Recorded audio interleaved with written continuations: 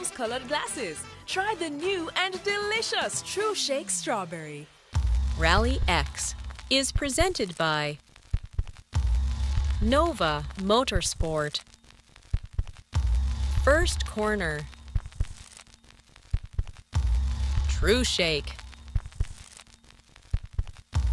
and Proven.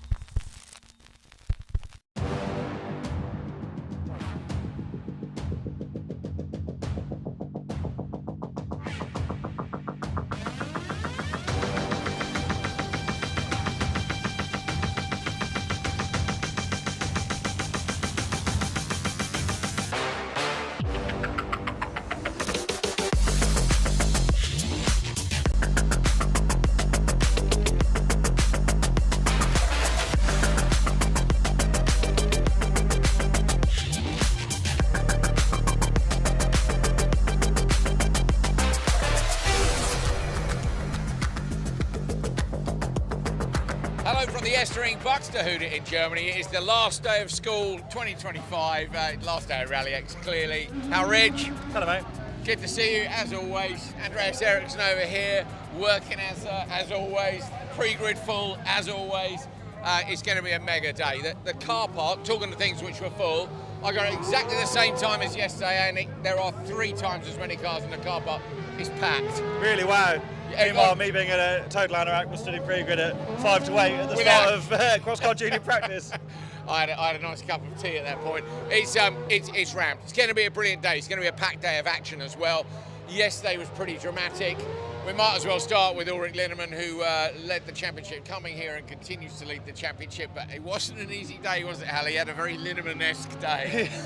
He did indeed, yeah. Rolling on your own at the back of the pack without massive pressure. Sideways down here. Yes. Hello, mate. How's it going?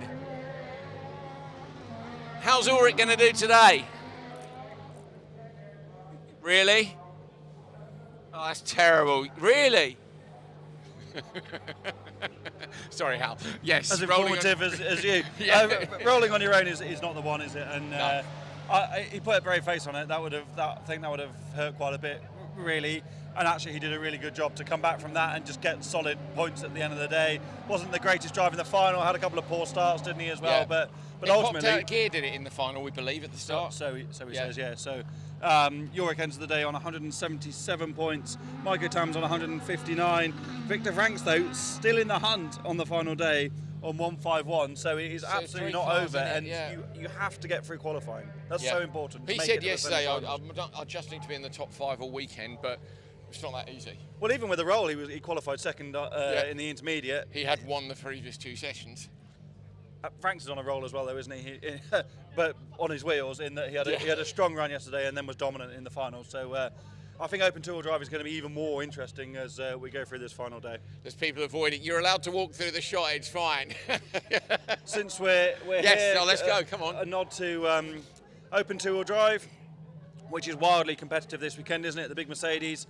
Victor Hansen is still leading the championship as I rifle through all these. Yeah, we tried to use the printer this morning, but it turns out Peter's going to put an axe through the printer at the end of this event. It's low on toner as well, so we might as well just finish it off. Stays in numbers. So Johansson leads on 185, Lucas Gabrielsen is on 175, and the other big battle is for third, 85 to 84 between Wallach and Jensen. So there's 2 different battles going on there. Really, if Victor can have a solid day, then well, I'm not going to curse it, but that little margin is certainly not uncomfortable at this stage. But again, just like cross car, open two-wheel drive so competitive this weekend, it's going to be a big ask. It's missing a little bit of the Mercedes badge, isn't it? I mean, all of Victor's car is showing the efforts of a It's the end of a season, isn't it? I was just going to say the same. Even if you look at the roof line where the screen is, like everything's a bit tired. Me and Hal are a bit tired.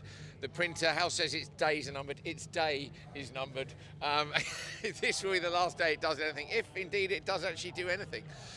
Cross car junior we've got here, Hal, actually. So we've got Peter Pires down here, who dropped out of the championship lead yesterday. Had a not very Peter Pires kind of day. It was just a little bit up and down, wasn't it? And then had that slow first corner in the final, which cost him a lot of time. So Carl Svenler moved into the championship leaders on 2:02. 195 for Pira. 7 points in it. Pira was totally and utterly dominant. How's Hello, it going? mate. Here he is. Hal, turn around. The camera's behind you. So come in between me and Hal. How are you going? You going over there? Okay. How did you do yesterday? Not good. So what happened? In the qualifying, I had Wait for the cars. no back brakes at all. No back brakes. No. And then I have some problems with the car the whole day. And in the final, I was third in the first corner. Then out of nowhere, it stalled. And it Oh, in the hairpin, I saw. yeah, it stalled like a couple of times in the final. And then today, I have no back brakes at all. So it's hard to drive. So they're working on the car now? Yeah, we've been trying to get it fixed the whole day, but it has not been fixed yet.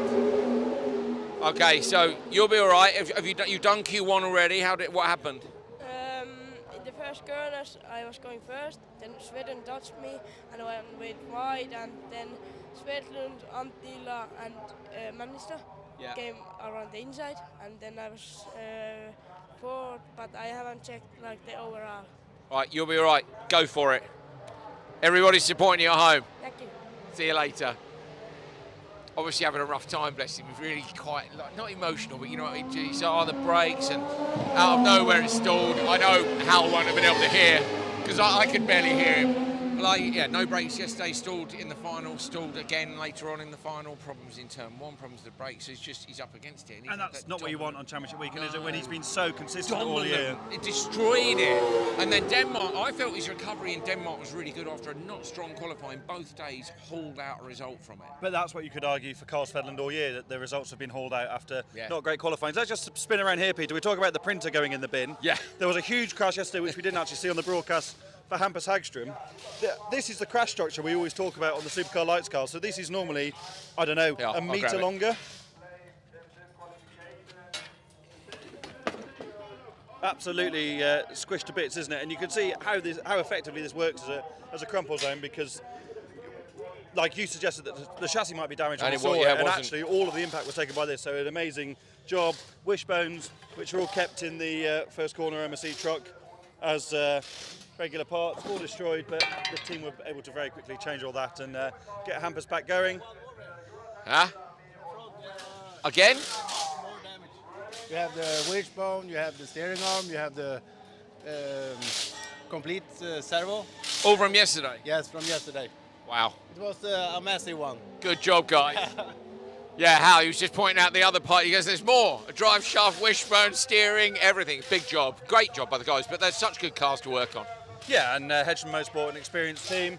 Victor Franks has had a torrid year. We spoke to him in the final broadcast yesterday, didn't we? That it was a big relief for him after arguably the most difficult season of his career to have a solid day, and to get that victory yesterday will have been a big bonus for him. This, Hal, is where another of our supercar runners, Rennie Munich, went off and hit the wall yesterday. Yeah, didn't see Rennie last night, had a few messages, and he was a bit sore, but fine. He actually went in just behind us where we are at the moment, and it's really fast. Remember, Kevin Hansen had a big accident here in 2018 in the World Championship. As I said yesterday during the broadcast, I think the braking zone behind us on the entry to turn 2, and then this technical section over the hill into the penultimate corner key to that. Is, but also arguably one of the most difficult parts of any rallycross track anywhere in the world, because it's so tight, so fast, and so technical.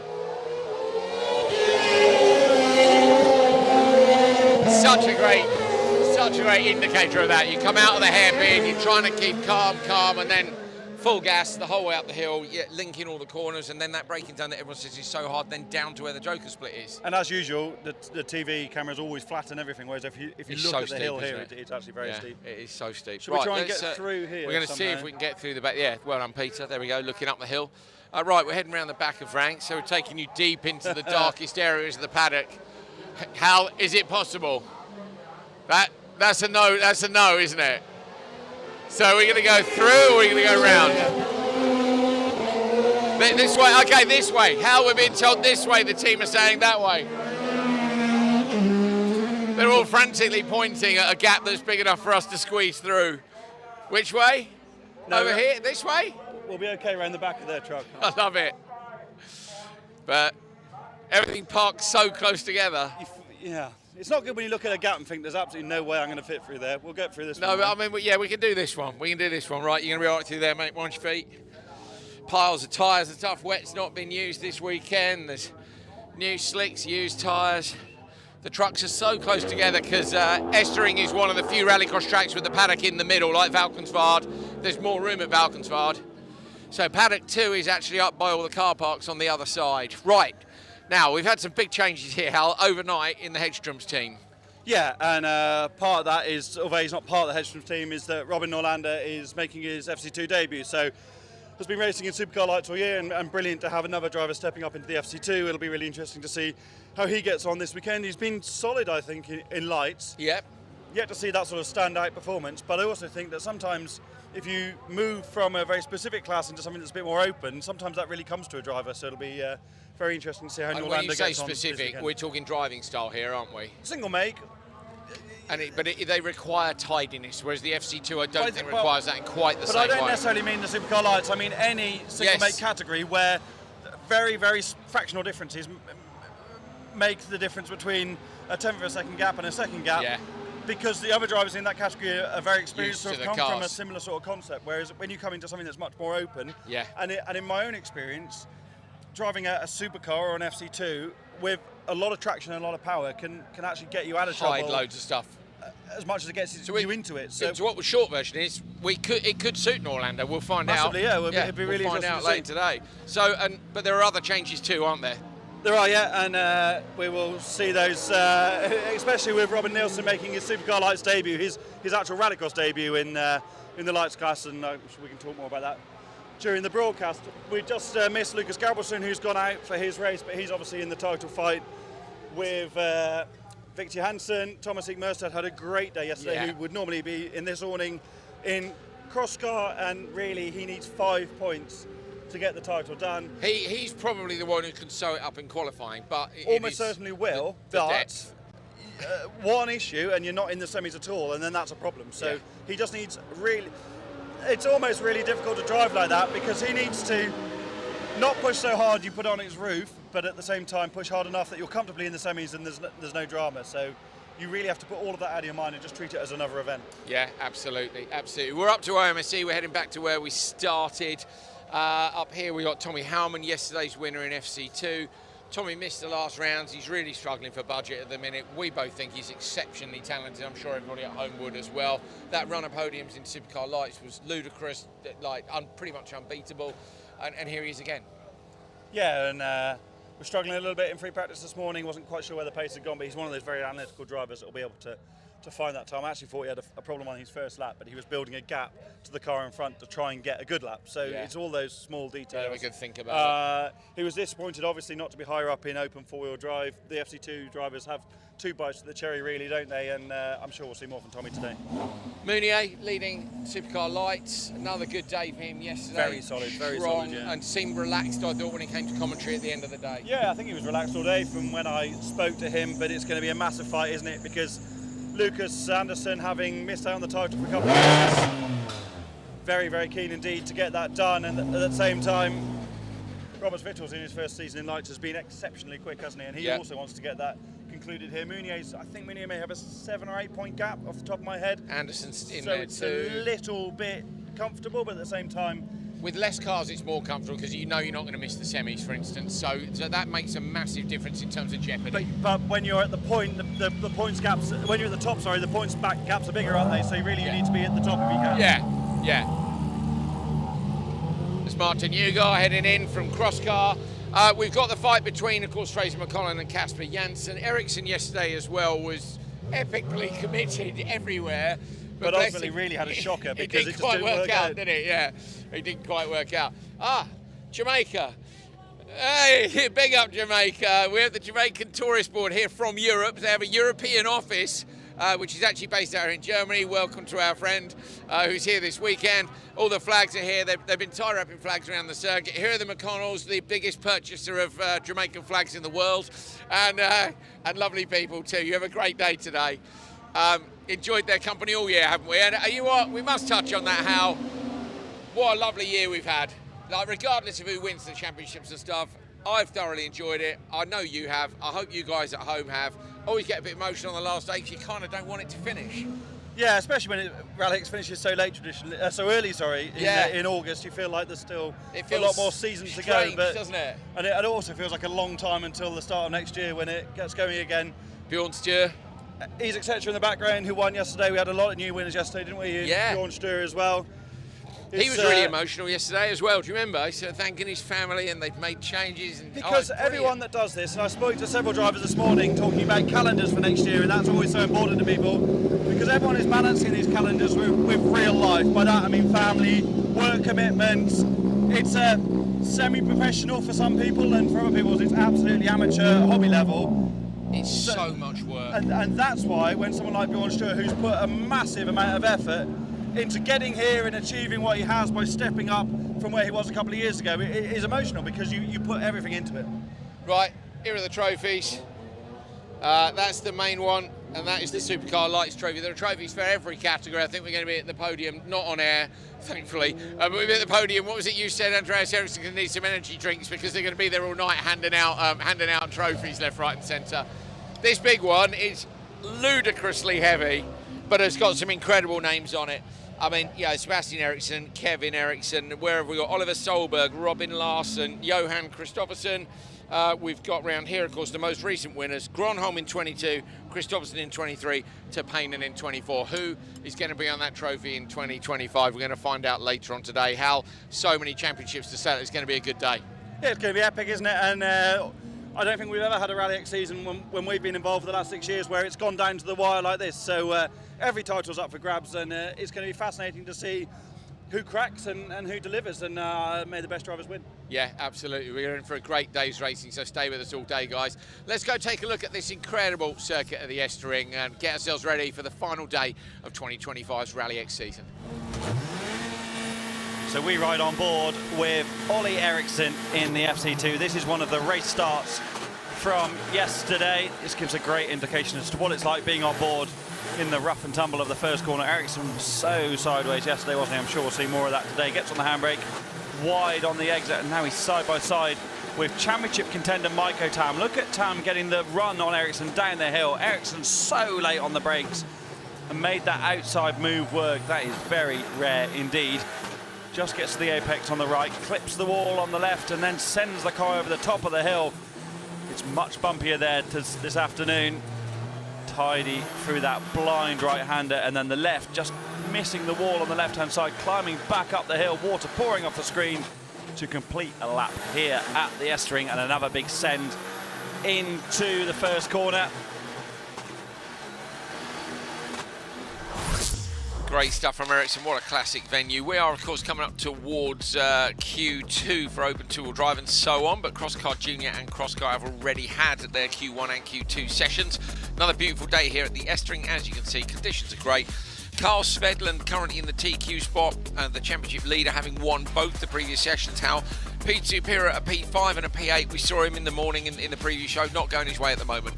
No, and of all the times, as I said in the opener that you've just seen there in the broadcast, of all the days you don't want that to happen, it's yesterday and today, isn't it? But yeah, I think he's got a reasonably wise head on young shoulders, Pira, and he just needs to make it through to the semi-final. Of course, Svedland doing everything he needs to do, having taken the championship lead yesterday. This is Svedland on the left of your screen there. Manisto having a shocking start for whatever reason. He's etc. following Svedland through the Joker for the final time of asking, just beating yesterday's winner Antila to the line, but as you can see there, it's Svedland, yesterday's winner Antila, and indeed Manisto at the top of the tree in junior cross. Yeah, and P2 Pira down in P7, so at the moment he would lose 7 points just in qualifying, and he trails Svedland by 7. That will put it up to 14, but remember, there are 14 points available in the semi-finals, so job number 1 is make it to the semis, and then after that, we'll see how it plays out this afternoon. On to Crosscar. So Crosscar, a few cars missing from the grid as always during the course of the day. At the moment, Martin Ugar. Hallie's having a banger of a weekend after a shocker in Denmark. Went there leading the championship, had a wobble. I think he knew he'd had a wobble. now he's come here and sort of free of thinking to himself, right, that's it, it's probably game over. He's absolutely flying. So often the case, isn't it? Goffson having a spin there in the opening race. He'd had an issue earlier on as well. Colour, so not going his way this weekend. This is the two pace machines. Frederick Martin had a chain come off the rear sprocket when he was warming the tyres up for practice. That schnack going off on the inside of this race. But really, the big story of Q2 is that Espinese, etc., who won yesterday, didn't make it onto the grid because of a technical issue in the pre-grid area. He wasn't allowed to take the start with the brake lights not working on his car, and that is absolutely shocking. So he won Q1 and he remains P11, and that's a similar situation to Linman yesterday, wasn't it? Won 2 qualifying sessions, then rolled the car down the gravel track. You think, oh, it's all over. He remained P2. But if you get so many more points for winning sessions. You have so much more pressure on your shoulders, don't you, to get it done. Nobody needs it, do they? But Ugar absolutely flying out front. Ugar 9th in Q1, and then used this race against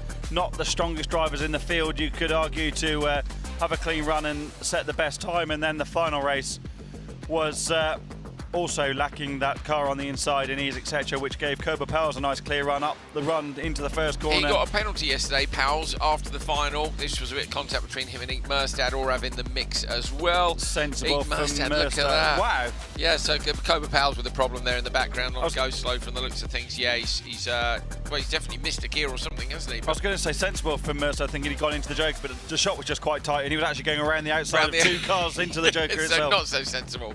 But Eek Merstad, the championship leader, sits in P3 at the moment, having had a 3rd and an 8th. Behind him in the standings, remember, Yulalami on 147. Ugar is the closest on 150. 25 points clear. He needs to score just 5 points in qualifying. The minute he's going to score 14 and he'd be champion at the end of this Q3. So Nicholas Dubnard and I have done a bit of maths before we came on air, and Merstad needs to qualify 13th to make sure he's the champion. So being in 3rd overall at the moment, he's almost certainly going to get done in the next session. Well, if you look at the fact there was I'd say Ulrich yesterday with the DNF only dropped to P2, but it does depend on everybody else's results. Right, we're ready for the last day of 2025. I mean, not in a yearly term, but it is the last day of competition here at Estering. The Open 2-wheel drives are rolling into the pre-grid. The fans were all down here. The autograph tables were literally just behind us 15-20 minutes ago. It is so bright outside, isn't it? It's I was hot. Just looking at the back of Wallet's BMW, and the sun's glaring off the rear screen. It's hot here as well, isn't it? I would say weather check, 27.5 degrees this afternoon. You think it's hotter than yesterday? Yeah, definitely. My phone says not, but I like your style, Hal. Remember, if you say it on TV, it's true, isn't it? Well, I did. Yeah, exactly. To be fair, my legs are burning more than yesterday, so I reckon you might be right. Have you? Dubernard, Nicholas Dubernard, our French friend, was looking for sun cream this morning. Have you found it? He goes, no, too late. So only because we made him guard the trophies for the opener, that's what he was complaining about. Yeah, was he? Dry French humour. Yes, we did make him guard the trophies. Quite valuable things, to be fair. Trophies. So the same trophy supplier in the UK, whose name escapes me at the moment, made the Supercar Lights trophy that makes the Wimbledon trophies, and they are not cheap at all. The Wimbledon tennis tournament, of course. Yeah, if you don't know about the Wimbledon tennis tournament, that's pretty sad state of affairs, isn't it? There are some things, aren't there, which transcend sport. Do you think the Estering's one of those, Al? No. It transcends my sport, but it doesn't transcend global motorsport. But we need people to get an understanding of it, don't we? Yes and no. We need enough people to make it viable, but I don't want to ruin it. No. I love that. Hal selfishly wants to keep the sport all for himself, which I totally understand.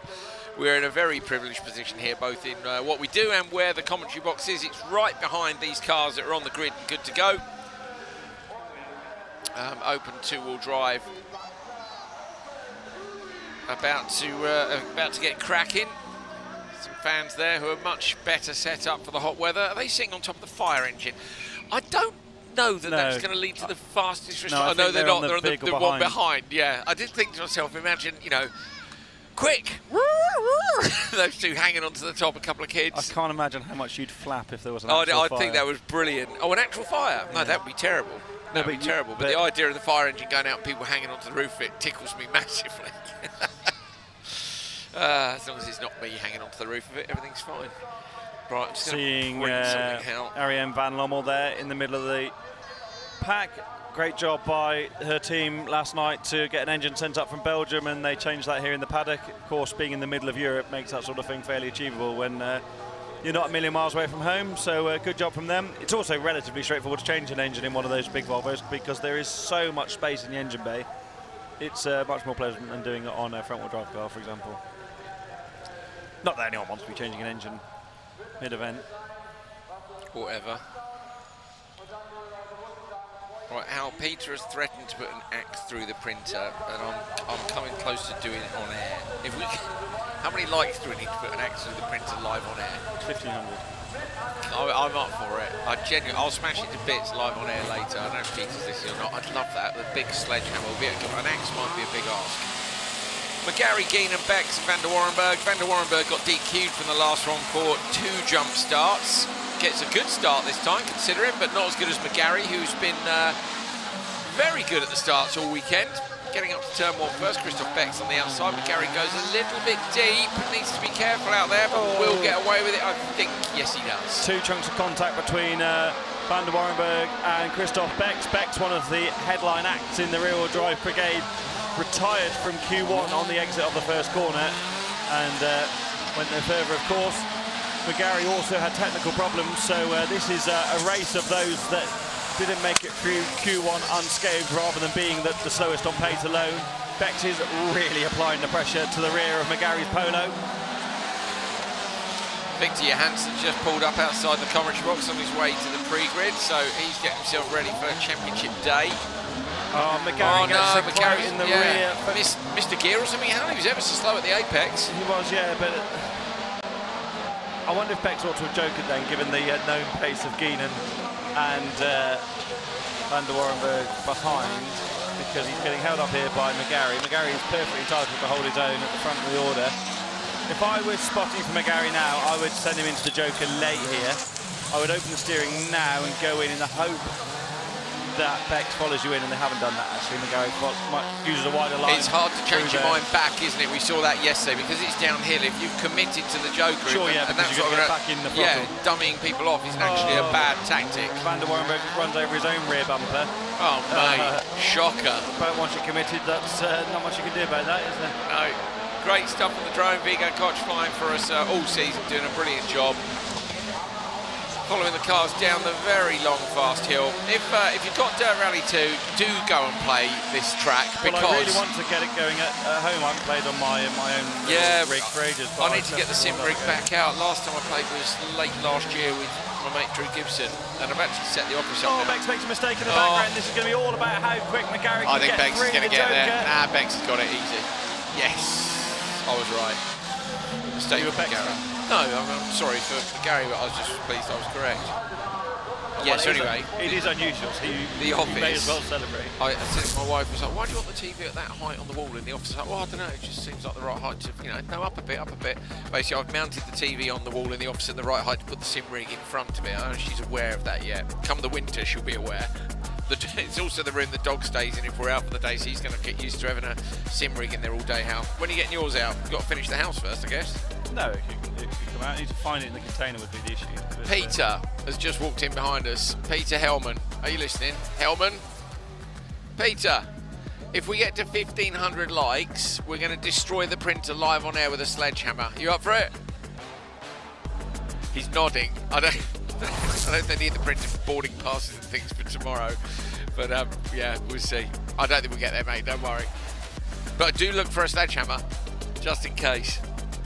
Christoph Bex takes it from Peter McGarry by 0.4 of a second. Few little mistakes in that one.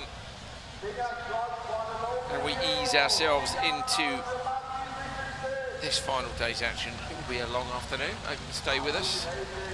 Sickle-Smith, Verbucht, Verhoeven and Van Lommel.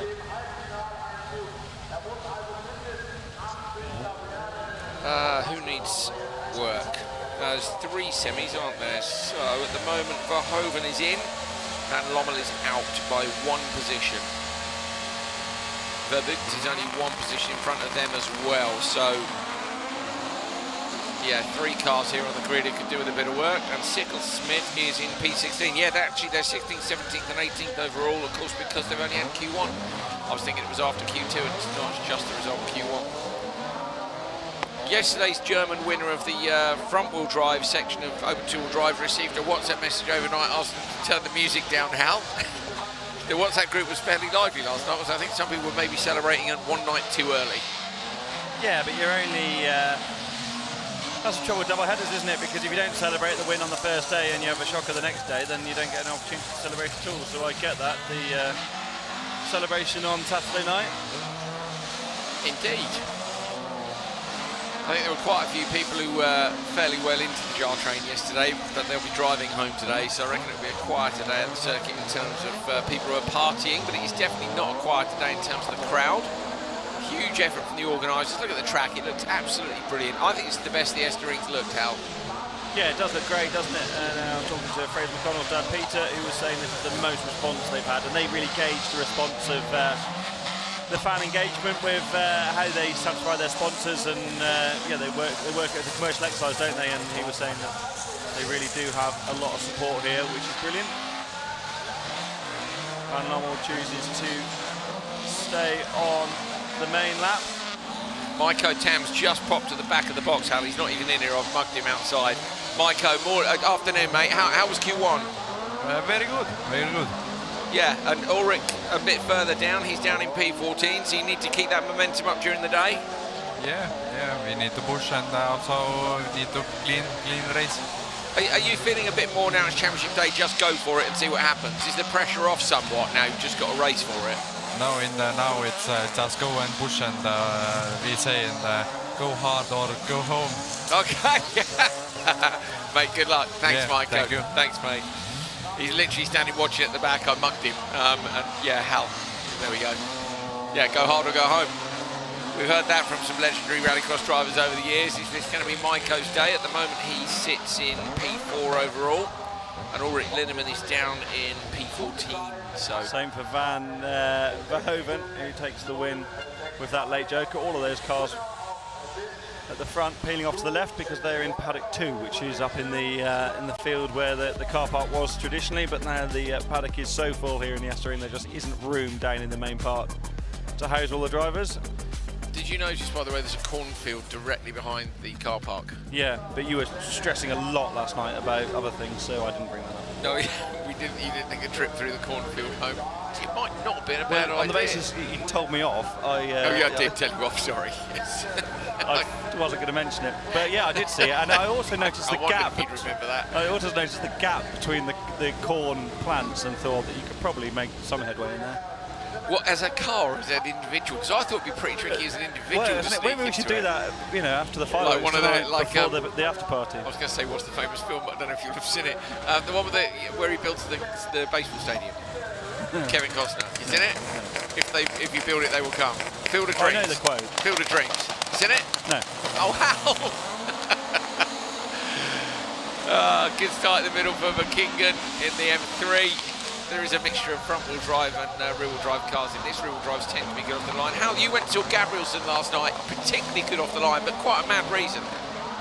Yeah, so they'd broken a bolt in an arm. One of the fuses, one of the mechanics said, which was quite entertaining, but also very correct, that they had a few issues yesterday, and by fuse he meant one of the small elements that was breaking in and causing the whole thing to be a drama. But basically in a rear-wheel drive car, when it's a live rear axle, you're constantly looking for the perfect angle to get the compromise of start performance and the racing lap, and also not putting too much angle in the joints to put too much load into them. But if you can lower the pinion angle, and the pinion's the straight bit that sticks out of the round diff, the prop shaft into the diff. Well, the pinion is the part of the diff that the prop shaft bolts to, basically. So what they're trying to do is get the nose. If this is really difficult without anything to show you with, but if you can get the nose of the rear axle to point downwards and the prop to meet it at an angle, then you can get loads of grip off the start. And he said he had a brilliant start because when he dropped the clutch in the pre-start, he felt the bolt break. So he didn't know what was wrong, went off the line, absolutely wildly good start, I think, to get it stopped because the arm was flapping around. So that just immediately makes me think that both him and Victor Hansen will now be looking for an active pinion angle for the starts. Well, Lucas Gabrielson doesn't get the credit he deserves because his car is You were saying, weren't you, he's an equal engineer in your opinion to Johansson, having had a good chat with him yesterday. He's got all sorts of stuff going on there, intercoolers in the passenger footwell, and yeah, it's a great concept, and we want more of that in open two-wheel drive, don't we? And speaking to people in the paddock this morning, I think there's a lot of appetite. I've had 2 messages from people who are going to come and do open two-wheel drive next year. There's a couple of guys, old Norwegian drivers in the paddock who are old, maybe not fair, but more experienced Norwegian drivers who are going to come and do open two-wheel drive next year with their former cars. So the likes of McKernan and Liskovitz in this, as they all follow each other through the Joker for the final time of asking, are going to have another challenge on their hands next year, and that's fantastic. Denise nearly got there. Denise, we gave a full cent medal yesterday, by the way, for doing the reverse donuts in a front-wheel drive car. And we see in that race, Andrew, that it's the age-old scenario in Super National in the UK, where you've got rear-wheel drive versus front-wheel drive. Denise has actually done the best lap of the race there. OK, also took an early Joker and got out of the traffic, but on a running lap of front-wheel drive, can be just as fast, but the issue is always going to be start line performance. So I think we should put the front-wheel drives, Hal, on the front of the grid, and the rear-wheel drive should take the middle row as if it were a semi-final. Maybe that's the answer to making front and rear-wheel drive equal. What do you think? Well, I think maybe we should ditch the semi-finals, go for an 18-car final and put the slowest at the front. Okay, I mean, that's a wild idea from you, Mr. Rich. I like that. In 2:11.2, sees for Kingdon slotted in P3. Christoph Becks continues to lead the session. Now we're getting towards the sharp end. Bart Bell, Bjorn Stjør, Slavomir Wallach, Mats Jonas and Peder T. Jensen. Mats Jonas in the front-wheel drive. Fiesta won the front-wheel drive category yesterday. Peder T. Jensen is in the fight with Wallach for P3 in the standings. Bjorn Stjør was yesterday's winner, but it is Peder T. Jensen who gets the best start on the outside of the grid, but on the inside bettered by both Bell and Stjør. Bell just gives Stjør a little nudge on the way in. That might open the door for Slavomir Wallach on the inside. Wallach's got to find some traction. He don't think he's going to get alongside Stjør. He's not, but he does get into P3, and his championship rival is in P5. Yeah, this race is all about that battle for third in the standings, as you say. Wallach getting the upper hand at the moment. Wallach had another frustrating day yesterday, just didn't work for him despite being really quick in practice in Q1, then just had some little niggles that dropped him down. He's going to do some work on that car in the next couple of months with Automax Motorsport, and then it's going to be fully stripped and re-prepared for a Rally X Open two-wheel drive assault next year against some Jokers for the first time of asking. I have to say how Wallach's car for me is one of the most beautifully prepared open two-wheel drive cars. Oh, yeah, it looks factory. Yeah. It's absolutely stunning, every detail on it. Yeah, and others aren't going to win any concourse awards, but they're very effective. Yeah. But whereas, I'm all about, and Wallach's got a great livery as well. It's a nod to the BMW heritage. Christoph Skoropski, the Automax team boss, does a great job with his squad and turning out nice cars. It was Skoropski, by the way, who rode through the final shot of the opener on his bike. If you're wondering who nearly ran Pete to the cameraman over. Joker in the background, I think that might be Jonas. Yes, it is. Stjør has gone in as well, so Stjør and Jonas coming out. Bart Bell continues to lead from Wallach. Bell with a wide in, tight out, and Wallach with a tight in, wide out. It's clear that the Bell approach was better on that occasion. Bell got every panel readjusted yesterday and last night after all the contact, but doing a good job here. Didn't really get the run he wanted yesterday, did he, Barbell? But this is a much better performance. I was staggered how this place, just looking at the background, it's beautiful, the setting it's in. They've only got 12 loud days a year, which means they can only operate racing or testing on 12 days a year. Oh, Bell might lose out here. Stjør's got a good exit. It's going to be close to the line. Bell just gets it. Wallach gets P3, so he's a little way ahead of Jensen. He was a couple of places up. Yeah, 12 live days. I feel like we're far enough out of town. You don't really hear it until you drive right past the entrance. I think it's strange, but... Lots of track stuff with that, don't they? Yeah, I find it annoying. We have a big issue with that in the UK. Yeah, we do. Quite often it's people who move into houses by the circuit and then start complaining. And then complain about the noise. I'm sorry, but if the track was there first, it's tough luck. Same living near an airport. You can't move into an airport and moan about aeroplanes. What's wrong with people? Anyway, Bart Bell takes it. Stjør out the line. Stjør, who was so pleased yesterday with the win. 2:07.9 is the new benchmark time, and I think we're on to the last race of open two-wheel drive now. Q1 was won by Victor Johansson. It was a 2:05.9, so not a lot quicker than the top time of Bell, that 2:07.9, but a bit. Middle of the grid, Gabrielsen. Gap between them. As I flip the page over from Crosscar. 185 to 175 in Johansson's favour. Johansson is in the TQs, what Gabrielsen is in P3, but not a good start by Johansson this time. He might hold on to P2 if he's lucky. Round the outside, Steve Boulders trying to get there in the 77, but Gabrielsen getting a push from his championship rival. Boulders has almost a stall in the hairpin and ends up P5, and it is Gabrielsen leading from Johansson. Oh, Gabrielsen late on the brakes. I love that car, the Starlet. Fraser McConnell was saying how much he loved it as well. Make a proper little rally weapon, wouldn't it, with a little tidy up and some headlights? Yeah, lots of rally drivers use the Starlet in Ireland, don't they? Tarmac rallying. So this is doing Lucas Gabrielsen a whole world of favours, isn't it? Nicholas Dumoulin and I worked out ahead of this session that Johansson, if Johansson is TQ, Gabrielsen needs to be worse than 5th for Johansson to be champion. And at the moment, by Gabrielsen being ahead, that's going to keep the fight alive, and he's just got to pray that something happens to Victor. But because they are both gentlemen, and I don't think either of them are wishing ill on each other, and they would definitely help each other out if they had a problem. Yeah, so, they want a good race, don't they? They just want a good race. And neither of them are bashers, are they? They're not about to fire each other off, but they do race hard at the same time. There is that hole that is finally developing. They've done such a good track job at the Estering here. Johansson goes Joker, so he's gone in a lap early. Now he's trying to cover off Mainix, maybe, who's coming through now. This might be to cover off Mainix. I think it is. And he's done it, hasn't he? Yeah, which he is has impressive, given that Mainix has brilliant pace. He's done the fastest lap on a 39.6. Clever by them. I think it was wise to do that with Mainix in clear air. Now it's a case of whether or not Gabrielsen can do a good enough lap. And Victor Johansson now has a bit of clear air in front, so Gabrielsen's really got to chuck the Starlet into the Joker. Here we go. Johansson will be a bit unsighted by Persson in the middle of his screen, and he has indeed caught up with Persson, so that's not helping him especially.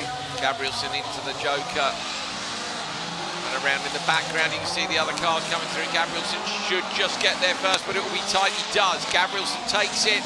It's a 207.4. It's enough to win the session, and the 965 of Johansson puts him behind Bart Bell. So that means they're going to be equal on points. They're going to be equal on points after Q2, because Victor Johansson was first and Gabrielsen was third. That's qualifying points I'm talking about. So it will come down to Q3 between these two. And as things stand, it's going to go down to the semi-finals, isn't it? But, yeah. Yeah.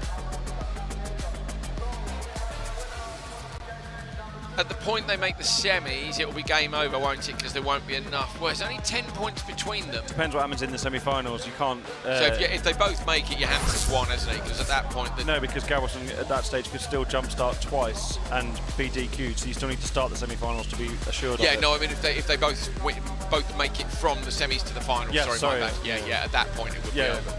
Yeah, Gabrielsen wins Q2. And that will put them equal in the standings for qualifying.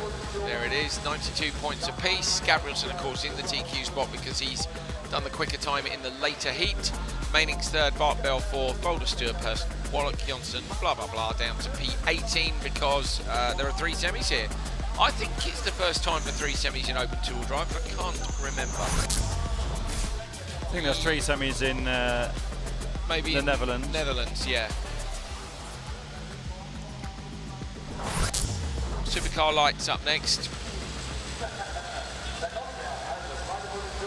Hans Larsson on the inside, Hampus Hagström, Robin Nilsson, Pontus Oskarsson and Phoebe Cake. How we'll talk about Nilsson in a minute.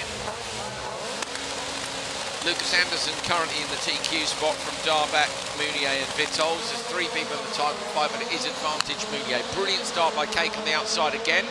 Really getting her head around that, but she's got to get further across the grid with better results. Spin to the outside for Oskarsson. With the reaction time's good, Hal, but she needs to then be on the inside. So it'll come, bits of practice. Larsen leads.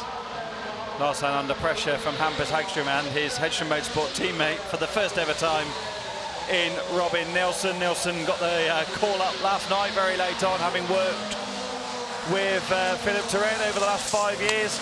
It was actually him that got Turenne into rallycross in the first instance. And Nilsson's done a lot of cross-car racing, folk racing in Sweden, but has never driven a Supercar Lights. And I watched his laps in practice quite intently this morning, and he was very committed for someone that's never been in a four-wheel drive car or driven a Supercar Lights. He was very impressive. Sat on the limiter off the line, threw gears at it into the first corner, and I think Rainier's Nicholas was a little bit not critical, but he was like, oh, he braked quite early. He was like, well, you'd brake quite early, mate, if you'd never driven. First time in the car, He was very impressive, and that's great.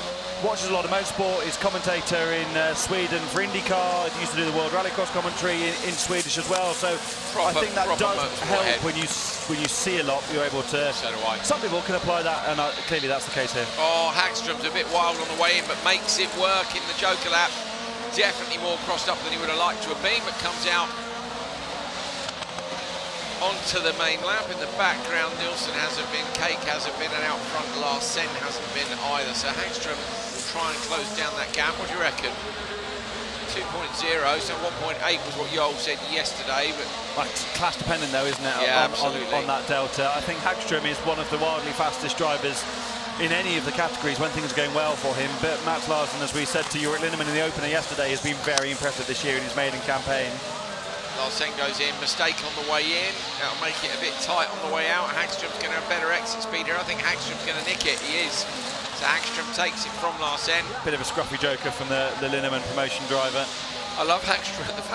The fact that front clamshell is white is because he had a massive stack yesterday, as you would have seen if you watched the pre-show. Go take a look if not, because we show you the broken bits.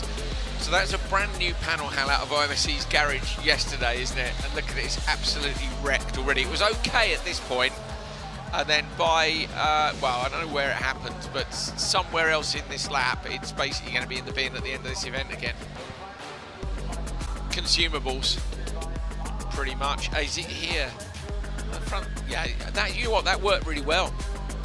It was really committed, but it worked really well. And you'll see Larsen is just a couple of feet wide. There it is at the front right corner hanging off. Larsen got deep in both the first and second elements of the Joker. Larsen had the pace there with the fastest lap, so it proves that he's right there with Hagstrom. Hagstrom takes the race win. Larsen, Nilsson, Cake and Oskarsson after that spin for Pontus on the first lap.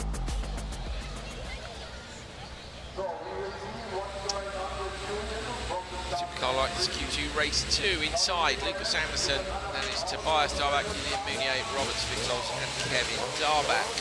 Points-wise, Meunier 201, Anderson 189, Svitzols 185. Remember, all the points count. Today, everything goes towards your championship total. Meunier's in the box seat, but he needs no disasters, and the Estering is pretty good at providing disasters. Space for Meunier in the middle of the grid at the moment, but that'll get squeezed on the run for the first corner. Vitols going for the round the outside. Hero move and might just pull it off. Let's a little nudge from Anderson to straighten him out. Anderson gets in, Meunier inside both the Darbach brothers. I think it's Tobias in front, it is, and he's in his door the whole way down the straight. Tobias is in danger of putting him in the wall here. That was a big old squeeze, and Meunier held his nerve. Anderson mistake Andrew at the front and gets sideways. Vitols had a look up the inside while we were looking at Meunier and Darbach fighting. The top three title contenders are now running Meunier, 1, 2 and 3 in the Joker. run order. Sure, was that planned? I think it was planned. It's actually a good entry, Hal. That's not bad.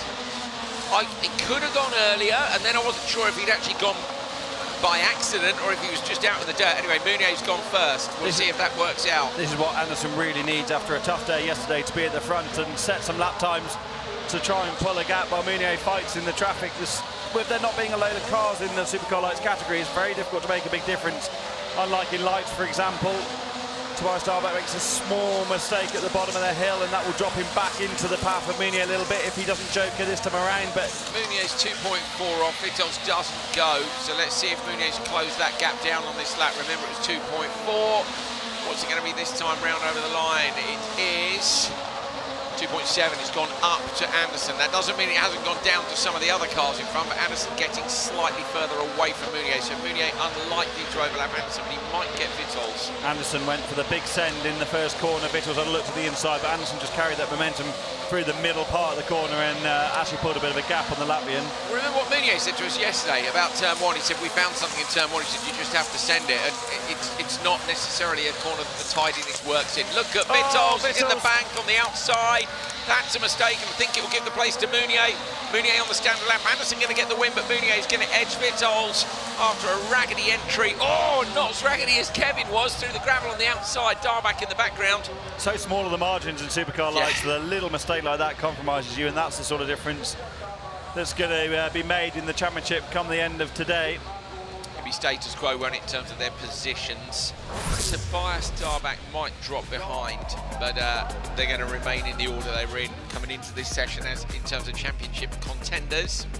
So if Meunier is top qualifier after the next session and Anderson is P3, I think that will make Meunier champion. So Anderson is absolutely throwing down here to keep his title hopes alive after a tough day yesterday. This is Meunier making a decisive move up the inside of Darback on the opening lap.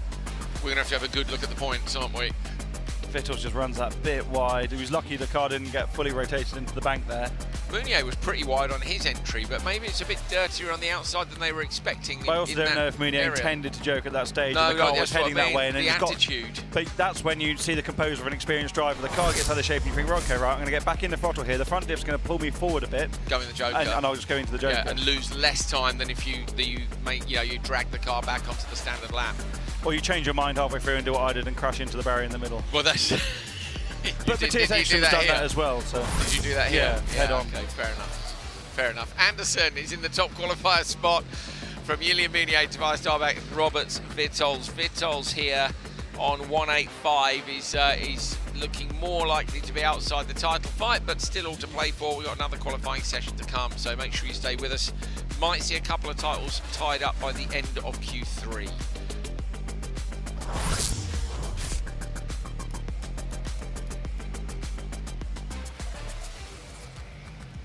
Right, we're going to walk to the track. Back with you shortly.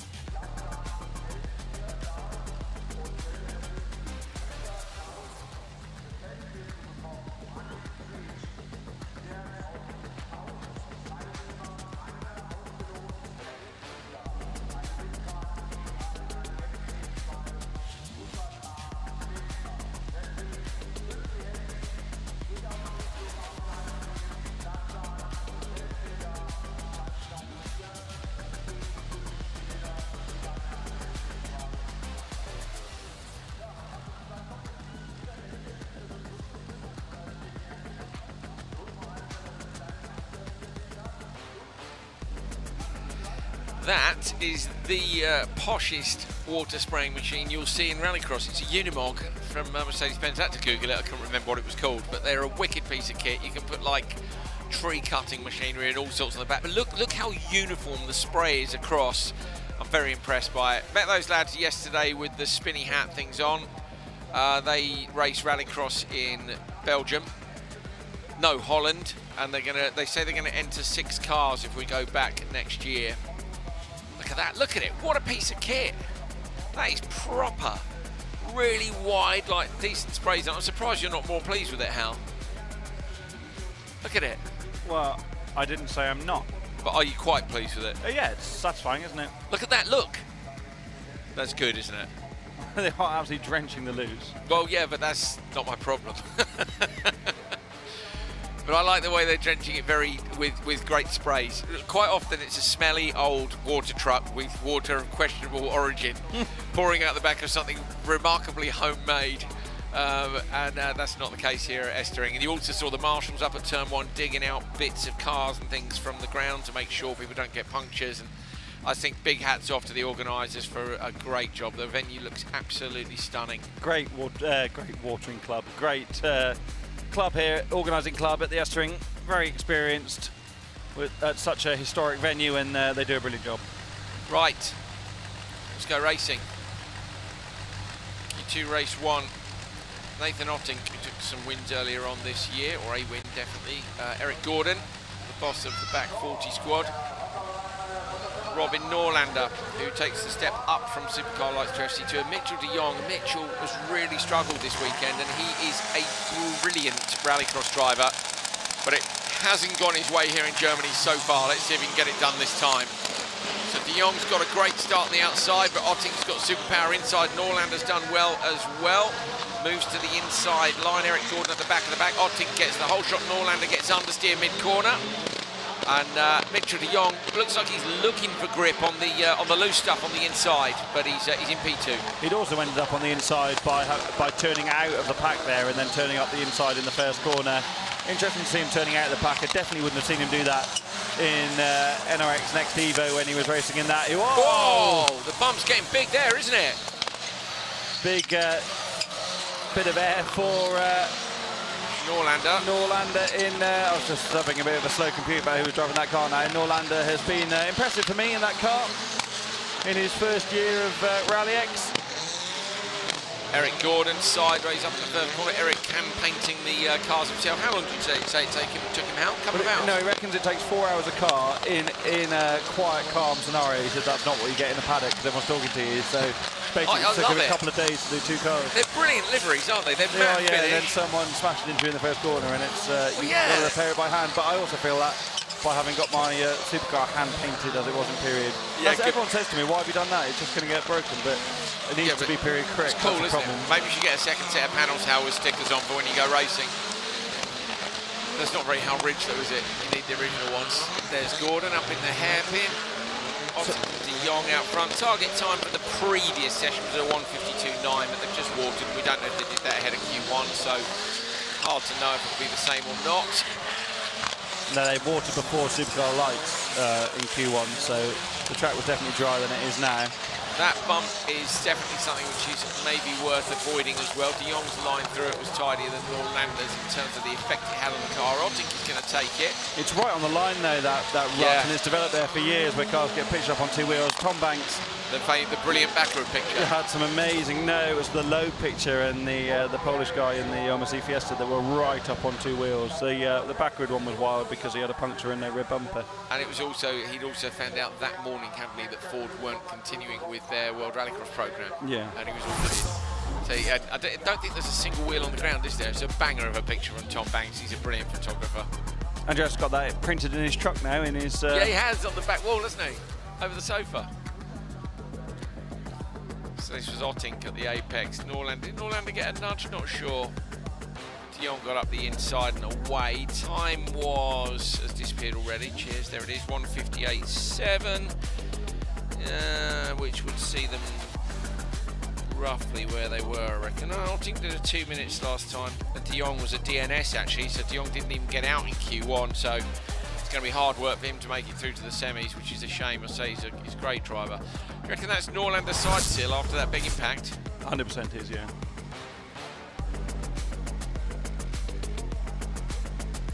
What are you drinking there, Hal, that you're frowning at? Is it not very nice? No, it's horrible. What is it? I don't know. I thought it was some sort of Pepsi, but it's got Pepsi with lime in it. Yeah. Not happy. No. Not happy. I tried something. Andreas Eriksson got me a can of drink out. The thing was on. Try that. The look on my face told him it wasn't to my taste. Philip Martinson, Hans-Joran Ostreng, Tommy Howman, Ulrich Linnemann and Mandy August. Ostreng won the Pro-Am final yesterday. Linnemann needs to do some work here to get himself up with Maiko Tam. Gets a good start, gets a tiny bit of contact from August. He's on the outside. Slots in inside Howman. Howman's going for the round the outside. Ulrich Linnemann gets up the inside of both. Martinson gets pushed out wide. Linnemann's on the loose, runs up the grass, but he's broken it. Linnemann's broken the car. Surely Linnemann has broken the car. And he's dropped back, Hal. This is not a good day for Linnemann. He may be out of contention here. Got some issues as well. It got very sideways way into turn 2. Linnemann took such a risk in the first corner. The gap opened up and he sunk up the inside of 2 cars, then got forced wide. It's so difficult to say standing here, but the risk is high doing that, isn't it? And he needed a result, though. He was down in P14. But, I mean, I know there's another session to go, but I don't think he can make the semis from there. Well, he hasn't continued here. He's parked on the left-hand side. So I don't think he can make the semis. He'd have to win the last qualifier, and it'd be well. It really depends what everyone else does. But you also, being in the first race, you end up in a good position to set a fast time without too much carnage, potentially. Martinson's still going despite that damage. This could really make things interesting, couldn't it? The gap at the front. And in my maths, I worked out with Nicholas Dubenard pre-session that Linnemann just needs to be 5th in the intermediate to be champion. And now it's whether or not he's even going to make it through. So make sure you join us for Q3, which will be very shortly after this session. Probably a 20-minute break or so. We'll tell you at the end of the broadcast when to come back. Will Linnemann be able to scrape it? If he scrapes it to the semis, him and Tam will go into the semis almost equal on points. Could be wild. Hal, lap times. We had a message earlier, didn't we? From one. Well, I'll tell you what. Let's get to the finish first of all. And Joran Ostreng leading from Martinson. Martinson's done well with the damage on the car.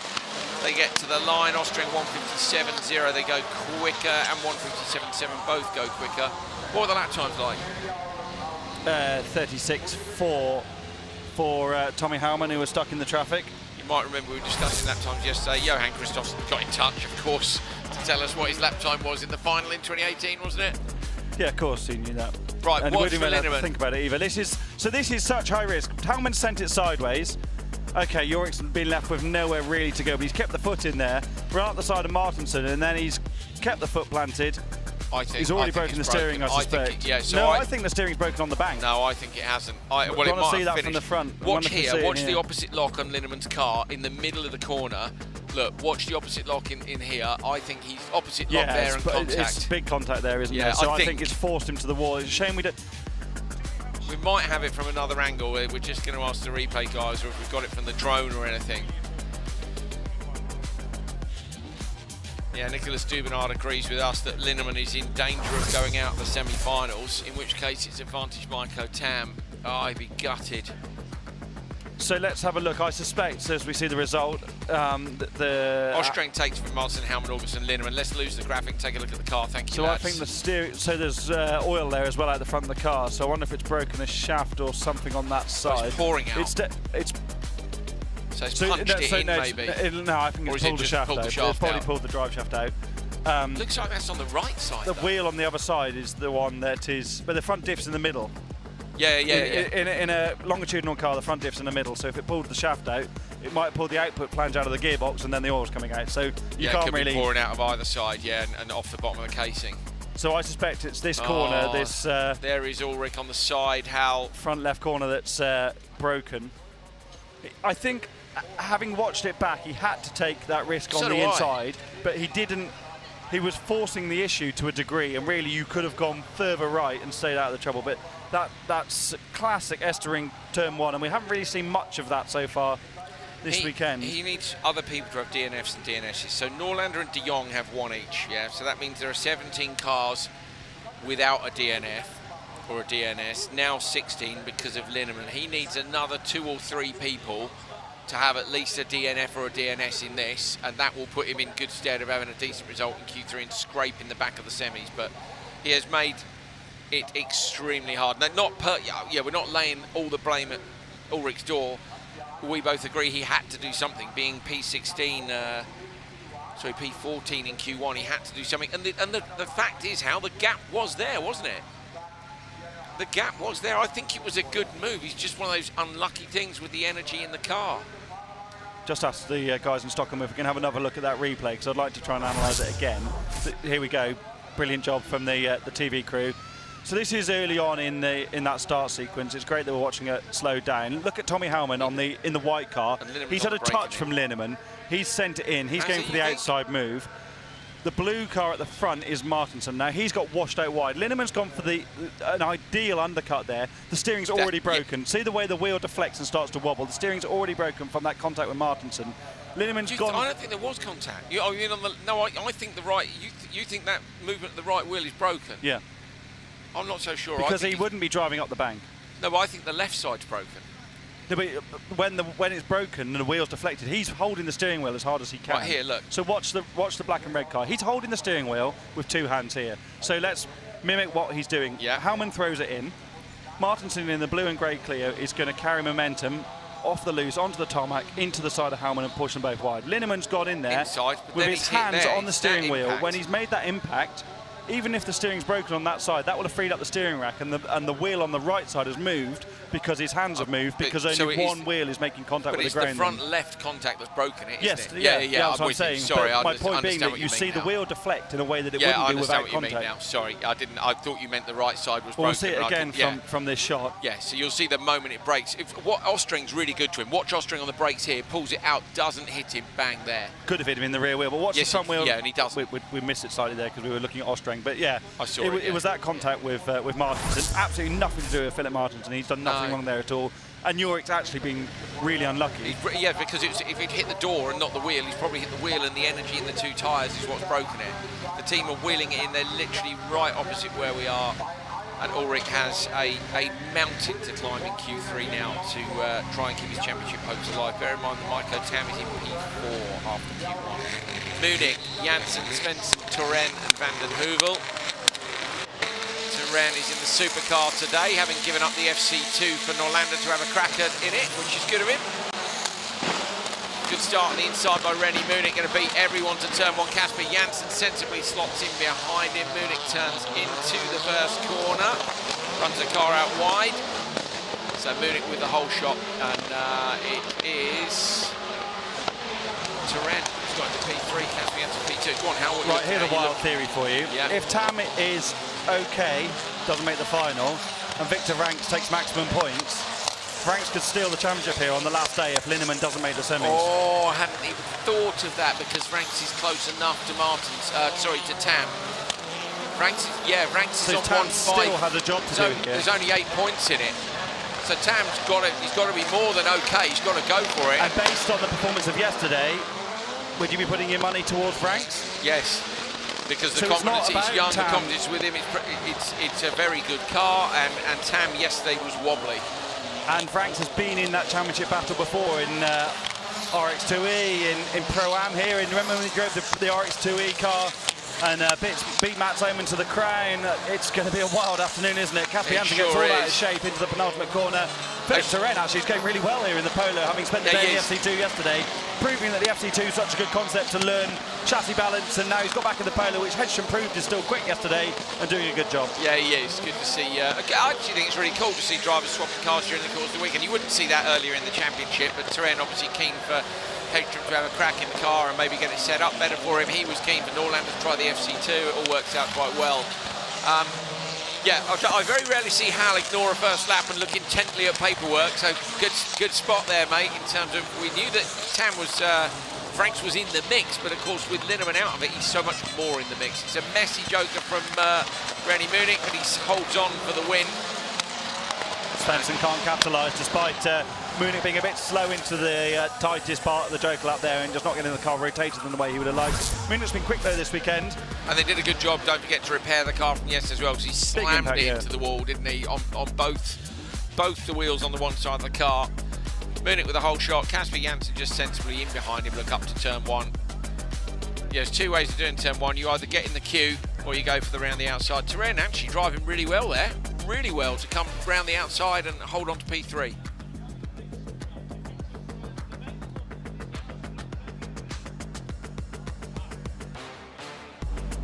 See Munich just has a wobble there on the right-hand side, just it wasn't quite close enough to the tyres. Kasper Janssen is incredible at the precision he has in that FC2. He's always, we would say inch perfect in English, he's always millimetre perfect against tyre walls. Brilliant job from him. Janssen's actually really impressed me this year. I know because of the not being quite in the championship mix in the FC2, and I mean overall that is for open four drive. Don't forget he's right up there with him and Fraser McConnell, the top 2, not in supercars. I think Kasper's just come on a bit again. Right, race 4, this one's pretty crucial because in it, Victor Franks on the inside, yesterday's winner, 8 points behind Maiko Tam. Both those two were thinking it was likely a battle for P2 because of Linman, but Linman may not make the semis. Ikonen, McConnell and Ericsson in this as well. Ericsson, the king of the sends this weekend, but from P3 he's going to have to do something. Fraser McConnell gets into him a tiny bit. Maiko Tam slots into P2. Tam knows this is important. Gets in the door. Victor Franks slides him out wide. Franks holds on from Maiko Tam. McConnell slots into P3, and then it's Ericsson. And bringing up the rear, Ikonen. That's the most conviction we've seen so far this weekend from Maiko Tam in the first corner. Just held his own and got there first. Made a great launch, didn't he, to be able to come across in the TT Motorsport machine, because he's against a very competitive field of drivers here. Franks gets a lovely bit of rotation in the car, runs a bit deep, doesn't matter. Ikonen's joking in the background, but this is all about the battle between Franks and Tam and whether anyone can get in that gap between them. Franks at the minute is 4 places ahead of Tam in qualifying, so Tam obviously if he beats McConnell and Ericsson here might move up a spot. Fastest lap of the session so far from Victor Franks on the opener, 35.8. This is clearly the quickest of the bunch at the moment. They must have been on the radio to him. Alan said, look, what's happened with Ulrich's car. He needs maximum points, doesn't he, Victor? That's all he can do. He's got to do everything. And hope for the best. Crack on, just go for it. Franks standard lap, as is Tam in the background. McConnell, good joker by McConnell and by Ericsson too. They won't lose much time. Yeah, I think they'll get out in front of him just in the background. Where's the merge? There it is, and Ericsson gets there too. Ikonen is on the inside, but not close enough. Franks is almost in the ideal position here, isn't he? We talked to other drivers in the paddock about coming here without any pressure. You don't want to be the one leading and the one worried about being caught in the first corner. Come here with nothing to lose. You throw it all in turn 1 and try and get the best out of it. Franks did a great job yesterday, and now he just needs to drive his heart out, get the most points, and see where he ends up later this afternoon. And he's had a bit of a shocker in the middle of the season, lost his confidence definitely, but this is more like it. Look at that, he's perfect in the Peugeot, through the left and through the right, over the line. Victor Franks takes this one, and the time is a 1:53.7. It's enough to win the session, so Franks wins this session. He's won Q1 as well. He sits in the TQ spot. Maiko Tam right behind. Tam goes faster than René Munich by 0.02 of a second. I think it's going to put Tam up into P2 in the standings, Hal, but we'll see at the end of this. Which would be very important for his championship hopes. Tam looked to the inside of Franks, but Franks carried the speed around the outside. Unlike the incident that caught Linman out, they weren't side by side and didn't clash front wheels. Brilliant driving from Franks as he comes up over the top of the crest. Tidy joker from Franks as well, and from Tam. As Hal said, Tam showed conviction from start to finish in this one, and with that gets P2 in the session. What remains to be seen is where he will end up in the overalls. Franks and Tam, McConnell, Ericsson and Ikonen. I'm hoping we've got the results quick enough. Let's see. That's a view at the top of the paddock where you can walk in. And we have Maiko Tam showing. Okay, so Tam's remains P4. Close though, isn't it? Why is Munich ahead of him? I thought he beat Munich, you said. No, he didn't. Tam beat him. No, Munich beat Tam according to the results. I thought, it's Kasper Janssen he's beaten by 2 thousandths. Okay, well, look, either way, Tam is in P4. Franks is in P1. Whereabouts is, well, he's not on the front page, that's all you need to know. Needs to be top 12, Ulrich Linnemann. He's got a big old job to do in this one. There he is, P16. Wow. Needs a session win, nothing else will do it.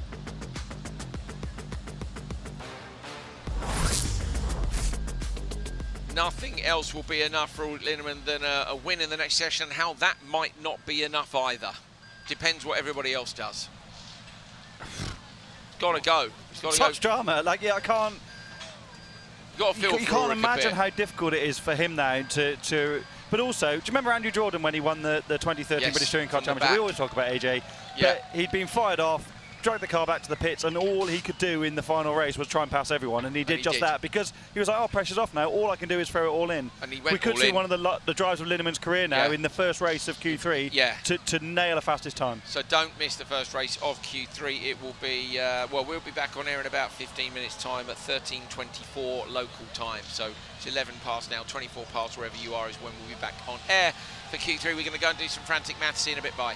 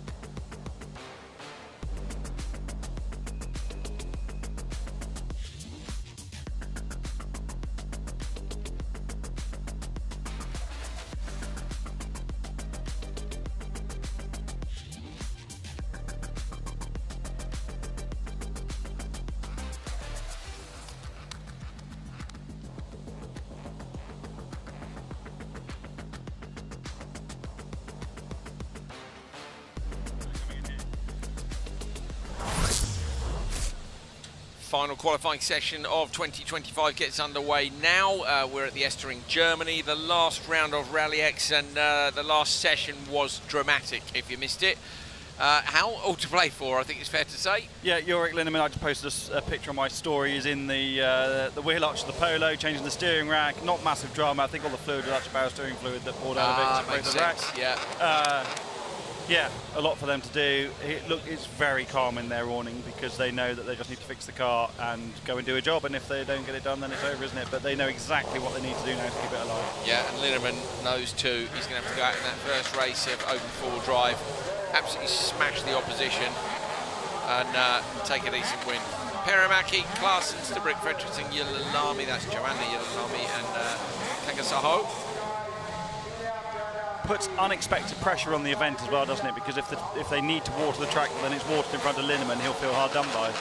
So it's a difficult time. I kind of hope they don't water it, to be fair, but let's see. Perämäki with a good start inside. That's all that's needed to hold everybody off on the run to the first corner if you're smart. Cheers. Steep though, and there's a bit of contact on the inside as they go into the shadow. Loses a position to, who was it, I think Klaasen? Yeah, Klaasen now at the front by virtue of that slightly slow mid-corner tangle. Very difficult to see, isn't it, in the contrast between the shadows and the sunlight. Now we've just lost our timing screen momentarily, so we'll see if we can get that fixed. I think we can, because Mr. Ridge knows which button it is we need to press. Well done, mate.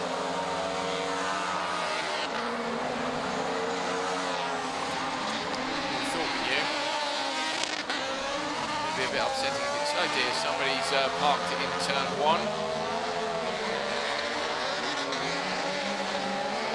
So Klaasen leads from Stubbrick, Fredriksson, Perämäki and Yililami. Remember, these drivers are the slowest, so we go fastest and last in qualifying, which is always good news, I think. It's Kangasaho who is parked in turn one. Didn't make it round for lap number one, so that obviously happened in that very first time in the corner. The light changes, Hal, at the minute with the dark under the trees and the bright. Oh, and over the gravel on the inside line. Extra joker lap there for Klaasen. That's not ideal. And that probably give Perämäki the win, but let's see. Klaasen's got to put in a great lap now to get away. Perämäki, good speed through the hairpin. Shocker. It's Fredriksson with the fastest lap of the race.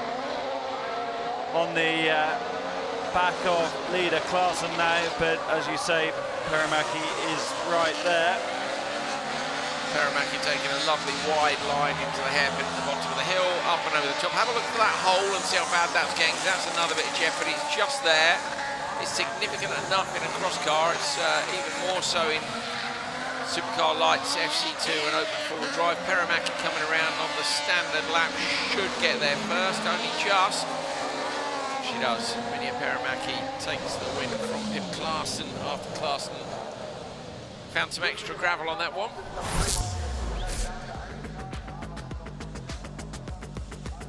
What happened to Kangasaho? Look on the outside, the white car. Is it just a tech issue? I think it probably is. Okay, he's jumped on the brakes to avoid the car in front, and then if that's stalled the car and you can't get it restarted, that's not that. We're hearing the chain broke. Okay, chain broke in turn one. That's a shame. Have a drivetrain.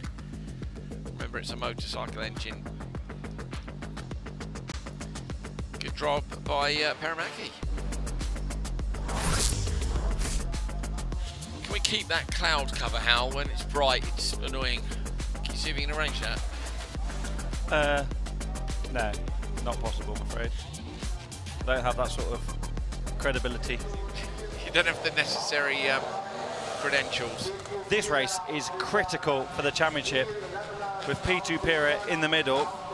So we think Pira needs to be P7 in the intermediate classification to stop Carl Svedland taking the championship if Svedland is TQ. Svedland has won both the sessions and he's 13 points clear of Antila and is in the last race, so it has a very strong chance, Svedland, of being the TQ. So Pira needs to do Pira things here. Manisto, Nielsen, Lepelars and Schnack in this one as well. But keep your eyes peeled on the number 16 in the middle of the grid. Could be a championship deciding race. Great start by Pitu Pira.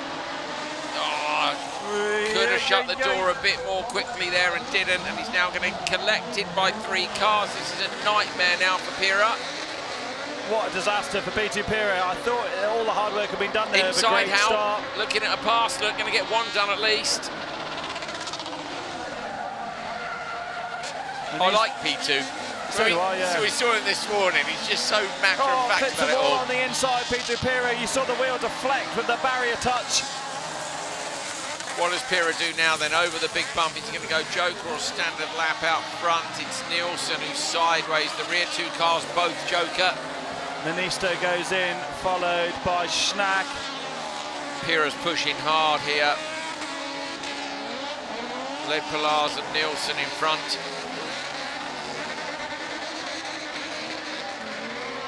Trying for a better exit on the run down the hill, but not enough traction.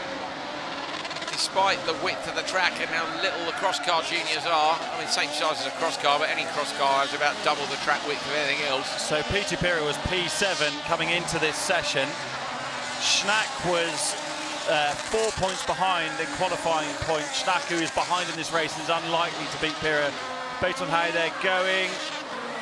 Lepelars goes into the joker this time around. That might help Pira, I think, Hal, because I think Pira might have a bit more pace. Lepelars is going to come out in front, look, but only just in front of the pack behind. Nielsen, though, was also behind Pira by 5 points. So that could change it a little bit, although I can't see Nielsen getting 5 points up the road from Pira, even if they finish line astern. There'll be a couple of places qualifying wise and not a lot.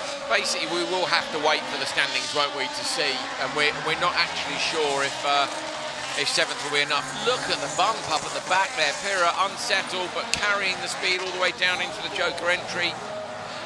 Tidy joker from the leading 2. I think they've got enough, but it's almost in the wall on the outside. It'll be closer than you think, and Pira gets their P2. Nielsen takes it. Lepelars, Manisto and Schnack. Schnack was behind Pira. When you say Nielsen was in front, Lepelars was behind. So Nielsen was behind. Nielsen was behind. Schnack was behind. It's going to depend as well, of course, on the times in this final race. 2:14.4. Manisto was ahead, though, and finished behind in that race. So Manisto, as we see that busy first corner, Manisto was on 83 qualifying points. Pira was on 75. So I can't see those positions changing. No. Based on the previous sessions as well, Hal, the time of a 2:14.5 is only his 5th or 6th in the session. So a big contact from Pira into the side of Schnack, actually. That we were lucky to not have more damage. Definitely would have affected the geometry a little bit. But I think also, they'll have lost so much time in turn 1, won't they? What, a second, 2 seconds? So what Pira will be hoping now is for an absolute Estering bun fight in the first corner of the last race. He needs it. So you get good qualifying points. Exactly. Doesn't really matter how, of course, Svedland losing ground would be beneficial to Pira, but really he just needs everyone to score less points so he climbs up the qualifying order. So he needs the next race to be a slow race. So far, the drivers who are in the next race have all been quicker well, 4 out of 5 have been quicker in the previous 2 sessions. So Pira relying a little bit on the results here, and then once we get the intermediate standings, we may have an idea of whether or not it's done, but I don't think we'll commit to it until we get to the semi-finals. We'll see. Because, of course, if Pira makes the semis and there's a double jump start for Svedland, it could be a DQ anyway, and it might go the other way. No, because he'd need the 14 points, wouldn't he? If it goes beyond 14, it is game over.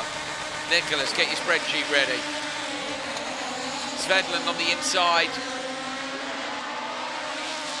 Alex Antila alongside. Hukar moves to the inside line as well. It's etc. at the back of the pack. Contact between it's etc. and Hukar. That isn't really what Pira wanted, a nice, clean, tidy first corner, because all of these drivers can now get the hammer down, but then they're unlikely to all go quicker than the time that they did previously, in the previous race, I mean. So are we sure then, if Pira is P7, it's not enough? Or has he got to beat P7. If Pira's 8th, then Svedland's the champion. Right. So we should be able to find out pretty swiftly then here. but I don't think with that performance in the previous race, Pirra's going to drop below the qualifying position he already had. I think that was enough to continue. Yeah. These drivers, so are all these drivers ahead already? Svedlund, Antina, Mattala, Mackie. Who else is in there? Estering and Supercar. Yeah. Yes, they are. They're all ahead. Okay, so actually, yes, although he would have liked them to have worse results because it would help his cause. Actually helps that they're all together because they're unlikely to all better that time. Yes. Svedlund going fastest on a 41.4. So P2 Pirra in the Joker. The P7 that he's currently in coming into this session. Fair play to Carl Svedlund, doing everything he needs to do here by running out front. Fastest twice so far and continuing that trend at the moment.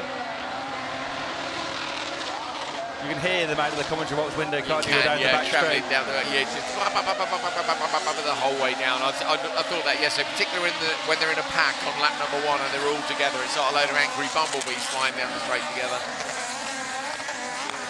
I wonder if Pirra is watching in the paddock. Svedlund doing another perfect job and coming around. The target time is 2:14.0. They're easily going to do that. So it's a 2:10, a 2:12, a 2:13, a 2:14.1, a 2:14.6. Only one drive. Pirra has beaten one driver, so it gets 6th in the session, Hal? Yeah, so Peter Pirra gets 6th in the session. Who did he beat? He's Etc., who was in P5. Etc. was, but he was 5 points clear. Points. Pirra was also equal on points with Mattala Mackie. Where is Mattala Mackie? It won't be enough for Pirra to get through, I think. I think he'll just scrape. Yeah, he's gonna take scrape it. 7. Yeah, which is going to keep it alive, but it's by a thread. Carl Svedlund wins all 3 qualifying sessions here at the final round at the Estering in Junior Cross Kart. There he is. It's been a brilliant performance. It really has. Amazing at the start of the year. Then once we got back up into the northern region, still there, but Pirra had 4 wins in a row and then 2 seconds, and for all the money in the world looked like he was going to take the series, but Svedlund got the 2 wins in Denmark and pulled himself back into contention. Yesterday Svedlund was 2nd, Pirra was 6th. Here are the results of the race. Carl Svedlund has done everything he needs to do to take the top qualifier spot. Is it enough to be the champion? Walks past us. Pirra needs 7th. He's got it. Pirra's in. So Pirra is in by 3 qualifying points. P2 Pirra keeps the championship alive at least until the semi-finals, but the champion-elect Carl Svedlund with a perfect day. Go on, Hal, sorry. Arlen walks past with all the pressure of Carl Svedlund on his shoulders, having been watching it, interestingly watching down at turn 2. I wonder why he chose to go down there, but we'll be relieved that Svedlund managed to get the job done today, because he led the championship coming in, and we've seen from other categories that leading the championship coming into the final day can be too psychologically much for some drivers. Right, onto cross car. Which is significantly easier to work out. Yes. If Thomas Ickmerstad is 13th in the intermediate classification or better, he's champion. And at the minute, he's 3rd. So if he finishes, basically, he will be in the last race, I think. No, the 2nd to last race. It'll be enough to crown him champion. Schnack is Etc., Lindequist and Niemi.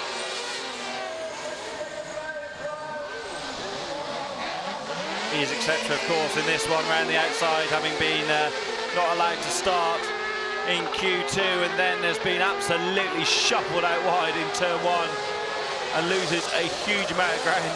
Yesterday everything went right for his Etc. Joined us in the commentary box, celebrating his first ever cross car win, and today it's all going horribly Pete-Tong for him, isn't it? Oh, that bump's getting savage, isn't it, in a cross car now?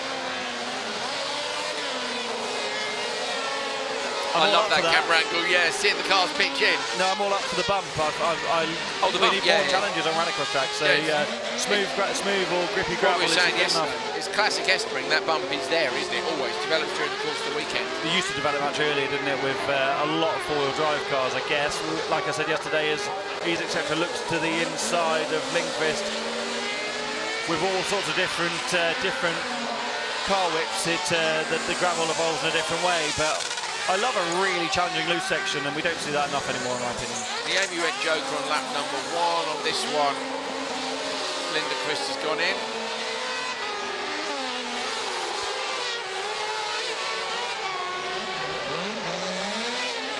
Powell's out in front of Niemi. Shackles etc. to go. Where's Niemi? Niemi's dropped off the back here a little bit. Still there though, just some 5 seconds behind and out of the back of the shop.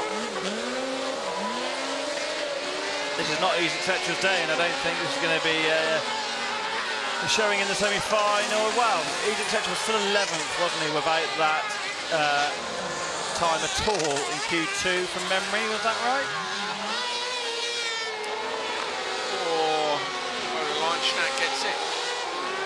Yeah, 11th. So this might be enough, but still needs a reasonable time, and I hope that others don't get it. But a competitive field in this opening race, so most of these drivers are regular semi-finalists. 3 semis, isn't it? Yeah. Yeah.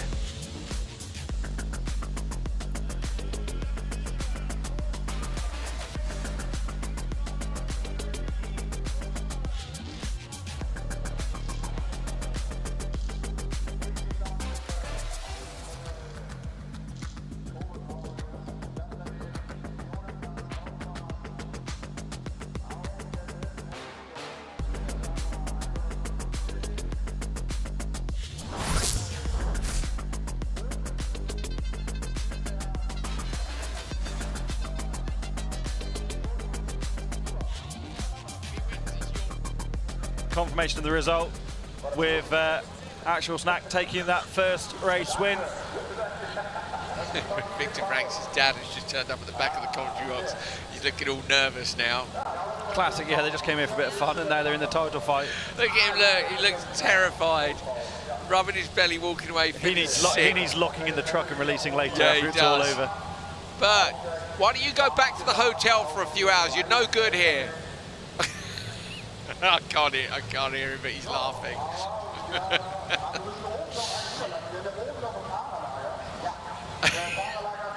Right, Kobe Powell's, Jonathan Hoffman, Tanel Terraping and Kalle Gotherson. Quick drivers down in this one again. Gotherson's had 2 incidents in the first couple of races. Kobe Powell's obviously had a bit of a problem last time as well. I'm sitting around here, Hal, it's too hot around there. Come around the front, mate. Go and send Bert home.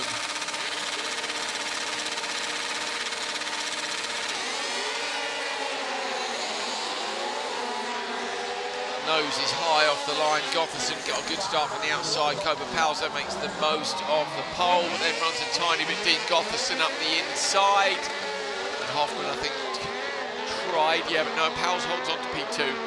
So Kobe Powell yesterday, if you missed it, did a brilliant joker lap in the semi-final. And came in really hot from a long, long way back to carry so much speed into the joker that he made up 2 positions. And that effectively put him through into the final. But with the bump where it is up on the top, Powell's goes in. Powell's has got past, he's done it again. So Powell's has gone in hot from behind Gothard, the exact same tactic as yesterday. He's practically come out equal with him. If he can get the turn 1 ahead of Hoff, that is brilliant. Again. Amazing pace carried in there, and Gotherson ran a bit wide in the penultimate corner, which cost him a fraction of time. It means that really Powell's has got this nailed if he can stick on the back of the race leader. Hal, that is brilliant. I'm surprised more people aren't doing it. I know there's obviously a bit more track width with the cross cars being narrower, but to commit that early from that far back. We used to see it a lot in the past, didn't we? And we haven't, just for whatever reason, haven't done so much this weekend. Great stuff. Kobe Powell's catching up to Gotherson already, was 0.584 back. He's closer than that this time. Just 0.3 off. Kobe looking for the outside line. Might as well wait and not lose the time, but he gets great exit speed. Powell's is lining him up here. Kobe Powell's fancies a pass on Gotherson. I don't think there's enough extra pace at the bottom of the hill, but he's using proper, this is circuit racing style, how using racing lines for good exit speed. It's everything from his GT racing. Yeah, I think he was never going for the outside in turn 1, was he? He was just going exit wide speed in to get the tight out, and clearly it's working really, and he's got Gotherson wheel joker this time around. So Gotherson goes in, Powell's nails it onto the apex on the inside. Gotherson won't stand a chance here. Powell's with great pace through the final corner is looking for a mega result over the line. He's got it. It is a 2:01.3. But lost out, I think, on pace. Yeah, so do I, maybe behind Gotherson. The other 2 sessions, Hal, were one with, what, 1:59 and a 1:57.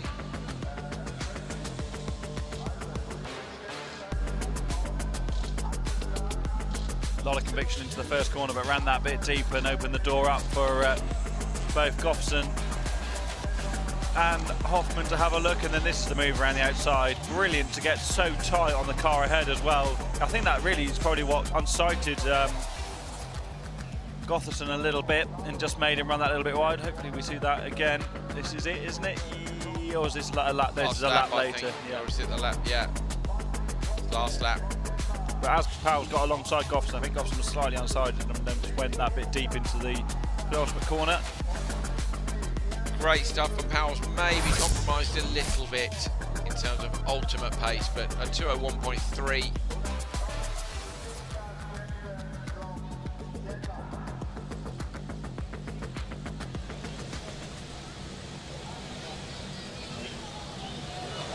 Race 3, Q3.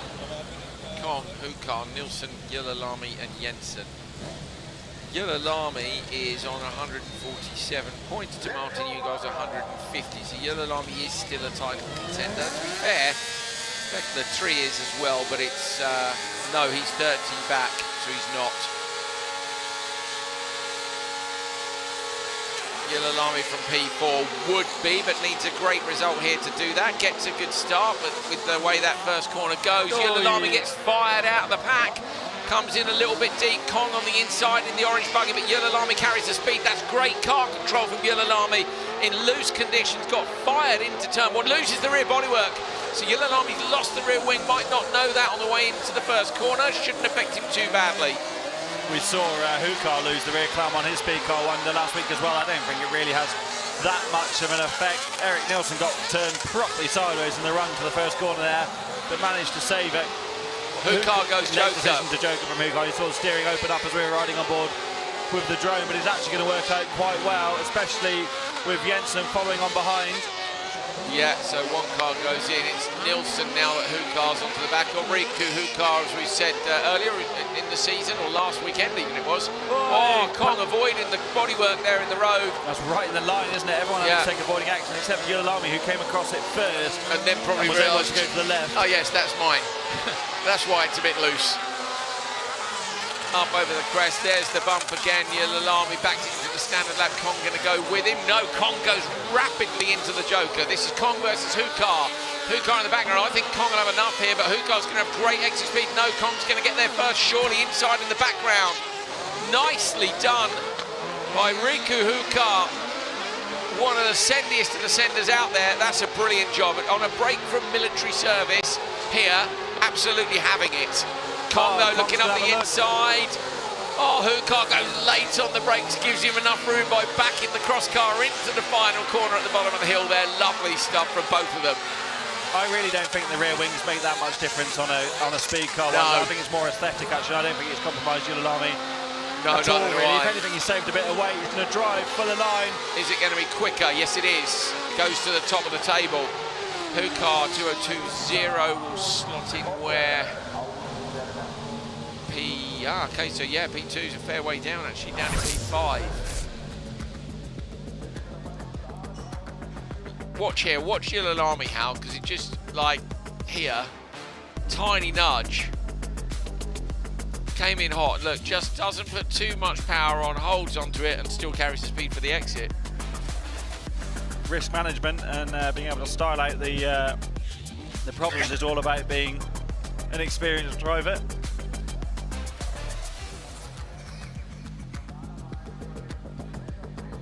Oh, they were close to clipping Yillalami's bodywork there. I actually think that'll probably be okay. What, hitting the bodywork? Yeah, it'd be fine. Be a bit of a shock, wouldn't it? But he'd be fine.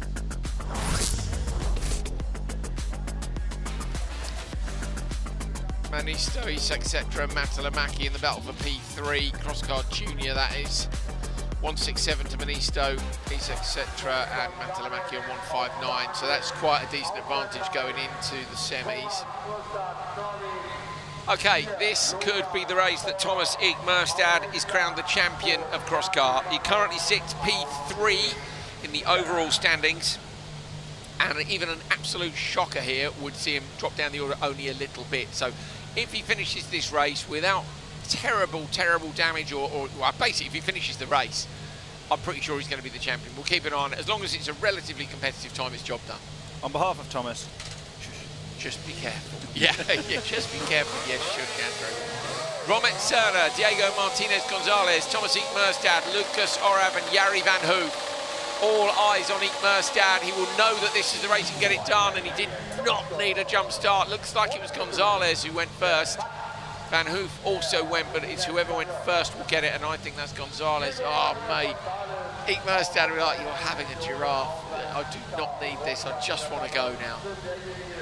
It's all in his hands, though, and he's so experienced, isn't he? And he's so good under pressure. How many times have we seen him really deliver in those big cross-car finals we've seen over the years against massive opposition? He's been in the top 3 of the championship for the last few years, and I don't think that sort of thing will be phasing him too much at this stage. I hope not. I hope not. The drivers have come and gone from this series. Yeah, last year's champion Elias Svensson moved up to FC2. Ronald Bowdens has retired. So he says. If you're watching, Ronald, I know you're still in the big paddock WhatsApp group, so maybe you are coming back. Eekmerstad in the middle. Here we go.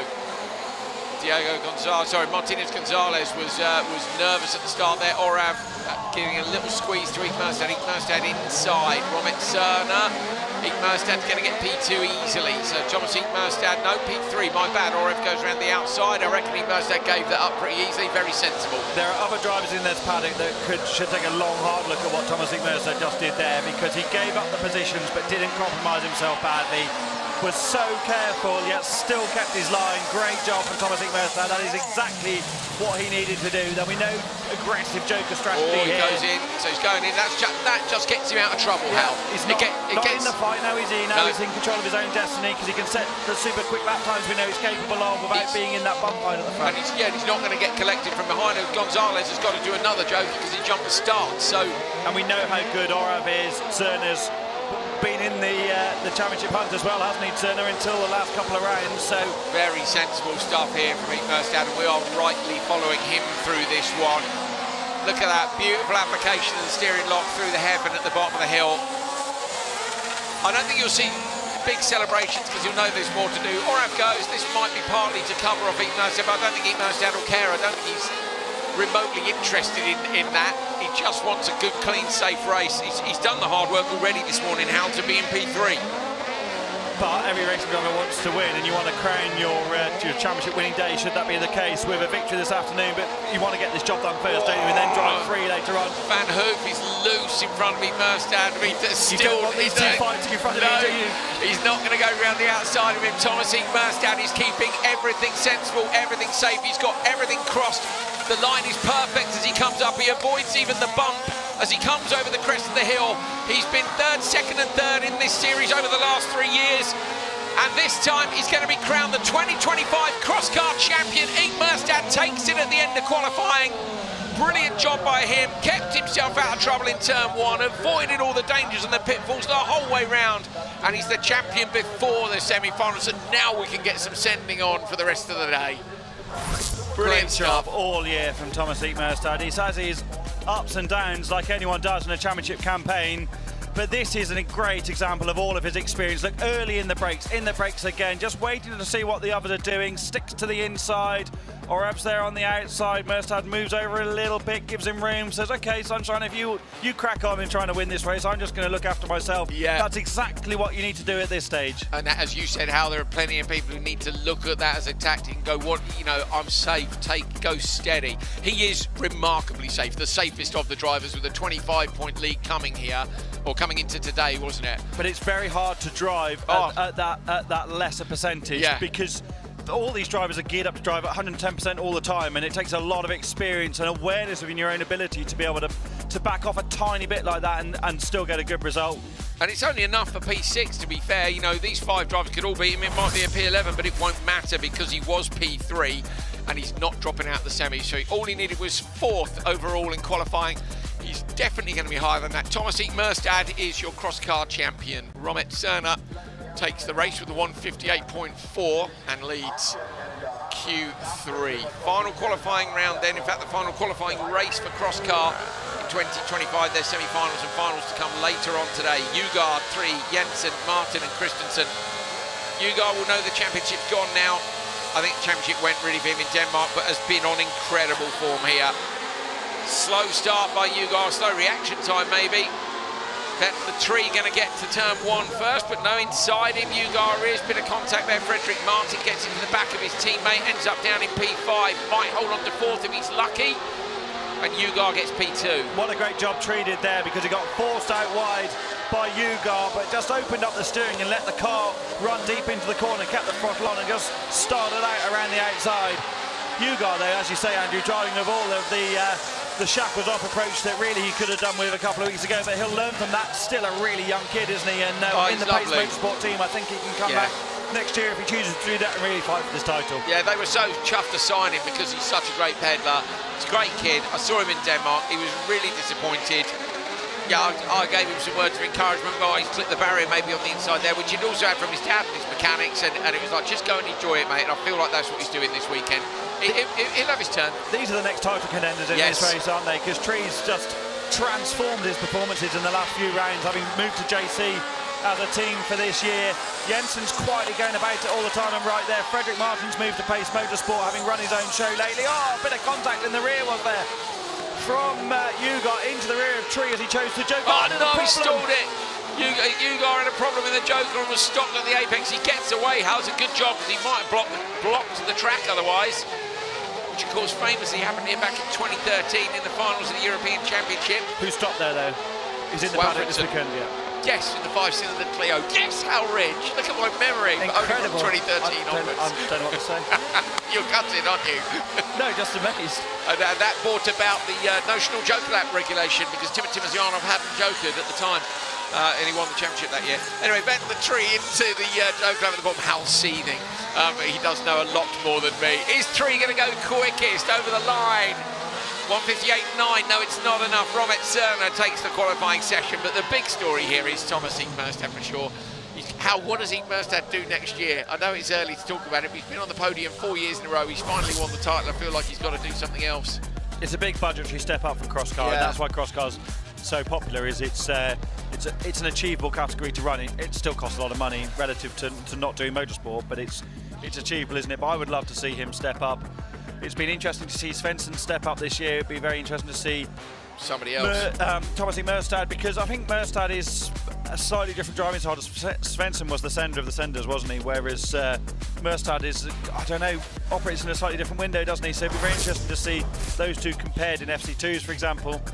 I think the other thing that's impressive, Hal, is who finishes on a championship podium 4 years in a row. It's absolutely brilliant. And this time, say, the champion. Vettel Tree wins this race. Romet Cerner wins the session. Overall, Vettel Tree takes the top qualifier spot. Lucas Orav P2, Martin Ugar P3, Oliver Lucas Jensen P4. All Thomas Ingmerstad needed was to be at the bottom of that page, basically. I think he needed, what was it, 12th or something? Or it was 4 points he needed? Was it 12th? Ingmerstad, yeah, 13th or better. 13th or better, and he's in P5. So Thomas Ingmerstad is your champion, and we have an interview with him now. Let's go and catch up with the new 2025 Cross Car Champion. We are with the new 2025 Rally's Cross Car Champion, Thomas Ingmerstad. Congratulations. It's been 2 years in a row that you were just looking for this championship, 3 years in a row finishing on the final podium, but no championship for you. What's your feeling now? I guess it should be a big relief and for you as well as for the team. Yeah, this is awesome. I have no words. We worked for this and we tried to have a consistent season, and actually we made it, so I'm so happy now. Can't believe it. You had been struggling a bit at the beginning of the season in Portugal and so on, but you find a way to fight back and to be back in contention for the championship. What has made the difference this year, this season? Maybe, as I said, I'm calmer this year. I'm more confident, so I think that's helped me a lot this season. And we haven't had a lot of technical issues, and that's also a good thing. So, give me goosebumps. Already yesterday you just made a huge, you were just having a huge gap, but you said to me, I didn't want to jinx it for tomorrow, I prefer to stay calm, focus and so on, and it works today. Yeah, and I wanted the finalists to end the season in a high, so. Thank you very much and congratulations. Thank you, thank you. Thomas Ingmerstad has had P2 5 times this year. He had third once. He's been the top qualifier 1, 2, 3, 4 times. He's only had the 1 win back in Holland, but it's not the point. The point is to get it done all year. He's actually got it done for 4 years in a row, and he is your champion.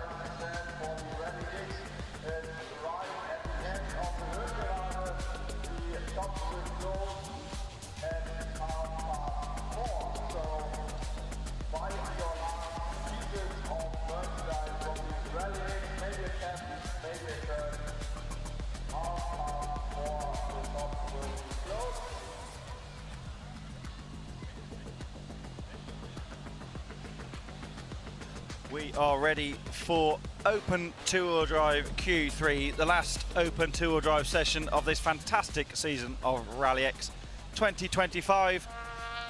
The championship is highly unlikely to be sorted in this one unless something absolutely remarkable happens. It's almost certainly going to go to the semi-finals. What's the gap? How was it? 10 points, I think? I think it was. Let me have a little shifty. 185, 175. Yeah. And after Q2... Oh, Gabrielson. They're equal on points, of course. Of course, we just watched it. After Q2, they are tied at the top. So, yeah, it's almost certainly not going to be done in this session. That hopefully makes it a little bit easier to work out in the semi-finals.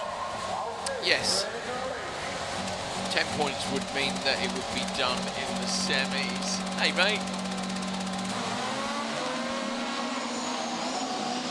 Cobra Powell's dad just popped in. Say hello, Gordon Powell's. Right, go on, get on it, go on. Yes, well held. Right in the door there was Ariane van Lommel. Oh no, absolute chaos. Oh, no. And this is a disaster can't see any for of that. Petter T. Jensen, who's smoking in the rear of the shop, front of the car smoking in the barrier. Remember, Jensen's in a big battle with Slavomir Wallach. Oh, they're away now. It's a drag race out of the first corner. Oh, look at the back of Jensen's car, how it's mullered. Oh, Jensen's got all of the aggression of someone who's just been fired off, goes around the outside of Van Lommel. Wow, recovers to second. That's exactly more contact. Okay, I think this is going to be a Rainer Snitty's job, almost certainly, Look at don't the you? water pouring out of the back of Jensen's car. The rear radiator in these cars, that's going to overheat rapidly. It's only a 3-lap race, but I think that's going to have to be... changed his mind and dragged in with him. Jensen's car had all the attitude of someone who was rather peeved down to the first corner as he went round the outside. They both look annoyed, to be honest, Hal. There's not a lot left of that. I mean, let's be honest, Petter T. Jensen's car isn't always the most beautifully prepared, I have to say, but it's a weapon. But at the minute, it's not in danger of just the water falling out, it's in danger of the radiator falling out the back of the car. There's nothing left of it. And this will play into Wallach's hands if indeed Jensen does not finish this race, but has... I was going to say he's got a problem, the leader got a problem too, because he's not going very quickly either. Well, it looked like water pouring out the front of that as well, but I actually think that Fabien was free at the front of any of the contact. I think Jensen's going slowly now. Tell you what, if the director has got replays and they want to fire them in for us, they can. Oh no, Petter T. Jensen pulls over to the side of the road. That'll be the temps have come up on the dash. There's nothing happening in this race. If we want to look at the Turn 1 replays during it, I'd be happy to. And he spins. The leader spins all on his own in a front-wheel drive car. Goodness me, I mean, this is just... sorry. The boot, my bad. That is not ideal. Fabien, of course, yeah, my bad, sorry, I'm looking down at results. There'll be highlights from this race, but none of them are about race performance. I think highlights is not the right word, Hal. Yeah, not the right word. Has Petter T. Jensen gone back via the grid entrance? I think so. There we go. Well, fair play. She still takes the win. Fabien Verboot. The only person who didn't end up in absolute carnage, and there is Ariane van Lommel. What a shame for her after the team did such a good job overnight to repair that engine. Look at the amount of water that Jensen's car is. 3 cars. I mean, that is just shocking, isn't it? Let's take a look. I want to see the. I'll see the highlights package. I'm going to be honest. I don't really care. I just want to see Turn 1 because it was a terrible race. Right. Look at this. So Petter T. Jensen gets there first. Sickle-Smith is behind. Sickle-Smith gets turned sideways, but that's not her fault. It's just a concertina. So now they're side by side. Then what happens? Jensen just hasn't got turned in. Van Lommel just runs him into... I'm really sorry, but that is completely unacceptable. That is totally unacceptable. So Sickle-Smith's got turned sideways there. Jensen's already had a nudge there, actually, and induced the understeer, and Van Lommel's just punched him into the barrier. I'm sorry, but that's absolutely not okay, in my opinion. I very rarely would be that committed in something, but that car's horribly damaged. Fair play to Jensen, got a lot of torque. Look at that, to be he got turned around. He's got turned around by Sickle-Smith. Watch the next bit, this is Jensen being livid. Absolutely fuming. And then gets hit again for good measure. Wow, okay. Right. I'm coming back round here because we need a quick chat with Rainer Snittish, 100%. I'm not expecting him to have made all his decisions. No, Rainer is upcoming We've. He's not coming. He is upcoming. Upcoming. That's what I thought. Carla, our producer, has just said. Yeah, I got the same message. Wow. On his way.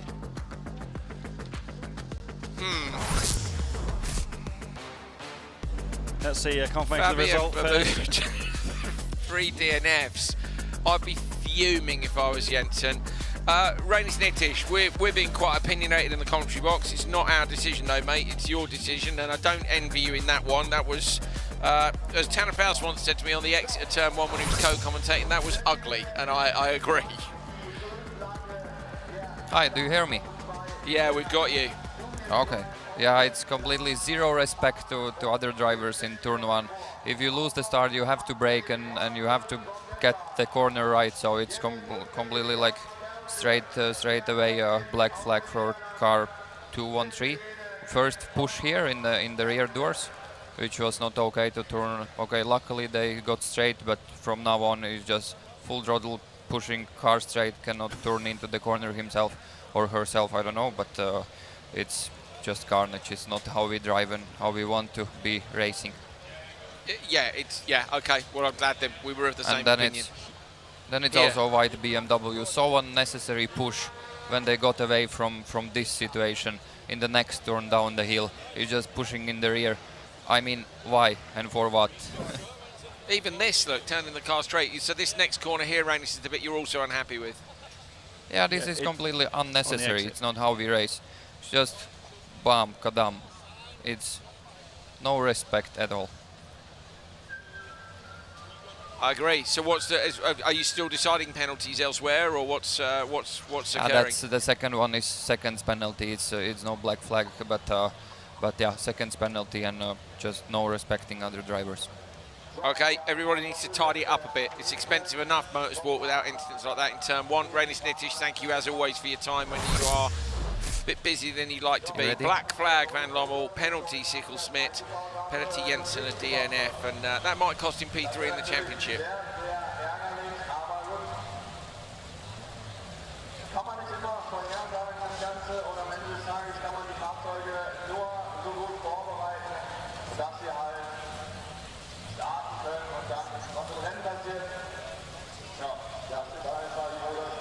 Right, let's go again, shall we?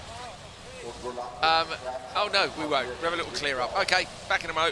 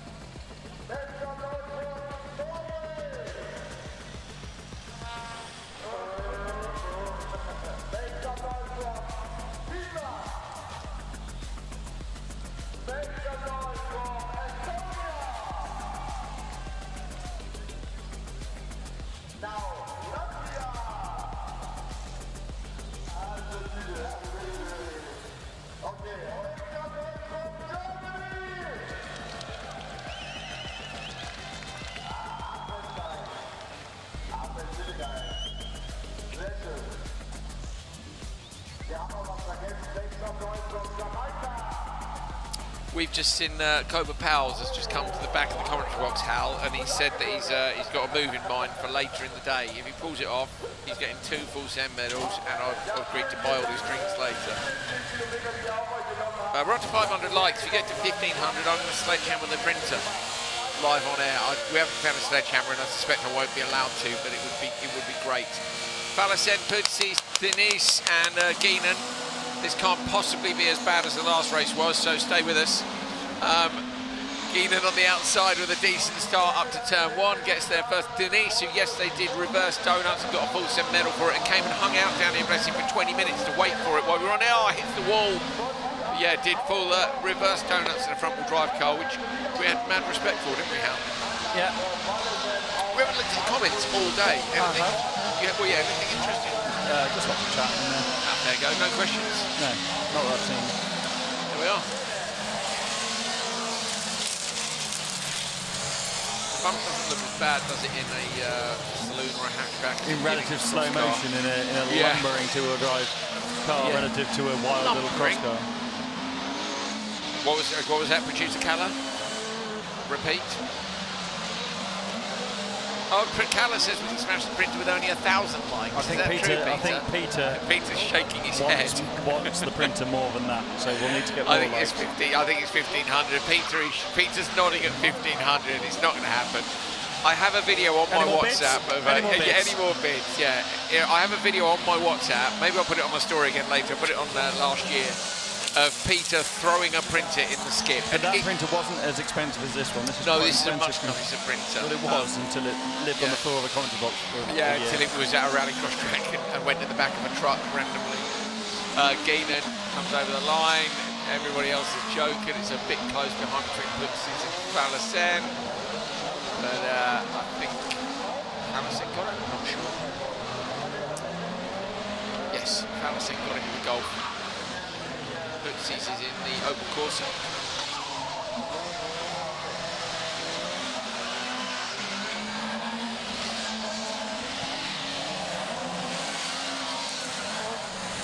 Geenan taking that inside line. A few people doing that now. I think it compromises lap time, but it definitely keeps you out of that hole, which we saw some of the cross cars into. Geenan over the line. Oh, it's going to be closer than I thought, and that's another indicator of the old front-wheel drive lap pace. Anders Falacen with the fastest lap of the race by 6/10 at the end, but unable to get the jump on Geenan. The purple sector says if we get to 1,000 likes, Harwich does a lap in the rental car. I'm well up for that, especially because none of the rental cars. It's my rental car in your name. Yeah, that ain't happening, purple sector. Maybe I'll get Hal next year to do the rental cars, and then he can take the risks. He wants to drive through the cornfield. Andrew, you could literally return it. Not respectful. I'm too nice. I know. Hal's frowning at me. He's very disappointed. But yeah, I started to feel bad. Define nice. Back all smashed to bits. Define nice. Kind to people and respectful of people's property. You can't deny those things. It's annoyed you a little bit because there's lots of things I'm not very nice about. I wasn't very nice about the previous race, which is the worst rallycross race I've ever seen. Oh, that's a big shot. It is though, mate. It is. And I've seen some rallycross races now. I've seen not worse. As many as you. You've seen worse than that. Oh, okay. Come on then.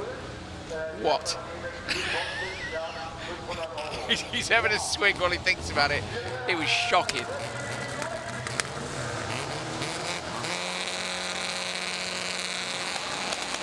Yeah, he's got no answer.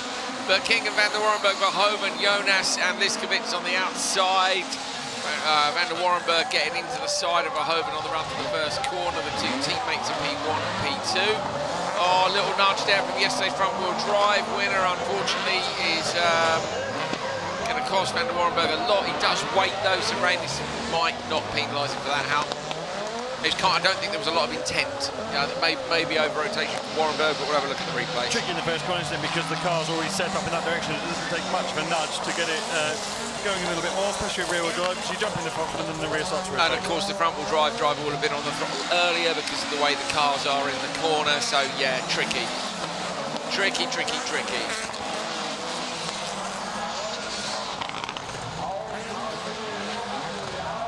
Teammates Verhoeven and McKerning. And they're side by side again. At it at the front. Good traction there on the inside, actually. Double wave yellows though.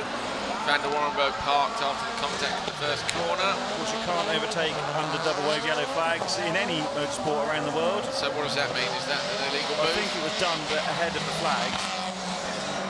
Tricky. Depends where the first flag is. Maybe when he saw the second one, that's close to the barrier on the outside. Go on now, have it.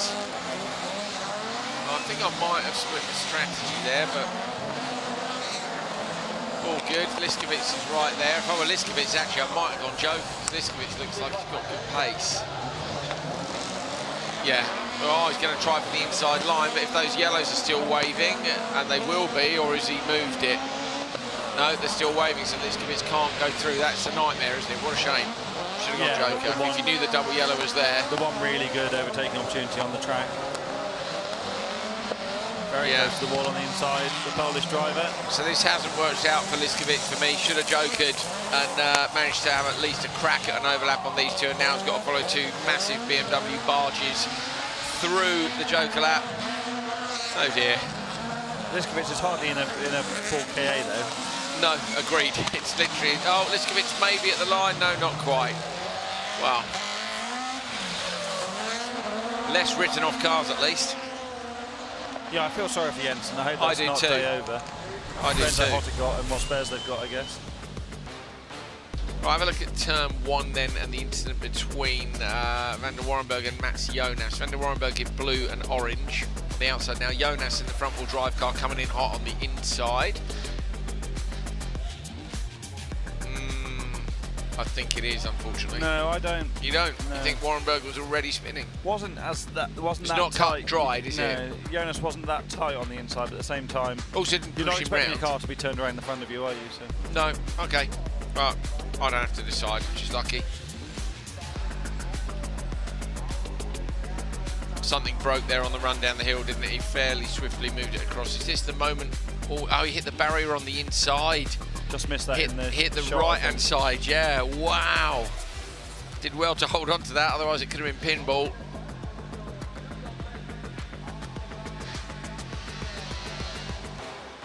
And Liskovitz, unfortunately, for me, definitely should have joked the lap before. But there you go.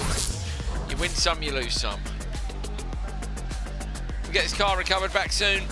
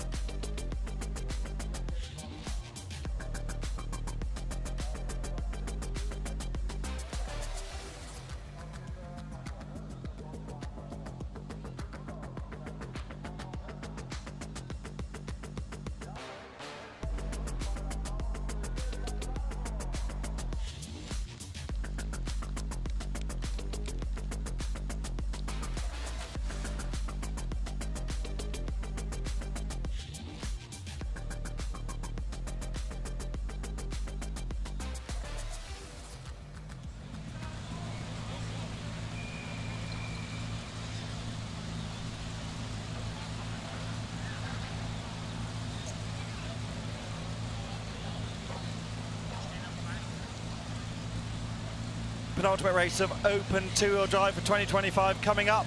What a brilliant category Open two-wheel drive is. Always provides plenty of action. I just talked to Andreas Eriksson. He's looking for some caps from people on the grid, but they sold them all yesterday, so he can't get any caps. And then he'd been watching Open two-wheel drive as well.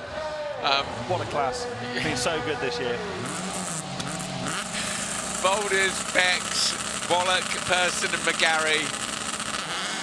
Another one coming in on a forklift to our right, but Wallach doesn't get away well. Wallach here is the one to watch because Petter Jensen, whose car was destroyed in the race 2 races ago, is in that battle for P3 with Wallach. And Wallach's done the complete opposite, just managed not to be written off in turn 1, but obviously still needs some points here to take the P3 in the standings. Uncharacteristically poor start. Looks the outside of Peter McGarry, who got absolutely shoved out wide there, didn't he? Not a lot Pete could do. But Person also gapping McGarry a bit, so I wonder if the issues, whatever issues McGarry had a bit earlier on, coming back to haunt him. Dusty over the top now, isn't it? As Steve Boulders, super experienced Steve Boulders, leads the pack.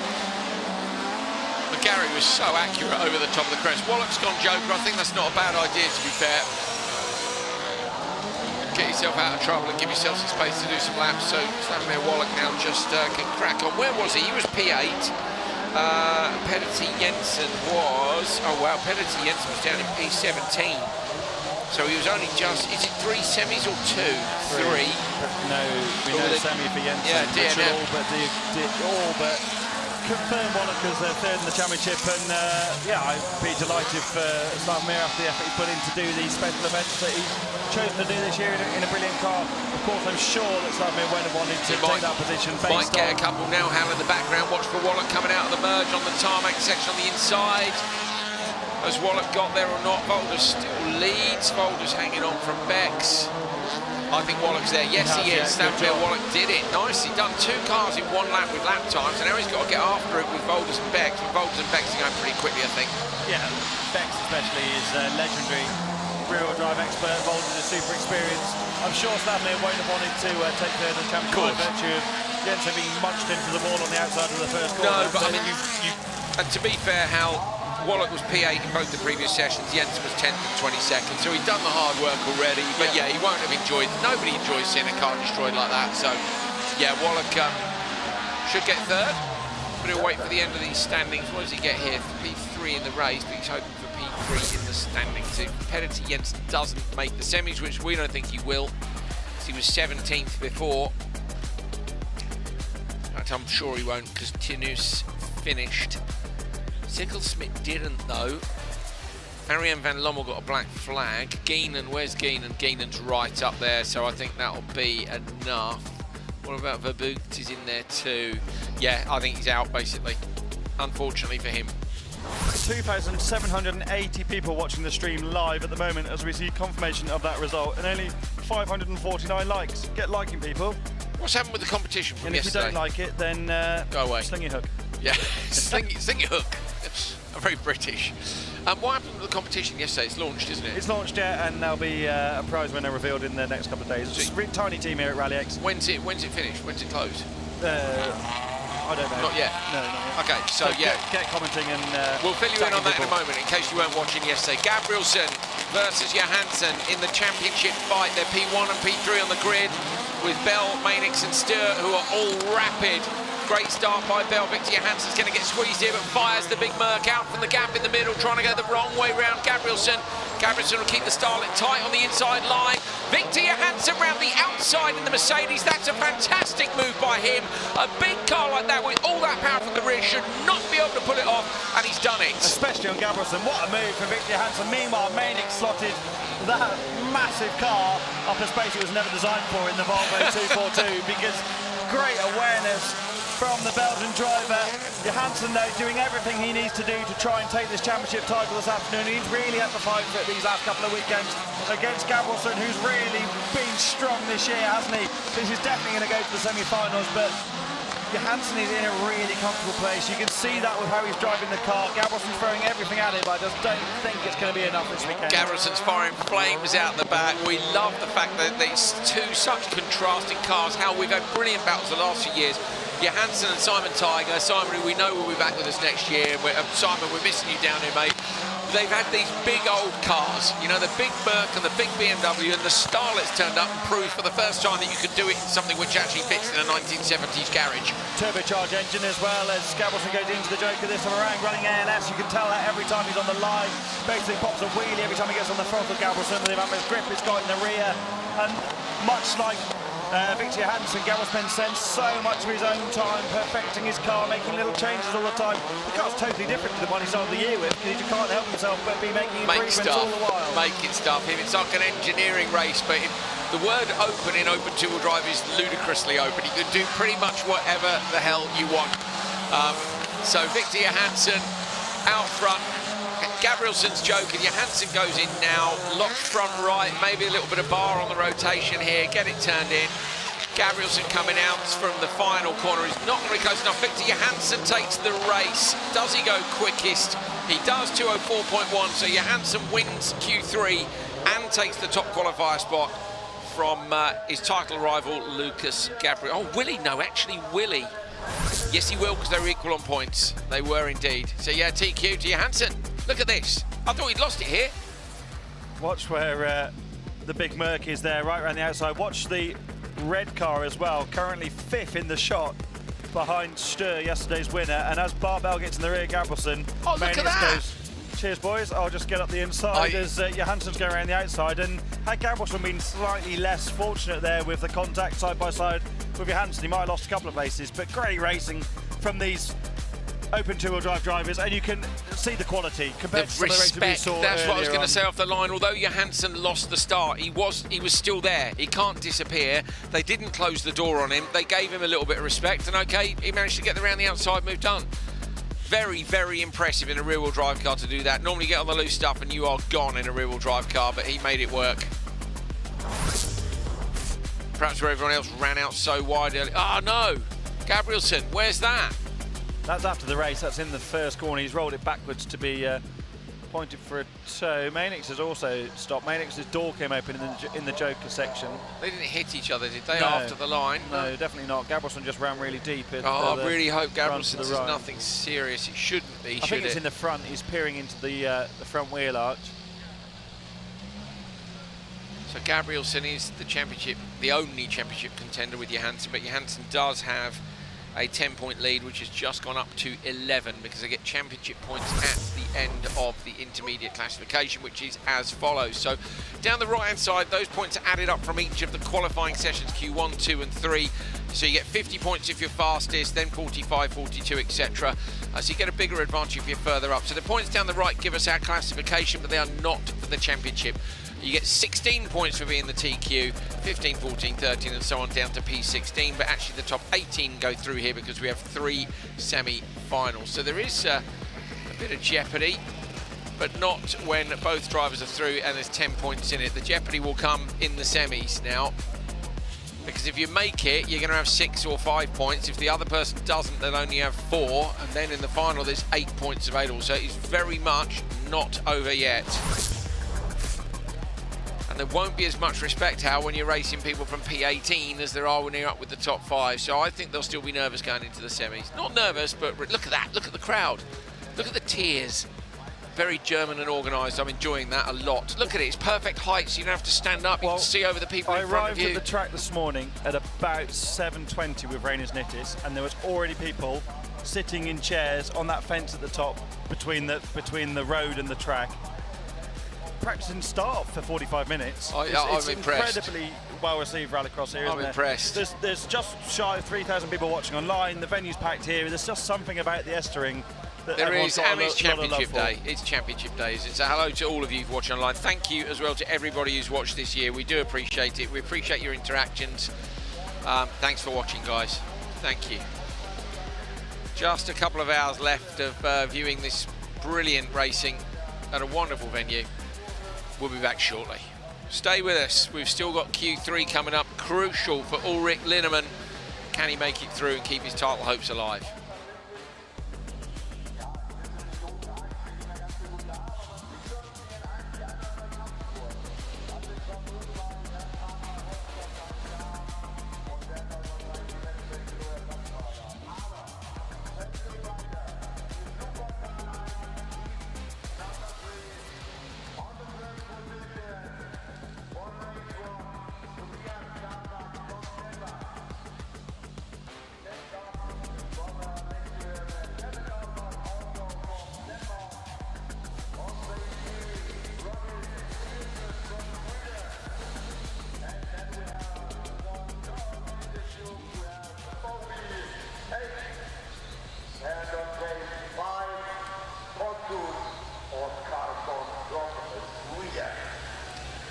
Supercar Lights. Tobias Darback with the yellow stripe on top of the windscreen. Kevin Darback, Robin Nilsson, Phoebe Cake and Pontus Oscarsson. Cake not on the outside. Got good reaction time last time. Let's see if she can get another good start in the Lights car, but it's about the Darbacks on the inside. Cake's got into Nilsson there off the line. Might get a bit of a telling off for that, but Tobias Darback gets to turn 1 first. On the other hand, I'm pleased to see her getting into someone, because that's what you've got to do, Hal. Yeah, you've got to hold your own, and we say so often, especially at the highest level as well, that if you give up places in the first corner, then people know that you're going to do that, and they force issue a bit more on you, when perhaps they wouldn't do otherwise. Of course, Tobias and Kevin Darback are not about to force issue on each other as brothers, because they're very close, aren't they? I know some brothers that aren't close at all, but they are very close indeed, and they're not about running into each other, so they're all about trying to get the best result they can for the team. Nobody's gone Joker, which is very sensible, I think.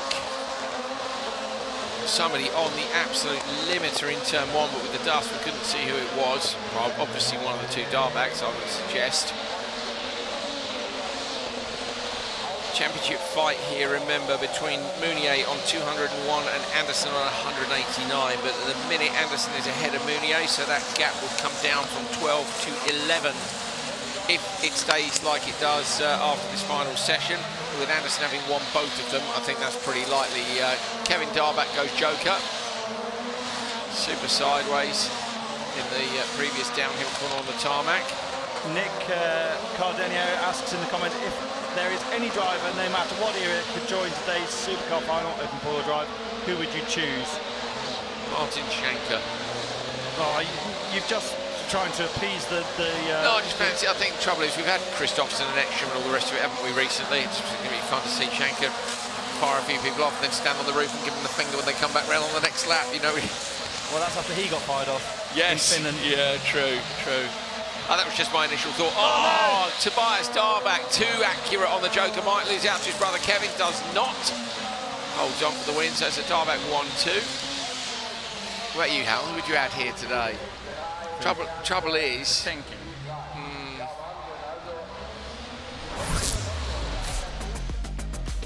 Yeah, I've got some thoughts on it. They might be for the book, though. They'd have to be race fit. There's no point sticking someone who hasn't raced for 25 years. I would like to have seen Larson come here again after last year and the sending antics in turn 1 and all the rest of it. I'm always... Oh, I did do well to get out of that, look. I enjoy a sender. But yeah, I've got some thoughts. Ludwig Huntsberg. Oh, yeah.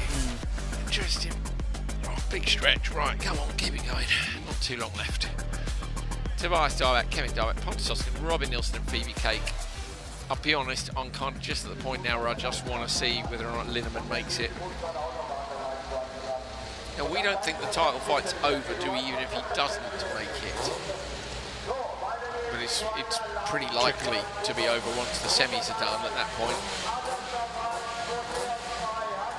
Barring DQs. Oh, no, actually, 159 plus 16. Yes, he can't. Micah Tam with the TQ can catch it. No, it's not over, even if he's out. But yeah, that's in the next race, I think.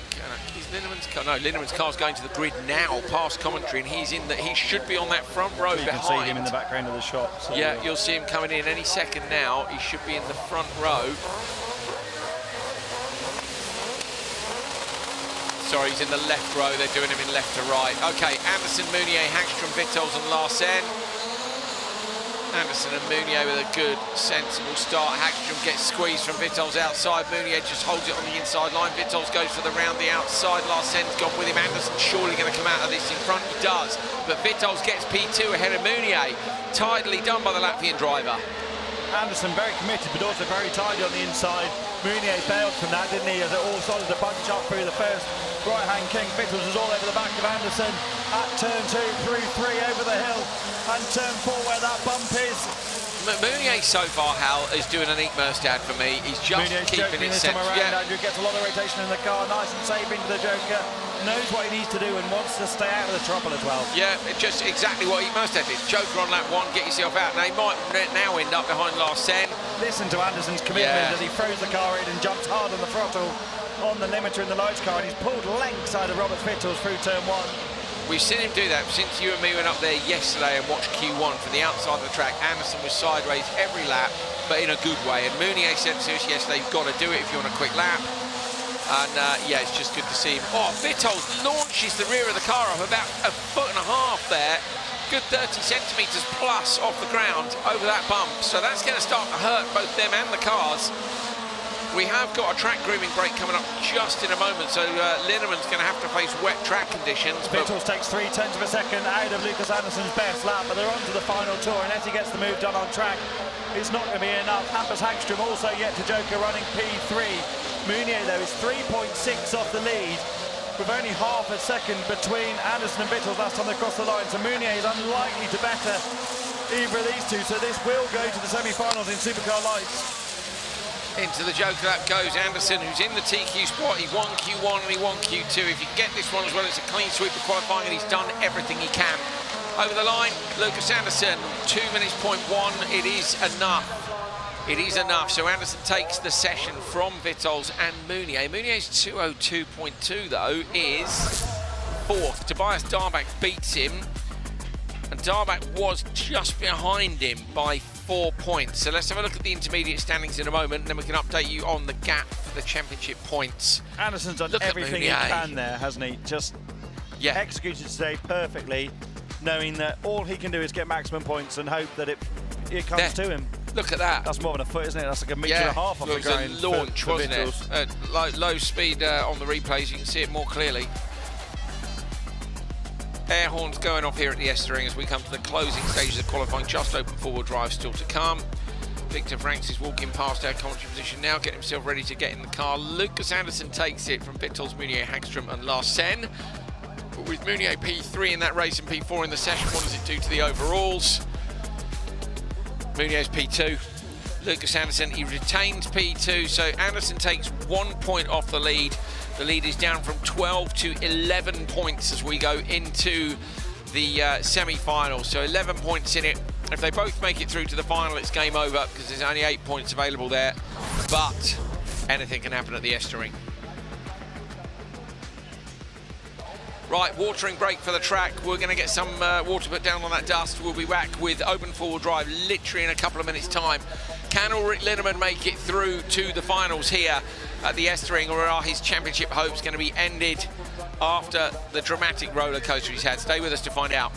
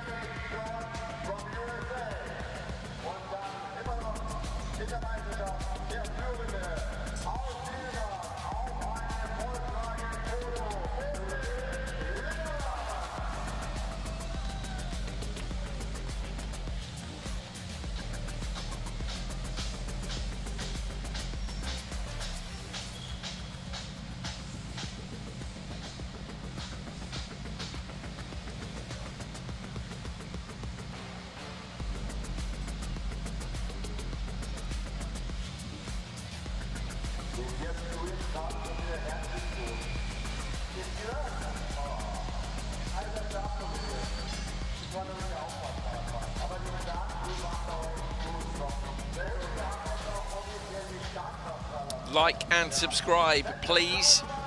There's something like 3,000 people watching and there are not 3,000 likes, so hit like. Don't be a muppet. Yeah, if you want to see the printer destroyed, says Calorad producer. I don't think I'm going to be allowed to be honest, but it would have been fun. There we go. Promises, promises. A packed Estering, Buxtehude, close to Hamburg in Germany. You can drive here to the track in less than 1 hour from Hamburg, and you can fly to Hamburg from pretty much anywhere in Europe, so there's no excuse not to come and see this brilliant little rallycross track. Let's do some racing, shall we? Okay, this one is an absolute must-win encounter for Ulrich Linman. Mandy August on the inside. And it's Robin Norlander, Eric Gordon and Ulrich Linnemann. Can he keep his championship hopes alive? He's got to win it. It's got to be a great time as well because he must win the session. Gets the whole shot. Mandy August backs out of it, hits Norlander. Eric Gordon bounces off the wall in the background. That's going to hurt Ulrich Linnemann's times if Gordon can't move that car. Hopefully he's okay, of course. But wet conditions down the hill, how that's not ideal start for Linnemann when he needs a perfect time here. Well, he made a great start, didn't he? That contact that's put Gordon into the wall is not ideal at all. I wonder if there might be a red flag. If Gordon doesn't get out, in fact, I think it will be a red flag. If Gordon doesn't get out of the car, we will see that in just a moment. Can't see it, the car's still there. On the track, you can see that in the top of the shot. Linnemann will be compromised a bit on his run up the hill. Let's watch him now through this right-hander. He'll see the yellow flags, and he does. Eric Gordon's moved it. What a legend. So Gordon has moved the car off the racing line. Fantastic gentlemanly behaviour from a man who's just been slammed into the wall in turn one. And that opens up the door now, for Linnemann. He's got one job to do here, but he's got to do 3 perfect laps. He needs to nail every single corner. And the track's just been watered. That's not ideal for him at all, because in this hot baking sun in northern Germany, that's going to only improve the track conditions. On and off the brakes, riding the pedal with the left foot on the way down the hill. Tidy from Linnemann. Oh, look at that! Chucked into the final corner, misses the apex, but carries momentum around the outside. Big weight transition for him. Eric Gordon is out of the car and still at the side of the track, so he's okay. He'll be a bit sore, I'm sure. Linnemann now blasting down the hill. Track conditions will change, Hallie. Sometimes a damp track you can find a bit more stickiness, but we'll see. Linnemann must set the best time he can. He needs the highest qualifying points he can possibly get. The lap times aren't there. It's best as a 36.0. They were the mid-35s last time around. It's not going to be enough if the other drivers can do what they were doing earlier on. Well, let's see. We've still got the rest of the session to go. Linnemann through. It's a tidy joker. Over the line, on the throttle in the supercar. Crosses the line. 155.1. Now that would not have been enough. That would have seen him in the top 5 in both sessions. But will top 5 be enough? It's going to depend what everybody else does. Great job from Linnemann though. Took the start, executed. Okay, maybe he'll feel like he made a couple of mistakes, but ultimately, as we see, the incident that cost Gordon, August got into the side of Norlander, and chain reaction. I don't think anyone was really at fault there. I think Mandy's backed out of it to avoid Linnemann. Linnemann shuts the door, she backs out, and I think comes off the apex. Gordon got in the wall there on his own by avoiding the rear. Everyone's been very kind to each other there. Yeah. And I actually think that's probably what... Linnemann was deep in turn 1 as well, Hal, from that angle. We were still seeing the shunt in the background. Look at the accuracy over the top of the hill. He's done everything he can do there. As you said, Hal, with the track watered, the lap time maybe isn't there. But a bit of carnage in turn 1 for, say, the Fast 5. You know, in the last heat race, if it was carnage in turn 1, which it could be, there's Eric Gordon heading down for a ride back to probably, he looks fine, but they'll still check him out. And they're going to scoop up the FC2, which unfortunately Eric was in P17 and he won't make the semis with a DNF in this one. And I'm not convinced. Well, no, you know what? I reckon they would be able to get the car repaired in time, having looked at Hampus Hagström yesterday, but fair old whack. We never found out from Nick Snoys what the score is with the air horns here, the musical air horn. Do you remember he said yesterday there's a story to it? And we may never know. We'll never know. You'll have to tune in next year.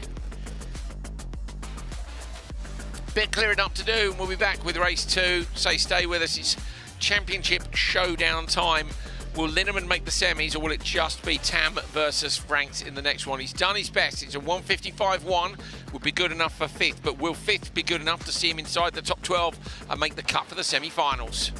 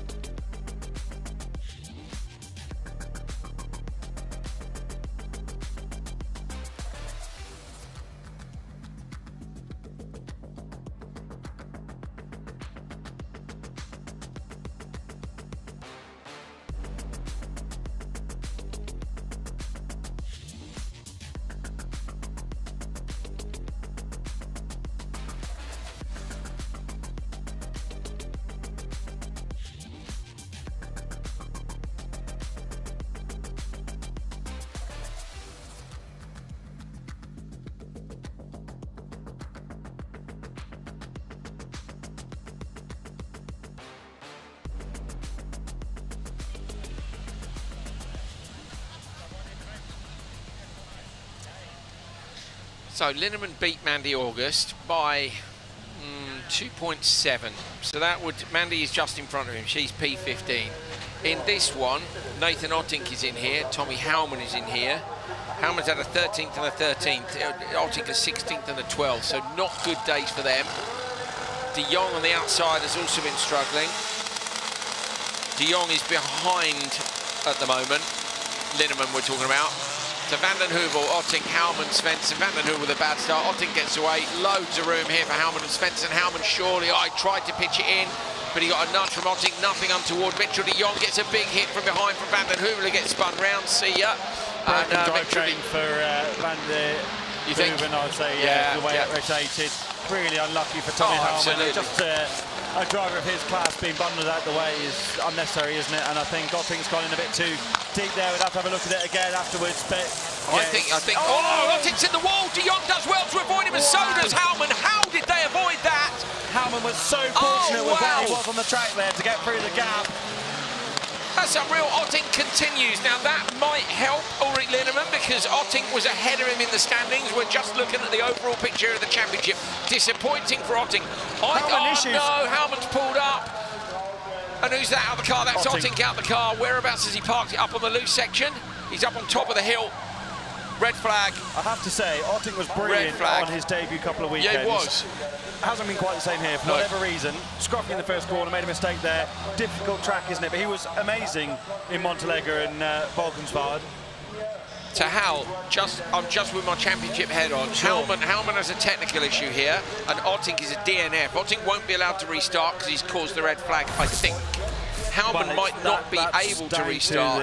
The race director's jurisdiction. Have a look. The car's damaged, isn't it? Yes. Have a look at this. So turn one, look. Howman tries to turn in. It's only, to be fair, there's nothing untoward there. Howman just wasn't deep enough past Ottink to get it done. The little shove from the back from Van den Heuvel, I don't know what happened there really. I mean, he got into Linneman, but this is better from the drone. Not Linneman, sorry, Mitchell de Jong. Yeah. Van den Heuvel's miles behind here, but watch de Jong here, look. For me, he's just driven into him. Going to get a penalty for that. He's just driven into him, not good enough, I'm afraid. Again, so Mitchell de Jong got a bit mugged. Ottink's away, so I think de Jong hits the barrier on the left here. Just watch. Oh my goodness me, didn't, but Ottink does. Hits the right. Look, watch this for an avoidance. De Jong sees what's going to happen, and it actually does bounce off his door. Howman, if Ottink wasn't spinning, Howman would have hit him. The most awareness, though, from Viggo Koch, because he saw that incident occurring before it happened. And spun the drone round to follow it. Viggo, you are a legend, mate. That is an epic piece of flying, it really is. Ottink is so disappointed because he knows that's him out the semis because he was P14 coming into this one. It's been a tough weekend for him. Ottink's car stranded up there. I wonder if we could have a quick word with Rainis, depending on if he's too busy or not. I'll let Stockholm decide on that. Where our transmission. We can. Rainis, what happens here, mate? For the people at home, who can take the restart? All the cars straight back. Now after this run. So Rainis is still talking to race control. Rainis, sorry to interrupt, mate. What's the score here from your point of view? For me, like 6.35 from the back, made the hardest move, like complete pushing in the side of the other cars in turn one. So black flag for this one. I will have to see more what happened with Ottink and Hallman. I think Ottink was too optimistic and braking to Hallman, but I'm not sure if there is penalty or not. But yeah, afterwards red flag just for the safety because the car was in dangerous place, and you see the last car bump straight into the side of so that's not okay and too optimistic as well. Who can restart? As Rainis, assuming Ottink's car is okay, will he be allowed to restart or no? By the rules, it's not allowed because it's red flag because of him, and he did the mistake himself, not by someone else. So it will not be allowed to restart. Understood. Thank you, Rainis. Great work. Thanks, mate. So Rainis, thank you so much. Rainis obviously look at that, he's going straight back onto the screens for the replay. So and Otting's car is broken anyway, so yeah, of course. The rear wheels. Oh, it's off, is it? Right, so Otting, well, wouldn't and can't restart. The big question for me is, can Howman restart, Hal? Because Linman... Actually, this is massively helping Linman, yes. Because where was Van der Heuvel was 11th overall. So Van der Heuvel's got was 13th. Otting was 14th. Now this could see Linman, and for us, could see the championship go down to the semi-finals and the final. And I would never wish any ill on any other competitors, but I would like to see a three-way title fight for the biggest title in Rally X. Otting was gutted, wasn't he, when he got out the car. It's a tough old place, the Estering. Right, stay with us. Bit more clearing up to do.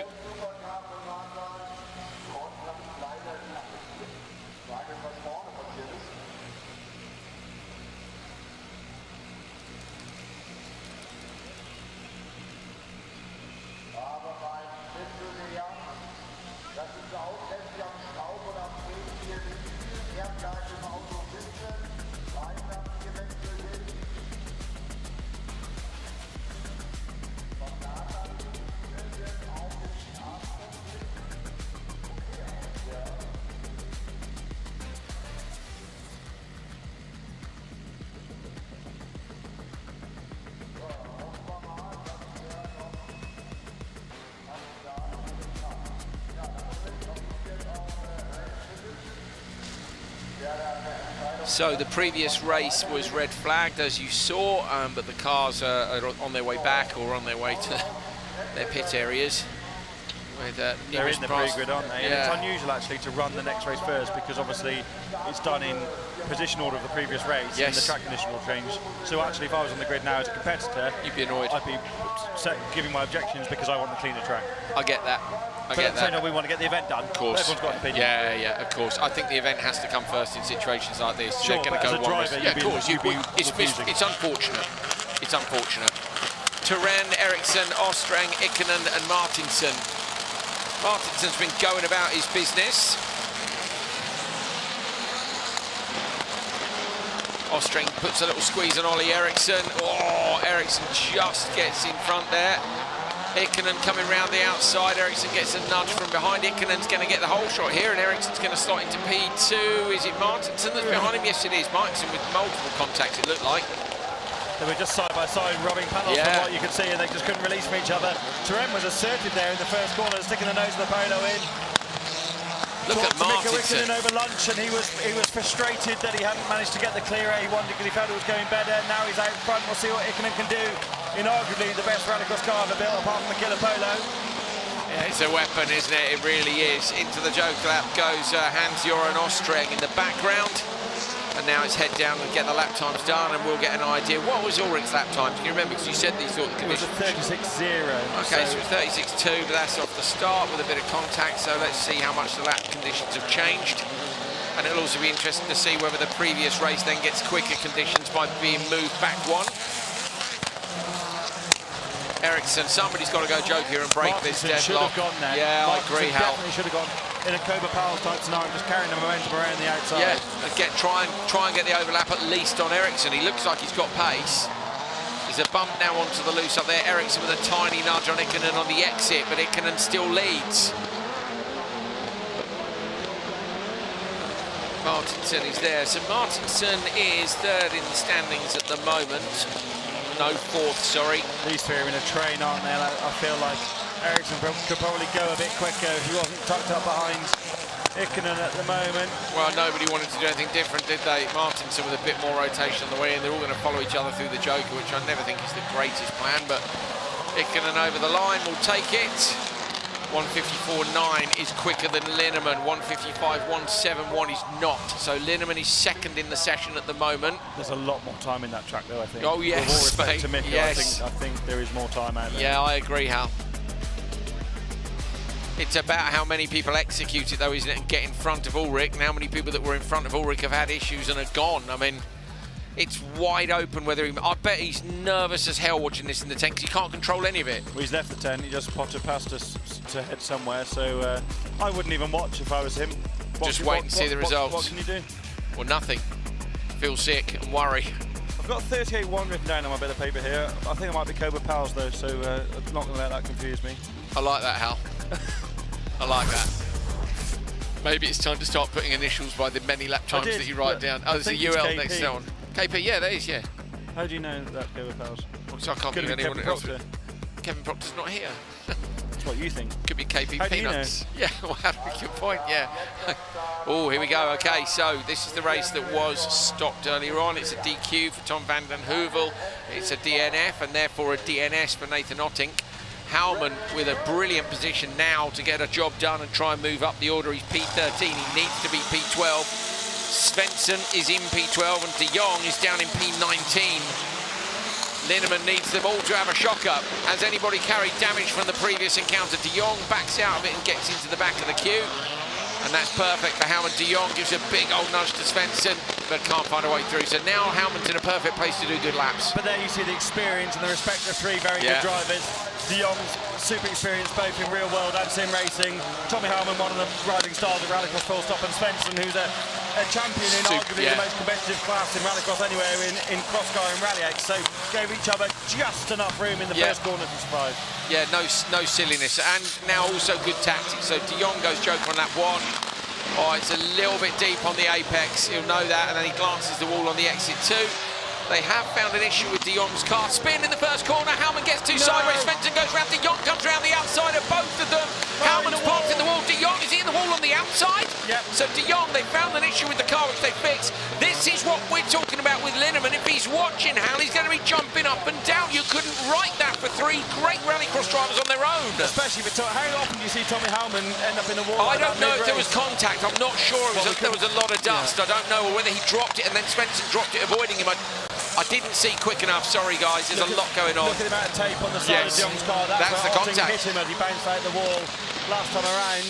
I feel a bit for Mitchell because he is a class act, in my opinion. Him and Tommy Howman were right up at the front of Nitro Cross Next Evo, weren't they? He's a hell of a driver, and the car just hasn't been under him this time. No, for whatever reason. But there's still a lot to fight for. There's an FT2 final to try and win later on, and of course, open four-wheel drive. Fastest lap of the race is a 35.9 for Howman on the opener. De Jong would love to make the FC2 final at least, wouldn't he? Give him something to fight for during the course of the weekend. And that would give the team an hour or so, maybe an hour and a half to get the car dialed. It's a good run from Mitchell de Jong. He went with an early joker, but mistakes from the other drivers see him take the win. It is a 1:59.0. So not going to trouble the top of the timesheets. Howman spins again in the joke. Maybe Tommy's carrying damage, Hal, from the previous run. Drivetrain issue, or front drivetrain issue, sorry, that's forcing him to spin a few times. Could be intermittent. On his own in the first corner. He was slow, remember, when the race was red flagged. Yes, I remember. So he pulled up, hadn't he? Transmission. He'd pulled up, but he got away well here, and that can't be just rear-wheel drive to equal the other two. So he's right. Look for wheel spin both ends. I'd say that's all-wheel drive on the exit. But if it could be intermittent, as we say, if it's something which is damaged, particularly if it's electrics. Here it is, right, Howman up to turn 1, pitches it in. No, he dropped it on his own, and Svensson's dropped it, trying to avoid him. And then Tommy crashes into the wall, trying to keep it straight. I think it's more it cutting out. De Jong did hit the wall on the outside as well. I think it's more the car cutting out rather than losing drive. Because if you look here... Yes, that's and therefore more likely intermittent. Yeah, but also because the car's rotated. Without any throttle, you can't get the nose to pull back straight, and you end up coming to a clumsy hold.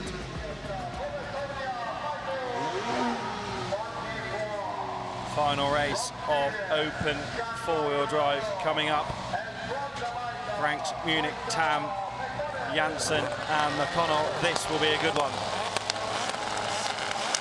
So Franks and Tam could be in the title fight later on today. They're P1 and P4 at the moment.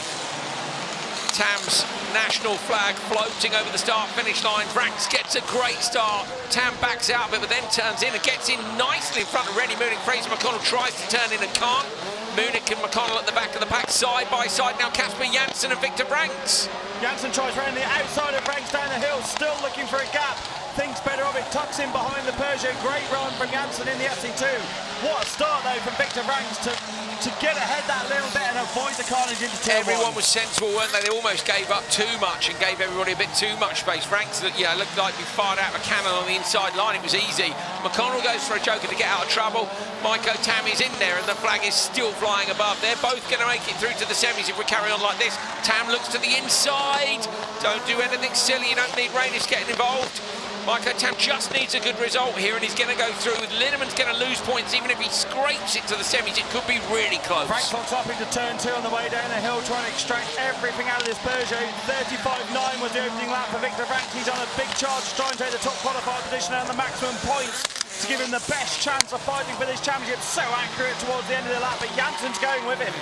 Nobody goes joker, not even Munich behind. So Fraser McConnell's early joker hasn't really paid off and he's not on the back of Munich anyway. 35.7 for both Franks and Janssen. Yeah, Janssen's gone quicker by just 0.04 of a second, but at this point it's all about, isn't it, who makes it through to the semis. It really is. Franks is going to be TQ here. And the grip, but Janssen doesn't care about the championship fight. He just wants the best grip position possible for his efforts this afternoon. Well, he needs to beat Ollie Eriksson, then he'll be on the pole for the FC2 final. I know McConnell's ahead. McConnell's in P2 in qualifying, actually. So, yeah, Casper Janssen will be trying to get ahead of McConnell. Into the joker lap on the final lap. Only McConnell not to go through. Franks comes over the line. It's a 153.2. It's enough. He wins the session. Franks has won all 3, and he's the top qualifier. Maiko Tam, 155.5, will see him about P4, I think, looking at the timing. And he was P4 coming into this. Linneman's going to be 5th in the session, I think. Is he? So is that enough or not? So Franks, Janssen, Tam, 55.5. Linneman did a 55.1. Okay, no, sorry, it's 55. Linneman's going to be second. It'll be 4th in the session. Yeah, Linneman's going to be 4th in the session. So Ulrich Linneman is 4th in the session. This is all about whether or not he can make it to the top 12. If he makes it to the top 12, do not go anywhere, because we're going to have a 3-way title fight later on this afternoon between Franks, Tam and Linneman. Here's the result of this. We don't really care about that one. Franks, Janssen, Tam, McConnell and Munich. The all-important one is the intermediate standings. Has Linneman made the cut? You're about to find out. They were frantically adding the points up in race control. Here we go. Ulrich Linneman. He's in 12th place. Linneman makes the cut. We've got a 3-way title fight. My goodness me, the bloke is on a roller coaster this weekend. He rolled yesterday.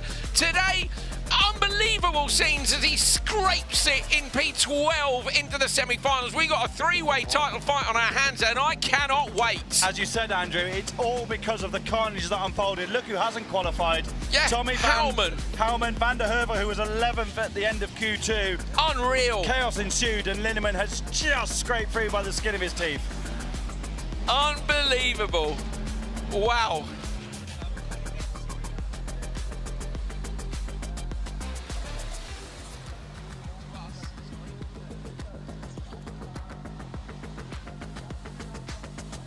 Okay, let's go have a catch up with Fraser McConnell.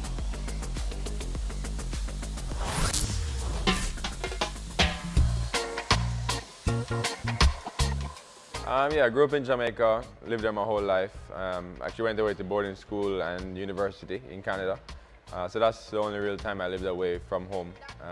Also with the Erikssons in Sweden. During the COVID pandemic, I lived with them for around 5-6 months in Sweden. So, you know, that explains a bit of the close relationship I have with Kevin and Ollie as well. I, you know, feel like I'm part of the family when I'm with them here, so that's super awesome. But when I'm away from home, I'm never really away that much now with the races. If it's a weekend race, I'll leave on Wednesday, get back home on Monday, and back in the office on Tuesday. So it's not away for too long. I don't know. Me as a kid, Mom says I used to give quite a bit of trouble, but I don't believe it. Yeah, I guess as any boy child would, you know, be mischievous and get up to trouble. Loved dirt bikes a lot, any kind of sports, and I was one of the younger cousins as well growing up. So definitely had to fight for my own growing up with them. So you know, competitive environment, and you know, who knows, but it's probably helped shape me into the person I am now.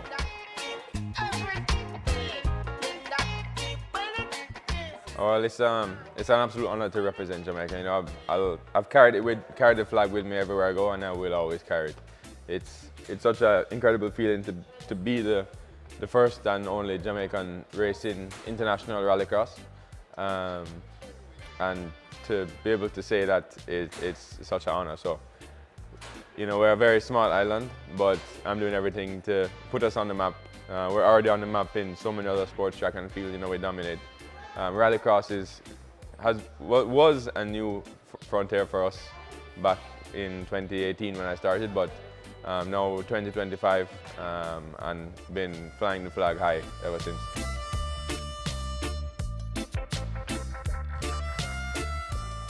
Interestingly, no one on either side of my family raced. Neither my mom nor my dad's side had anything to do with motorsport. So when I started riding motorbikes, it was, you know, them just being supportive parents and you know, letting me enjoy my hobby. And then started doing some racing on motocross, and the jump started getting way too big. And then they said, you know, no way, no more, this has to stop. If it's gonna continue, it has to be 4 wheels. So that's when I transitioned to go-karts. Started doing quite well in the go-karts, and then, you know, many years later, here we are.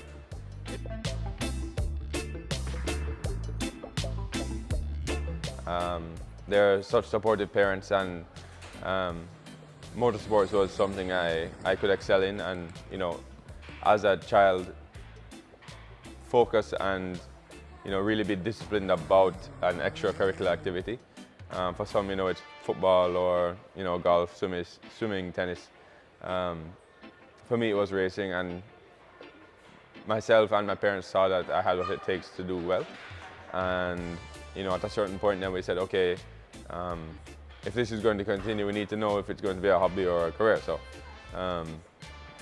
we decided that we wanted to go for it and make a career out of motorsports, and started making lots of sacrifices as a child,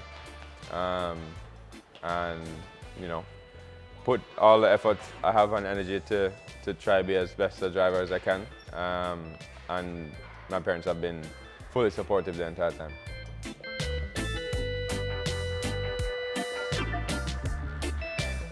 It's hard to say, you know, if you're 15, 16, it's hard for you to say that you will become professional.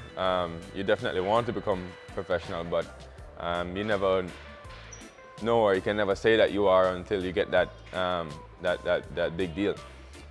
For me, that happened in 2022 when we went electric, and you know, did all of the years in nitrocross,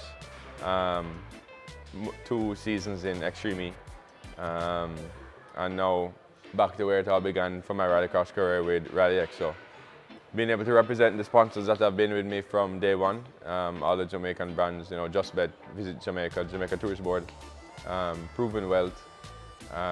It's just an awesome feeling to be able to go out there and, you know, do what I love. I mean, I always have my flag with me. So when I travel, you know, there's always a flag in my bag, always a flag to give away to fans. But yeah, everything I carry with me is for Jamaica.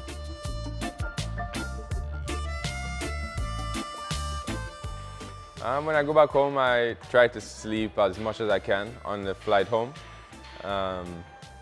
because when I do get back home, it's straight back to work. So I do have a normal job, for anyone wonder. It's not just driving race cars, unfortunately. So I'm working in the family business, and yeah, no time off. So when I get back home Monday evening, I'll get to bed early, get some sleep, and Tuesday morning I'm back in the office.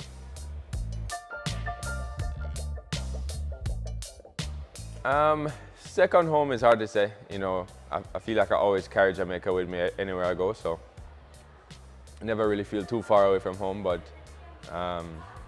like I said, the Ericssons, super comfortable with them and their family in Sweden. and like I went to school in Canada, so that could feel like a second home as well. But yeah, there's no place like actual home being in Jamaica. Ideal day would probably be driving my rally car in the morning and probably playing some golf in the evening. Absolutely need to do, there's so many. If you're going to be on the north coast, you definitely need to go to Negril and go to Rick's Cafe. Jump off, they have a huge base jump into the ocean. And if you're looking for a good hotel, then S Hotel on the hip strip in Montego Bay is also good stuff. Best or most popular Jamaican food, that's going to be a big debate. There's going to be a lot of people watching this who probably disagree with me. But a must-have every week is red pea soup in Jamaica with some corned pork. But other than that, you have patties, curry goat, stew peas.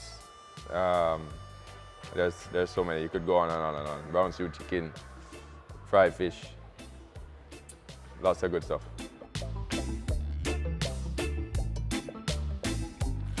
In motorsports, it's inevitable to have highs and lows. You can't always have the perfect day. You know, mistakes will happen. You're on the track with so many other people. You can have mechanical failures, and you can just be having a bad day. You know, everyone's allowed to have bad days. So, but that's what makes the good days so much more enjoyable. You know, when everything is clicking, when you have a great setup, when you know your starts are on point, you feel like no one can catch you. Then that's what makes those wins super special, and that's what we work towards every time we're out on track. So hopefully we'll try to get that done today. A guilty pleasure. Oh man, I don't think we have enough time to go through all of those. No, I love to spend time with friends when I can. You know, if it's not in race season or whatever, you know, go out on the boat, fishing with some friends, go hunting. You know, spend a lot of time outdoors, and yeah, enjoy myself.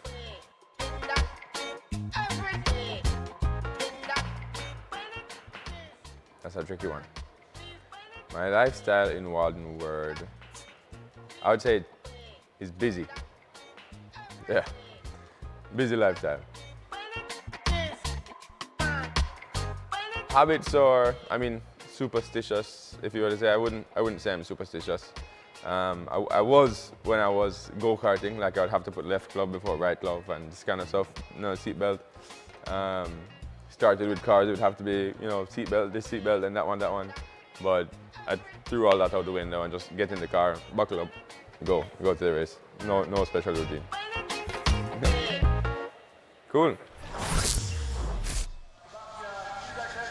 We are ready for the semi-finals here on the last day of the 2025 Rally X season at the legendary Estering circuit. We've been frantically doing maths. Andrew's just returned to the commentary position with a whole load of unintelligible scribbles on his bit of paper. It's a spider crawling across the page is what my English teacher said, and when I'm under pressure it's even worse. So and this is going to be wild, isn't it? It is going to be wild. So the first championship can be decided now. If Svedland is P5 or higher in this semi-final for junior cross car. Semi-final, final, where are we? Semi-final. Semi-final, goodness me. Semi-final, if Svedland is P5 or higher, he's the champion. Pira needs him to be P6 and needs to win it. So it's Svedland's for the taking here. Hukais, etc. Lembalars and Klaassen on the back row. Great start by Pira and by Svedland. Svedland holds that inside line. Pira's going to be out here in P4 at the absolute best. Moves to the inside, really clever from P2. Pira right up the inside line of everybody. Pira and Svedland are out front. We've got a championship fight on our hands. Svedland's just got to keep it on the island, and he's got it done. But Pira is in his mirrors. Under massive pressure, P2 Pira was so composed there in the first corner to cleverly find the gap and squeeze around through. But Carl Svedland has been brilliant this weekend and this latter part of the season. He's been the comeback king, hasn't he, Svedland, having difficult situations through qualifying, but he's really leading from the front here. He is indeed. Pressure behind on etc. from Hukar. Klaassen has stayed out. I think it is Lepelaz has gone in. It might be the other way around, not sure. At the back of the pack, far more interest in the front right now. Svedlund takes that wide, tight line. And I think a bit of time lost there by Pirra on the exit. Just came in a bit tight and then couldn't get the traction on the exit of the corner. Pirra under a bit of pressure from Ease, etc. And Hukar waiting in the wings. Lepelaz being in the joker in his out of the shot, really. Some nearly 6 seconds off the back of the pack. But Pirra really could do with Ease, etc. not hassling the rear of his speed car. Hop over the loose. Freeze, etc. Just cost a little bit of time. Pirra's runs a bit wide in the penultimate corner. Took Ease, etc. with him though, didn't he? Pirra's wild. He drops a wheel in the dirt on the outside as well. So P2 Pirra, super well judged in turn 1. In the background, Klaassen and Lepelaz are both jokered now. Pirra is under pressure from behind. Ease, etc. is in the slipstream here, coming down the hill. Absolutely buried in the back of the car. Here it is. I don't think there'll be a way through here. Pirra, I'm sure, will keep the door shut. But Svedlund, meanwhile, is just in front, just far enough away not to have too much pressure. Joel Kristoffersen spotting for Carl Svedlund. I can see him on the top of the JC truck with his arms fully folded. Nervous times for the JC team. Much of them are standing behind us in the commentary Pirra position. goes joker. That was so close to the rear of Svedlund. Pirra goes in. Ease, etc. goes. Hukar passes Ease, etc. on the way in, then loses it on the way out. Ease, etc. back through. Hukar's in the wall. Pirra comes through in P2. Svedlund is out. Look over your shoulder how the whole JC squad is stood behind you watching. Svedlund needs that car to get out of the way, and these cars don't have reverse. So he could lose time. Is in the line at the moment. But it's not going to matter as long as he's P5 or above. He'll still take it. It might be that Pirra goes through to the final as well, and we'd love to see them have one last race together. But at the moment, it is advantage Svedlund. Will he go? What do you do now? No, Joel will be up there. Wait till the last lap. Wait if there's any risk of that car still being there. It is still He's there. going in. He's gone in. So Hukar's on the outside. Svedlund's going to have to keep this really, really tight. Just gets it across the back. Hukar, watch for the merge. Where's Pirra? Pirra comes through, but Svedlund is still in front. They're going mad behind us. We're on to the last lap now.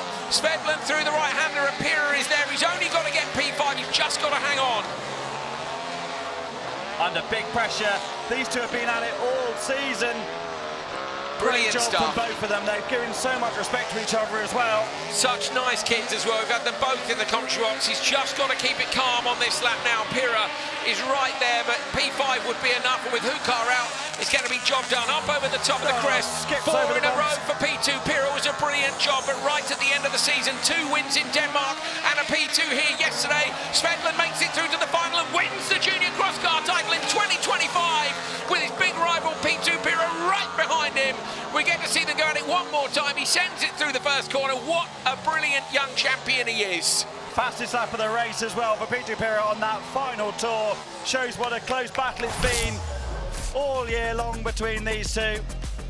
Oh, it's brilliant. The JC mechanics were all behind us. They went mad when he came out the joker merge in front. I'm not sure they knew there was another lap to go. We made that mistake a few times. But look at this from Pirra, how the awareness to get from 4th to 2nd in turn 1. Yeah, great job from him. Just snuck it up the inside and then had great pace, didn't he, to close the gap, having made a couple of mistakes early on. Dropped a wheel off there, made another little error, but was close to Svedlund. Svedlund, of course, lost out a bit in the joker. Pirra nearly clipped the rear of Svedlund there at the last minute, hill. wasn't it? Surely Pirra's got to be the favourite now for next year. Well, assuming Svedlund moves. No, Svedlund won't be old enough to move on, will he? Svedlund won't be defending a title, I know that as a fact. So, oh, really? He's moving on, so going to go do something else. There we go. Ah, Svedlund, job done. Hukar in the wall, but Carl Svedlund, the time is irrelevant. The position is what counted. He only needed P5, so once Hukar was gone, actually, it was a foregone conclusion. But that's not the way he wants to win it. He wants to win it winning the final later on today. The title is already his, of course. What a way to celebrate they even get a win as well. Look at this little Hukar on the side there. Yeah, go and pick it up. I'll ride this machine back.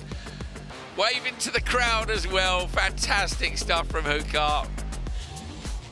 Wow, 2 champions down, 4 to go.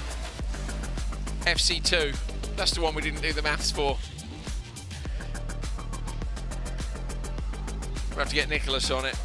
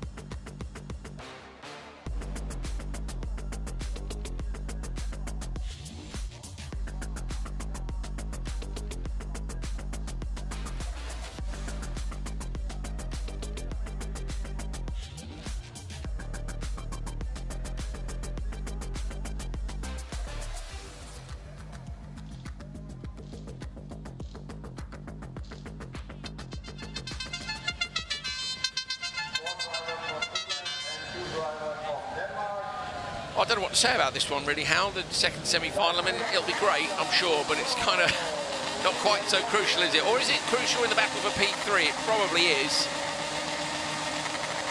We've only looked at the points for the top two, so we'll have to figure that one out later. Antila, Manisto, Matalamaki, Nielsen, Schnack and Peramaki at the back. Great start by Antila. Oh, contact that's rotated. Nielsen around, great save, knocked it down a cog into first gear, jumped on the throttle and managed to style it out. Could potentially still make the final from there with a good run.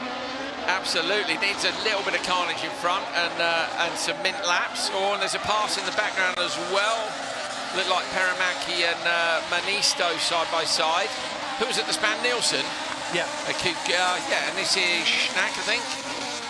Schnack, right, no, it's Matalamaki we were riding above on the drone there. Running P2, Schnack P3. That's it, there we are. Almost impossible to tell the difference between look in the background, Hal. You're right, it's already kicked off. So there must have been contact at the bottom of the hill. Into the joke lap has gone Nielsen, who's span in turn one and might just get back out here in P4. So Nielsen, these two were going at it down the hill. Nielsen should have stayed out there. Yeah. Because of now in the traffic. But very difficult to call when it's been chaos first lap. Sometimes you're going because you're not really sure what to do. Maybe that could often be a driver, as we found out last week from Robert Vittles telling me after I called it wrong when I didn't know who'd made the Joker call for him when he decided to go in on his own. What did he say to us in the opening yesterday? He said, I thought I knew better than everyone and decided to go myself. Yeah. Sometimes you have to make the decision for yourself, but for me that's far more in a reactionary situation, which for me is Hollier's turn 2. Hell turn on the first lap though, not mid-race, and if not, I'll go in now. No, exactly. I know several drivers who are guilty of that, and it doesn't work. It doesn't work. Sometimes it does, but it's rare because you can't see the bigger picture. You've only got what's in your mirrors or in your windscreen. Yeah, you haven't got 8 stopwatches attached to a board, have you? They do tend to still be quite analog, the spotters. Antila driving away here from Matalamaki. Schnack, I think Joker P3. Over the line, Antila yesterday, don't forget, took the first win of his junior cross car career. Who's that stopped? 2-1-4 in the Joker lap. That's Matalamaki, is stopped in the Joker. And Matalamaki is in the fight for third in the championship from memory, so that's not ideal at all for You're right. With Manisto, Hal. Yeah, where's Manisto? Manisto's in danger of not making the final because I think Manisto still needs to Joker. Yes, he does. And Nielsen is less than a second behind, having taken that earlier Joker. Antila goes in this time round. What I don't have is points after qualifying, so I don't know where Manisto and Matalamaki were after qualifying. Over the line, Antila with a lap to go. And I think now the Joker laps have played out pretty much. You say Manisto, you don't think's been in. Where is Manisto? How far back? Manisto 10 seconds back. So close with Matalamaki as they cross the line. We can see it on our timing screen.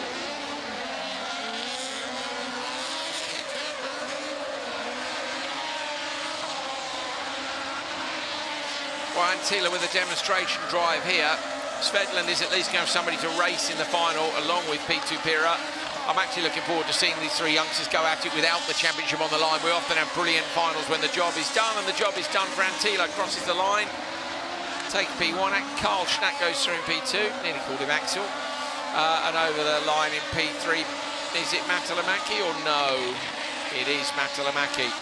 So Matalamaki was behind Manisto in the standings. Not by far. No. Yes, six points back.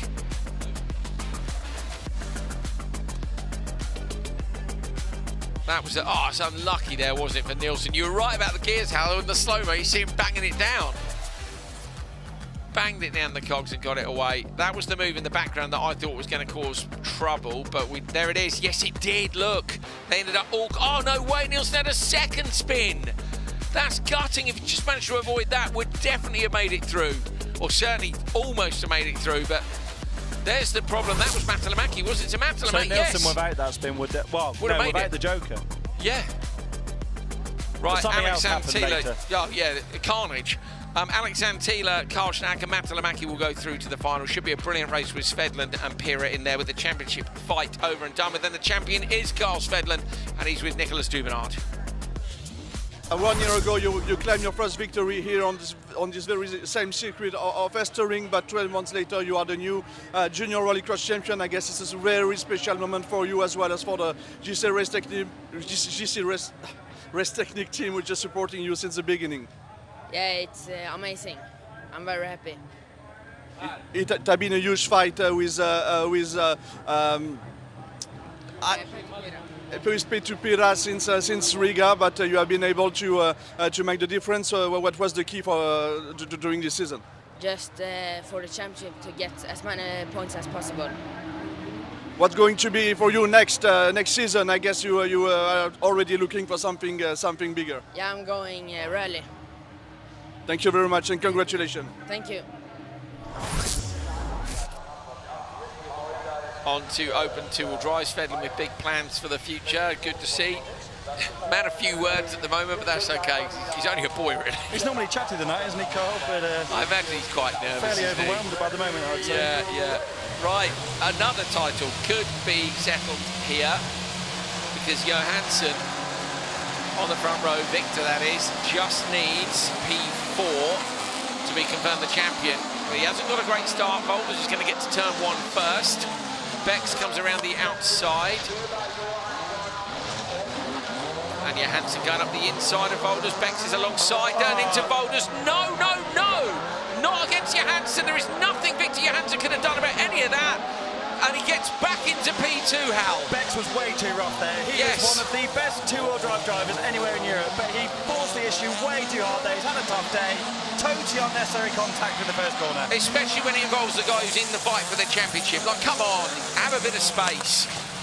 So Victor Johansson somehow, I was going to say unscathed, Al, but the Mercedes looks absolutely beaten to bits here. But the awareness of Victor to not end up with that broken in the wall is unbelievable. He looks up the inside now, he's thinking better of it. And you wouldn't have put your money on Mikkel Persson leading after the first lap, would you? So great job from Persson here. And I'm sure Victor Johansson won't do anything stupid. He's got so much extra grip. Oh, he does it. Great move. Just drove past him. Persson also knows he's a big part of this Rally X paddock. He's not a driver that does some rounds, and he'll know what Victor's at. Gave him plenty of room. He did indeed. So often you see that, don't you? On finals day, where the people that are in the paddock all the time are just like, yeah, you crack on. Like, I'm not going to get involved in you trying to win the championship. Which is good. I don't want to be the catalyst to you not winning it. You don't want to be the reason, do you, for where someone goes home disappointed all year, having put every single bit of blood, sweat and tears into something, that you're the reason it went wrong. So yeah, Johansson at the moment is where he needs to be. Remember, he needs P4 in this semi to be the champions. He doesn't even have to make the final, but if he makes the final, obviously he definitely is P4 or above. Bex has done the fastest lap of the race on a 38.8. Even more reason not to go nuts in turn 1. Down in 5th, but yeah, that's not going to be enough at the moment, is it? Although it has been in the Joker, as has Boulders, who is running P3. I don't think that's going to be enough for Bex, even without any penalties or what have you afterwards. Victor Johansson's built a strong car, Hal. It is strong, isn't it? Yeah, it looks strong. I can imagine Victor having qualifying wishbones, you know, like slightly weaker ones, and then the championship weekend wishbones, which are double welded titanium or something, not titanium, that would be terrible, but you know, something extra strong just in case he got mugged in the first corner. He has 2 laps to go. Joker for safety or stay out? What's the gap? 2.6 to Boulders. Stay out. I would definitely stay out now. Yeah, you don't want to end up in the traffic. No, not worth it. No. Drive to the line, having led the race, if you don't finish first or second, there's not a lot you can do about it at that stage. And we know that Victor has great lap pace, even if the starts are up and down sometimes. So, yeah, I would always stay out in that situation. Johansson comes down the hill. The car is looking pretty battered, to be fair, but that's because he's been on an incredible championship campaign. He's been with us all year long. He took a win in Portugal. He took a win in Holland. He missed a win in Latvia, got a P2, got a win in Finland, got a win in Sweden, he got a win in Denmark. He's still got a win to get here in Germany, but all he's got to do right now is thread the needle through the Joker lap. Battered from that turn 1 encounter, but still in the fight as he has been all year long. And over the line, Victor Johansson takes his second open two-wheel drive title in Rally X 2025, added to his roster in the trophy cabinet.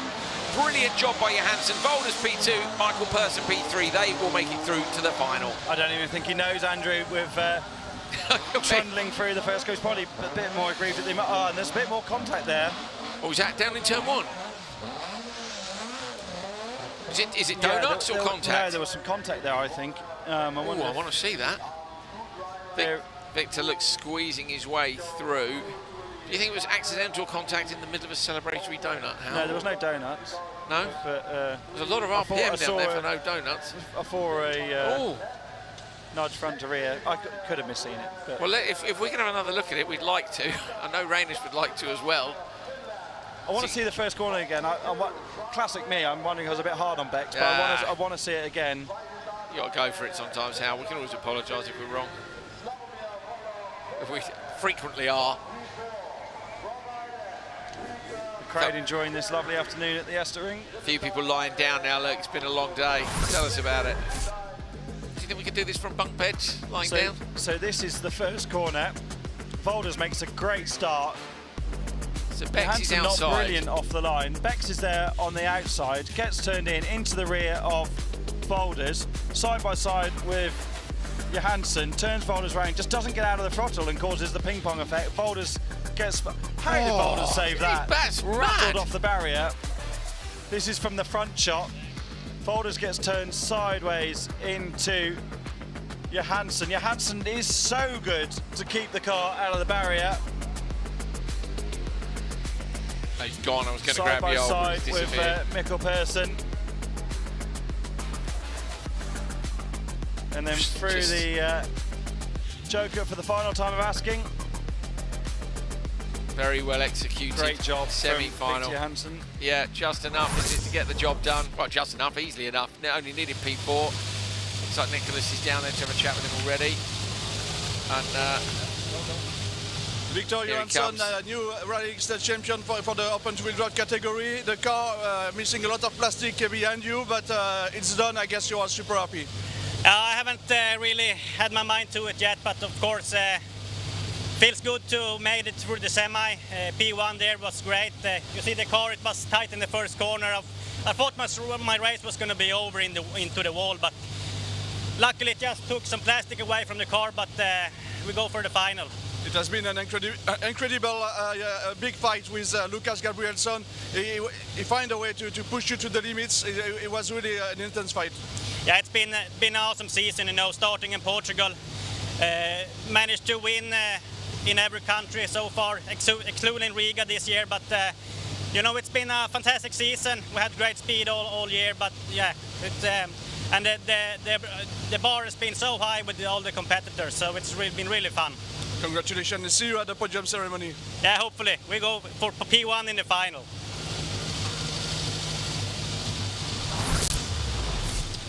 So we're going to have a quick word with Rainis Nittis, who is up in race control. Rainis, what did you make of that first corner? Microphone, Rainis, microphone. You might on your head. That's it. Yes. There you go, mate. Turn one was yeah. I checked it many times, and it was for me race incident. Bex was not doing anything wrong. He was just in the middle there. Here he's going around the outside. He's rotating the car. Here he's in the middle, and after that, like it's nothing to do. Question for a small push before that happened, but for me, everything what happened here, it's okay. It was not for purpose. But I didn't like what Bex did after the finish or checkered flag, that he pushed the red car, and I waiting for the onboard, and if I didn't really see it on camera, but if I see that on onboard, then it's black flag for unsportsmanship. Let's have a look. This is the moment you're talking about. So this is after the checkered flag. It seems that he touched him, and if he does, then it's not okay. Okay, understood, Rainis. Thank you, mate. That's the bit that Hal caught the end of from the distance. Rainis, he said yesterday, didn't it, got busy in the semi-finals, and I think it's getting busy again. That Bex one's hard to call, isn't it? Fair enough, no penalty, but... Yeah, I think, I wonder if Volders turned across his nose, but I don't know what you mean about staying in the throttle, and for me, it's where Volders was, I mean, how Johansson missed them all, I do not know. He said he's just come out of the throttle, hasn't he, and waited for it to unfold, and then tried to get back on. But the awareness for that when you're thinking of the championship and trying to get a good result, that's just brilliant, isn't it? That's the difference between the champions or not. So Wallach is in this and is confirmed as P3 in the standings, because of course Petty Jensen didn't make it, so Slavomir will be pleased with that, I'm sure. Gabrielsen will no doubt be disappointed that the championship run is over as he beats Bart Bell and Peter McGarry to turn 1, but I'm looking forward to seeing Gabrielsen again in a decent final. Problem for McGarry in the first corner after making a great start, gets passed around the outside by the Yaris. Gabrielsen's got a wildly big lead down the straight, but McGarry's looking to the inside of Finesse. Wallach's round the outside. This is going to be Wallach's chaos. going to end up in the gravel, is he? He does. Can he get it out? That's is that not going game anywhere over? in there. Oh, mate. Not going anywhere. Poor Slavomir. We still beat 3 in the championship, so at least he can celebrate that, but he would have liked to have made it through to the final. It was worth a go. Gabrielsen with a massive lead, Hal. McGarry had some sort of issue there in the first corner after making a really good start and getting up to P3. Now he's got work to do to try and make the final. Who's that in the Joker in the background? That's Butties, isn't it? As Gabrielsen, as you say, is absolutely flying out front, 38.8 on his first lap. Double wave yellows at the bottom of the hill, which is a shame because it is a place you can pass. Full mark to Wallach for trying that outside move, but it just... There's a lot of momentum in that car, isn't there? It's not the lightest thing to stop. I imagine when he was going in, he was probably... there's a four-letter word that you repeat to yourself multiple times normally as you head towards the thing you're going to hit. Several, depending on what you're calling yourself, I guess. Yeah, it is, yes. McGarry's in the Joker this time around. That's to get out of the traffic. That's going to release Finesse. I think Finesse really needs to respond next time around because from what we've seen so far, McGarry's probably got better lap pace, so I would hope you can nail a lap and cover him off. What's his gap? 2.6? Yeah. The gap there is hard to read though, isn't it? Because the momentum is different crossing the start finish line where the time is taken. Of course, that is the gap as they were at that point. The bump continues to do bump things. Is Tinis going to go Joker in the background? Looking for the blue and white Yaris on the Joker. He's gone in. Tinis has gone in. Oh, and he runs a little bit wide. Is he going to get out in front of McGarry? He does. McGarry's got more speed up the inside. They're into turn 1. We still can't see him. McGarry's got there done first. It. Great job from McGarry. Yeah. Clearly, the only tactic there was to cover off, but McGarry did a better job over that single lap. Yeah, got it done and held on. Gabrielsen still leads by some 2.1 seconds. Fastest lap for him as well. I'm excited to see him versus Victor with the gloves off and no championship worries. Bell in this time, but I think McGarry's lost so much in that championship fight that in that fight with Finesse for third, that McGarry's in no man's land. You are above Gabrielsen coming down the hill. Gabrielsen's only had the one win, but a couple of P2 and a couple of P3s, top qualifier 3 times. But it's just been there and hustling. You know, there was a DNF for Victor in the semis at one event. It's been sort of up and down, but they've both been there consistently all year long, fighting each other. Gabrielsen goes Joker this time round. Yeah, I'm disappointed for him because he deserved the title as much as Victor did. They've been great stalwarts of Rally X. He's going to win this semi-final comfortably and move through to the front row of the grid in the final, and they're going to start alongside each other, which I think is just fitting, isn't it, given how they've been so far this season, and hopefully we're in for another brilliant last race of this 2025 season. And we've got 3 semis for this. Yes, we have, haven't we? So Gabrielsen and Bell, so McGarry's going to miss out, unfortunately. Oh, you're right, yeah. My bad. Oh, that's gutting. We're so used to seeing 2 semi-finals. We are, yeah. I was just thinking out loud and then wondering, who I've not mentioned from the first one. So yeah, Johansson and Volders, Gabrielsen and Bell. Of course, a good lineup, isn't it, so far? Tinis, look, with around the outside and the front wheel drive. It's often so easy to do that when you can lean on the front axle and just turn in rather than trying to wrestle your rear wheel drive car around. Nicely done. 3 wide down the hill. McGarry looked to the inside while it went to the outside. I think Slavomir's problem there was giving way too much respect in the gap he had to Finesse, and just locked up, over-rotated and into the gravel. One more semi-final to come for open 2-wheel drive.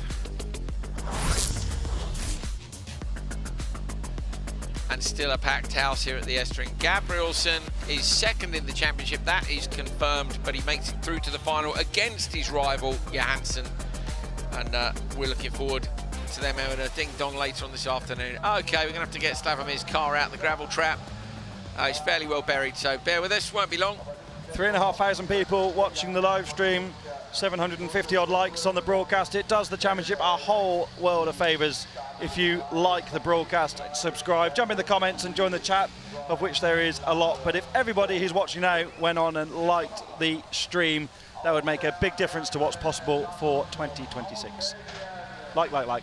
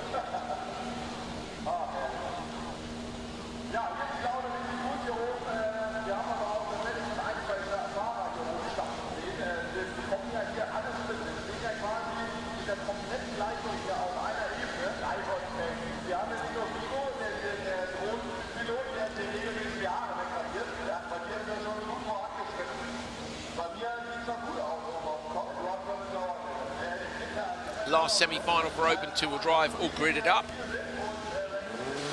We are running a bit late, so we may hammer straight through to the finals. We'll see. Mainings and Sture on the front row, Verkeringen and Valisin on row 2, Liskowitz and Geenan on row 3.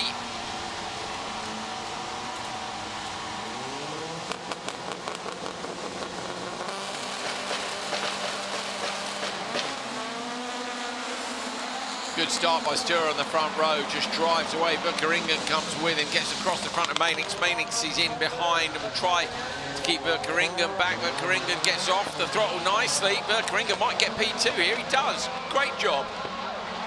Sture's been so good off the line all weekend. Oh, Mainings is going to have a look to the inside. Great move from the Volvo. Had so much momentum down the hill and gets it stopped and meets the apex in the middle of the corner. Fantastic, but Bjorn Sture, the winner yesterday, and just an incredible change of form from a few years ago. Brilliant, brilliant job from the Norwegian Focus driver. How does Mainings, get that much pace down the hill and still get it stopped? You know, you look at Wallach, I know the BM's a bit heavier, but somehow Mainings is just, just epic on the brakes there. Fully committed to make the pass. We'll have another look at Sture here. Let's see what the differential is in power down the hill now. Sture's got the measure of him in terms of pace on the gas at least. Sture is, of course, Swedish. I don't know why I said Norwegian. It's probably because I was talking to a Norwegian seconds ago about doing Open 2-wheel drive. Mainings looks to the inside through the left. No room for it there at all. I don't even know why I ever looked, but clearly has loads of pace as Mainings into the loose gravel. That big bump still causing problems. Mainings with the front right wheel almost over the back of the curb, which is so tricky for most mortals to even get to touch. Mainings is all over it. Up in turn 1 he goes wide, so now Mainings looking for the undercut on the exit. Great defensive positioning by Sture. Yeah, brilliant. Just to slow the car on the apex, you're not going around the outside unless you've gone for the big old send. And you won't get there, will you? So it's much more likely in an all-wheel drive than it is in a rear-wheel drive. Yeah, rear-wheel drive is not going to work because you've got to modulate the throttle too much, and then... Who was it? It was Johansson earlier, wasn't it, who managed somehow in turn 1 to come out from coming around the outside. But yeah, on a move when you're on equal pace, not in the first corner, it's not going to happen. But you're also carrying that extra momentum from the bottom of the hill, not from out of the last corner. So yeah. Mainings has just dropped off a couple of car lengths, and that will please Sture greatly into turn 1.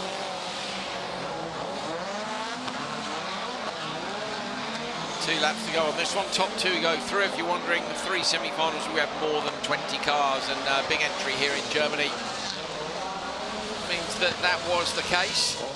So at the minute you've got Johansson and Volders from Semi 1, Gabrielsen and Bell from Semi 2, and as it stands it'll be Sture and Mainings from Semi 3, and I can't think of a more competitive Open 2-wheel drive final.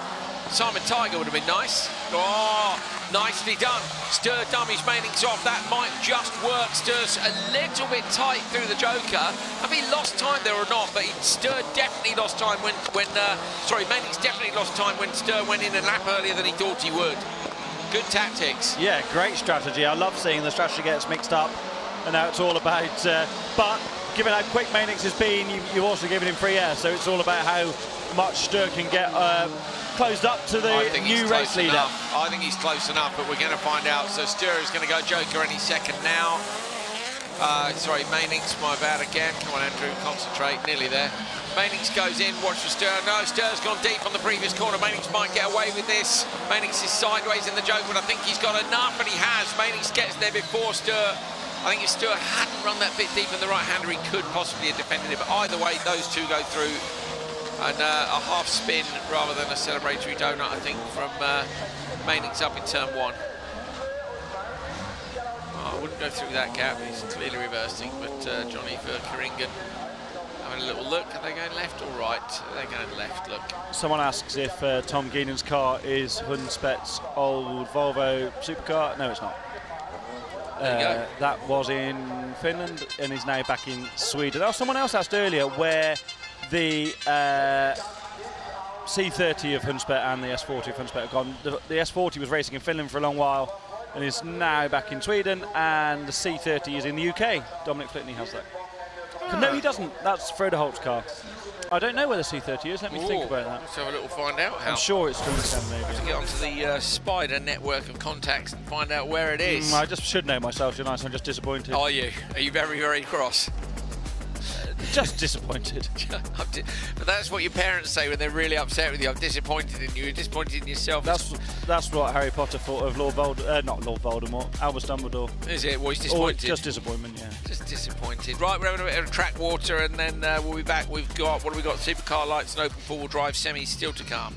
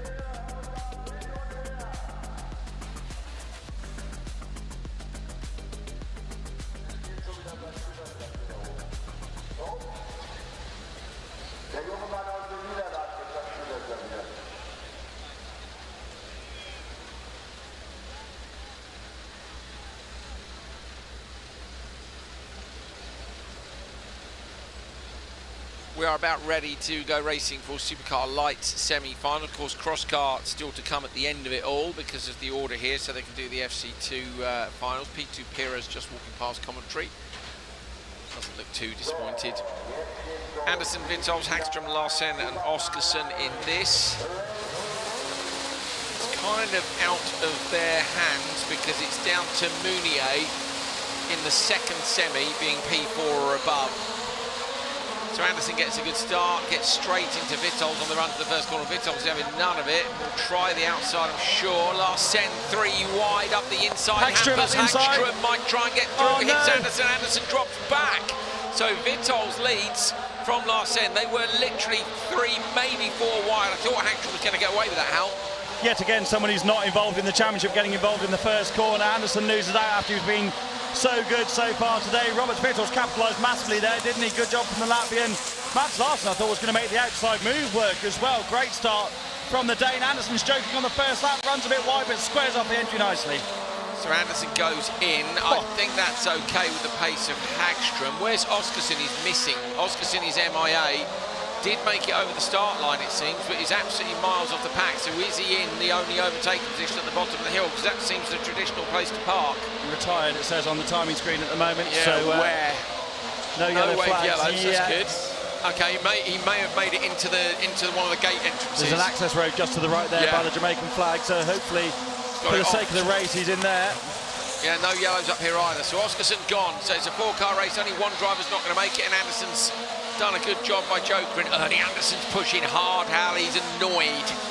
He was very assertive off the start with Vitols. 37.5 for Vitols, 37.5. Just 900 slower from Lucas Anderson in hot pursuit. So Anderson, they might be watching him at the front of the pack. I mean, they've got enough of a gap at the minute, 3.1 easily, but Vitols isn't going to want to go and put himself in traffic. He'll certainly hold on. Shows the quality in Supercar Lights. All the drivers in this race on that last lap were within a tenth of a half each other on lap time. So little to choose between them, but if anything, Anderson's got that clear air. Hagström's going in. This will be the cover, Anderson behind, but Anderson should get it. Great joker. That's a brilliant joker. That's an epic joker by Hampus Hagström. It's still not quite enough though, and Anderson gets out in front. How for me, Hagström and Larsen fastest lap of the race Anderson. for Anderson, exactly when he needed it to get ahead of Hagström when he went into the joker. I think both Larsen and Hagström have come on big time this season. Larsen definitely. Hagström was quick straight away. The difference is Hagström had the form, didn't he, from juniors and was very, very good. Larsen's come in as a bit of an unknown from the Danish Championship and really delivered against known quantities. If anything, I've been more impressed by Larsen, but of course Hagström's done a great job. Took his first win in Alsbyn as well a couple of rounds ago.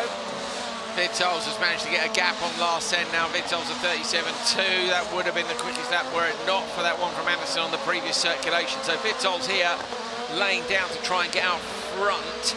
Championship positions, I haven't got P3 written down, but Vitols is just a little bit off the back of Anderson, but could still get second. So could still second in the championship, and with what happened in turn 1, that might work out. So Vitols with the joker to do. He's got 2 seconds over Larsen, who's got to go in as well. He's got 3.2 over Anderson. It's super tidy from the Latvian on the way in. It's tidy at the apex. Anderson's too far back. Vitols with a commanding win in semi-final 1. Anderson manages to get to P2. He gets Larsen at the jokers, so Vitols and Anderson go through. But I say they've done everything they need to do. Now it comes down to what Mounier does in the next semi-final. This was turn 1. There was a bit of contact between, look at this, Hagström on the inside. He got run into by Oskarsson big time. So I guess Oskarsson pulled into the gate on the right-hand side there. I actually lay the blame at Hagström there. I don't know about that. He was getting stuck in, but I did in the race. Sorry, I'm with you. Hagström went up the inside, but then took the shunt from Oskarsson, and that also was the domino effect. To be fair to Oskarsson, he didn't really have anywhere to go. He's got on the throttle and Hagström's been squeezed, but still you can see a stationary car in front of you. Maybe you have to jump on the brake, not the throttle, but full throttle all the way for Vitols. Supercar Lights roll back to the paddock. Vitols with the win from Anderson and Larsen. P5 is enough for Mounier, we're hearing now. P5, not P4. And that will be because of the positions in that previous race, I think. Yeah, because Anderson hasn't got enough points relative to Mounier.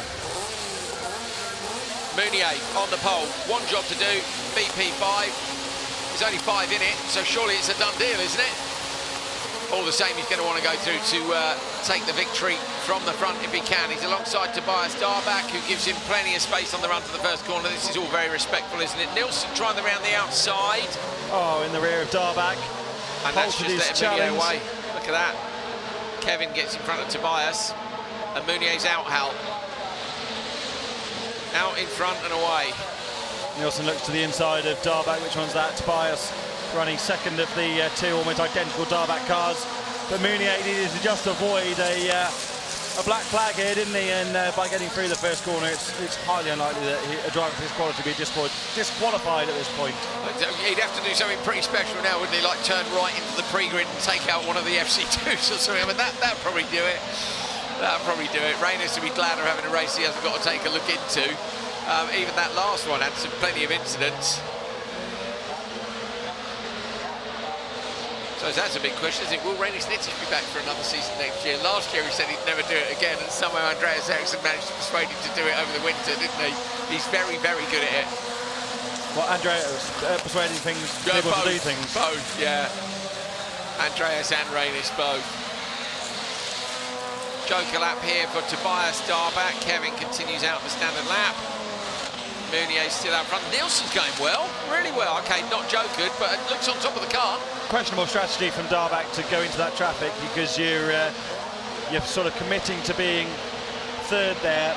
Once Nilsson goes by, Oskarsson's car returns to the paddock behind us, broken steering on Oskarsson's Supercar Lights. An impressive debut season for Pontus Oskarsson comes to an end prematurely. Mounier will be counting the laps down. Say P5, he could actually he could come P5 now and it would still be enough to take it, but that's not what he wants. He wants to be on the front row. He wants to have a good old fight, and at the minute we're looking like Vitols and Mounier on the front row with Amundsen in P3. That'd be a great way to finish the year, wouldn't it? Yeah. Go at it. Get amongst it. Gloves off. Full send. All sorts of other analogies. I'm looking at the points here. Linman is the one I'm looking at. 9 points clear. Franks, we've done some more maths on. We'll have to talk to you about it in a moment. We've got cross-car to come as well from the semi-finals.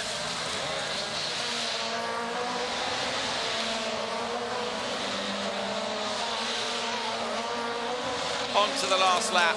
Still Mounier, Darback and Nilsson haven't jokered out front. They will shortly. Hal is running off to get some points calculations.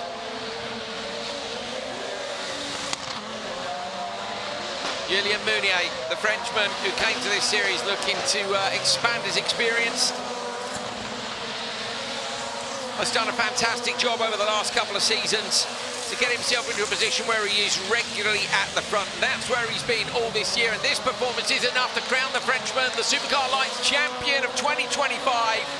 He goes through to the final, be on the front row against one of his rivals, Vitols, Anderson on row 2. We're looking forward to that, but a brilliant job. Julien Mounier, your 2025 Supercar Lights Rally X champion. 3 wins, remember he won yesterday, and he's still got a chance to make that 4 today.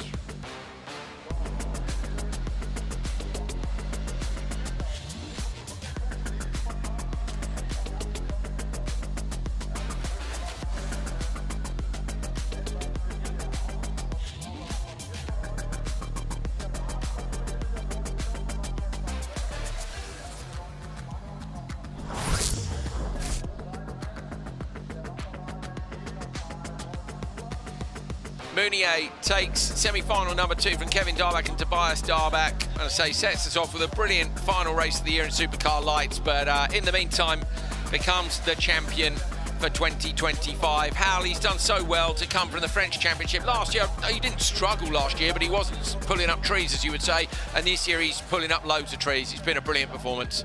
It's all about learning the tracks, isn't it? And as you say, it's so different up here in Rally X compared to the French Championship. A lot of the French tracks have got very high grip, or at least quite smooth and flat. Very different up in the Nordic region and in the middle of Europe. But an amazing job for Mounier to get the job done, and he's been exemplary this weekend under pressure as well. Just super quick, same as Eekmerstad. Respectful driver, but also he's just delivered under pressure against some really big talents. Kept his head. Well, stay with us.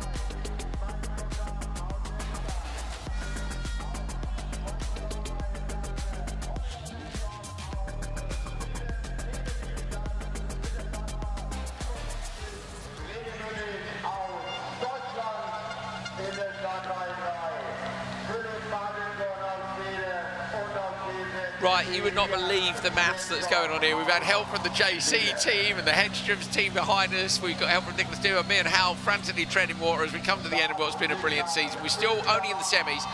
Tam on the front row with Victor Branks. First of all, Victor Branks is out of championship contention by, I think, 1 point, just the way it's worked out. But it's all about whether or not Tam and Linman can make it, and they're in separate semi-finals. So we thought they were in the same one, and they're not. Maiko Tam away from the line. Ericsson from row 2 looking up the inside. Tam going to get to turn 1 first. Victor Branks gives him a little bit of space. Tam puts the car sideways. Up the inside goes Ericsson. Martinson as well. Tam's out wide. He drops down to P4. Not what he needed. Martinson and Ericsson into each other on the run down the hill. Branks leading. Oh, Martinson's late on the brakes and Maiko Tam slots into P4. He must make it to the final, Hal. If Maiko Tam wants to win the championship this afternoon, he has to get going now. He has to pass Ollie Ericsson, be that with Joker strategy or on track to make it through to the final. He also needs as many points as he can get from this race. Svensson goes into the Joker in the background. That's a good decision from the Swede. Franks has got a comfortable lead here. Tam, though, amazing start, but just couldn't get it turned in and got forced out wide. Ericsson up the inside. Martinson, is he alongside? He is alongside, but Martinson's got the legs on him as they come down the hill. We won't be calling Linman the champion, of course, until he starts his semi-final or finishes it more likely. But Mikey's got a lead of 9 points. He's gone round. Martinson goes round. Tam's going to get out of this. Ericsson's popped. Tam stopped. Is it game over before he restarts the car? Ericsson gets away. Martinson's been back around. Shocker. So where is Maiko Tam now? Tam's third, I think, on the basis he got going on. Spencer's through. Svenson's been in the Joker already, remember? And Munich's through as well. Maiko Tam is at the back of the pack. So has Tam got an issue? I think he has. He's going slowly. The car looks like it's not travelling straight. Maiko Tam's championship hopes end here in the semi-final. After contact at the bottom of the hill, wasn't even for him. It was contact in front of him. And Maiko Tam is out of the championship fight. Linman's going to get this. That's the pressure off for him, but we'll wait for his semi-final. What a shame. We've been robbed of a great title fight there. We have. And that's just a great example of getting sucked into the traffic. Had Tam made it work around the outside, I mean, following Franks, he would never have been in that situation, but getting forced out wide in turn 1, you end up in the bun fight. I can't remember or work out what happened, but I have no idea. I think Martinson might have dropped it, and then Ericsson's got in the rear of him and helped him around, but I think Martinson dropped it on the way in down the hill. So this man, Victor Franks, leads. Franks actually, Hal might now be able to, he would be able to get Tam. So he's not going to do it here. He can equal him here with 6 points. No, he won't. Tam will still be 1 point in front for if he gets P6, which what a shame for Tam. He's about to be lapped by Franks as well. He's getting out of the way to allow Franks through. What a shame after being so strong this year. He's really stepped up. He's produced some very, very good drives, taken the championship right down to the last couple of races of the season. Franks is feeling sandy up at turn 1. Do you know as well, Hal? For me, Tam actually came here with a better attitude than Denmark. A bit like Ugar, lost it in Denmark. Tam kind of the same. Come here, and yesterday was a good day, and today too, he's been a bit more assertive. But you learn from these things. You do. Martinson, who dropped it, is learning as well. 35.7 at the back of the pack, absolutely flying. Martinson, with a bit more consistency and fortune, could have been in this title fight, and he's just not quite there. Victor Franks, though, great drive through the semi-final. Yeah, brilliant job. He takes semi-final number 1. He will go through to the front row as your top qualifier. Who's coming through in the background now? Ollie Ericsson's going to make it, and Spencer's going to make it as well. Wow, Rennie Munich going to be beaten to the line by Martinson. Didn't really see what happened to Munich. Bumper off the back of Franks' car, but we'll pick that apart in the replays because there was a bit of carnage there. Munich got caught up in that instant, I think. Look at Tam's start for Munich as well, Hal. Brilliant really slow start for Munich. For Maiko Tam around the outside, and he nearly got it. Had they not watered the track, I think he would have had enough grip there. Franks also runs a bit wide. He got on the throttle nice and early, look, but... Tam's just a bit of collateral damage there on Franks getting a bit wide, and absolutely not Victor's fault. It's just the way the first corner here goes. They've all run a bit deep. Martinson up the inside of Ollie Ericsson. Ericsson's going to have a bit of a touch in the rear of Franks. Martinson and Ericsson side by side out of the first corner. Now let's see what happens on lap 2 down here. That FC2's got some legs on it, hasn't it? So this is Martinson. Yeah, he dropped it on his own. He's dropped it on his own. Ericsson's got nowhere to go. And Tam hits the back of him. Then Tam goes, oh no. Is it that front right contact on the rear left of Ollie as Tam's tried to go round? And then it seems to have stalled in the loose. I don't really know what's wrong with Tam's car there. Watch. He's front right. We're not going to see. We might because Vigo's a legend. I don't think there's been any contact big enough apart from Svensson dragging the FC2 out of the gravel is a great job from the JC driver. Franks his rear bumper on fire with the exhaust heat there in the last couple of laps. We didn't see that in the broadcast, but it's put itself out, hasn't it, with the bumper flailing around. They're running behind him now as he comes through the paddock, but yeah. What a shame for Mike O'Tan. Agreed. Mike O'Tan with a DNF, unfortunately, is out of championship contention. That should confirm Ulrich Linnemann, but we're going to wait until we see him on the start line in the next one, get him round for a couple of laps, hopefully a couple of victory laps for him. And yeah, it's a shame, but there we go. We have our first semi-finalist for open four-wheel drive. Now this, Linnemann now with less pressure, doesn't even need a finish in fact, but he will want, as anybody would, to get to the final on championship weekend. But he's got Janssen, McConnell, Ikonen, Turenne, Estering trying to prevent him from doing so. Watch for Linnemann in P6 on the grid. He's your champion-elect, well, champion confirmed really, but Ikonen gets into Janssen and McConnell with no way through. Linnemann tries to sneak up the inside. He's been ever so sensible here, and it might pay off. He's going to get alongside Turenne and McConnell. Linnemann up from P6 to P3. At the minute, that's enough to put him into the final. If ever there was an example of what pressure does to somebody in a championship weekend, it's right there. Linnemann will know now. He does. Oh, he's through to Ikonen's gone wide. P2. Ikonen's retired the car. Ulrich will know it's all done. There's no pressure. And then he lifts out the throttle, tucks up the inside. Thank you very much. All weekend, he's been so hard into the first corner. That's what he needed earlier. Driven himself into trouble. And rolled it in the gravel trap. You can't knock him for that because he's had the weight of himself on his shoulders. The weight of the world. And now he's free. So now come on, Ulrich, get into the final. I want to see Ulrich Linnemann in the final here on what will be a brilliant weekend for him. From P6 on the grid, he's already up after everybody running wide. This isn't done yet. Turenne's going well, Hal. He is indeed ahead of McConnell at the moment. McConnell, the last of the drivers who are yet to joke as things stand. It's such a mental game, motorsport, isn't it? I love the psychology of it. I would like to spend a lot more time talking about it. Might well do that. I remember Andrew Jordan. Do you remember? It said about that he went and saw somebody, didn't he, about the head game. Turenne is piling the pressure onto Linnemann. McConnell goes Joker and covers off Estering in the background. Turenne's going really well today, isn't he? 36-0. Look, passing up the race. That day in the FC2 is, for whatever reason, just sorted him right out, and he's going much better than he has all year in the polo. I think as well, I think Turenne will know to stay out of the back of Linnemann. You know, I think, as you said, he's someone who's been in the championship all year long. So Casper Janssen leads from Linnemann.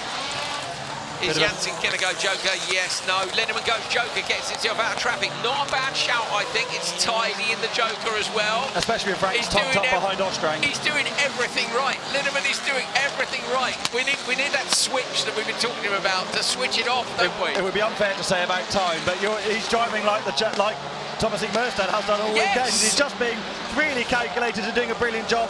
What a way to seal a championship as well, though, rather than being wildly sideways. And Linnemann is a driver that has tried for years to win a big title. When I started Super 1600 in the European Championship, he was already there, finishing second, finishing third, finishing second. He could never quite get it together. Home-built cars, difficult scenarios. He's always the one to have a massive accident and then have to build the car overnight. He had the massive shunt here, didn't he? A huge crash a couple of years ago, but of all the drivers that's had an up and down career that really deserves to win a big title.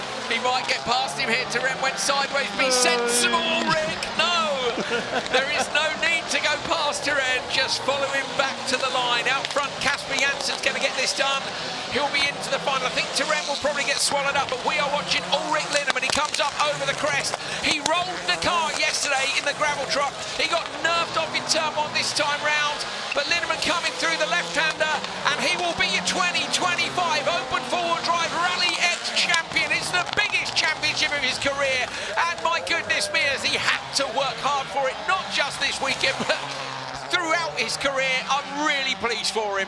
Me too. He's it says never give up on the back of his car, always, doesn't it? And he never has. He started this year wanting to do one event, and as usual, got sucked into doing the championship. And how can he possibly not when he was in contention? Then how yesterday he rolled, then he's back in contention. This morning he broke the steering, he scraped it in 12th. I don't really know how it's happened. Look at this, he's avoided all the contact by 5 centimetres. It's the work of a genius. As I posted on my Instagram stories earlier, after he broke the car up there in the first corner, he was straight in his normal clothes, underneath the car, helping the mechanics fix the car. He's really down to earth, does a lot of the work on the car at home, himself with the help of some very good friends. And he's coming past us now, Hal. Let's lean out and tell him what a great job. Ulrich Linman comes back past the commentary position right now. He's done it. He's fist pumping. He's banging on the windows. He's going to get out of the car and come and see us. Yeah. Ulrich Linman, the Rally X champion. Come in. Come on, come in. Get over it. We'll lift you in. Mate, well done. Right, let's get that helmet. Come on, over you come. Ulrich Linman climbing in to see us. Well done. Well done. The car is parked right behind us here. You are the Rally X champion for 2025. Yes. Well done, mate. Oh, what a feeling. We're so pleased for you. We're so pleased for you, mate. Your weekend. We've just told everyone what happened, but you tell us how do you manage it, Ulrich? I don't know. Yeah, I really don't know. After Q3, I was crying because I thought it was not enough. Because they watered the track before my heat, and yeah, the lap times couldn't go down because there was wheel spin all the way through the straight. So Hal mentioned that at the start, didn't you, Hal? And he did a brilliant job, didn't he, in that race? Ulrich, on your roof yesterday, worst case scenario, on your own, a tiny mistake, big damage again, broken steering today. Your career has all been highs and lows, and this weekend has been massive highs and how does it feel to win a Rally X title? The biggest Rally X title.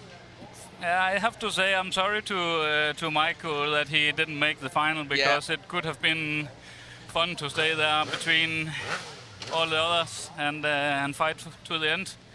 But with all that unluck I had today, then yeah, I just have to say it feels nice.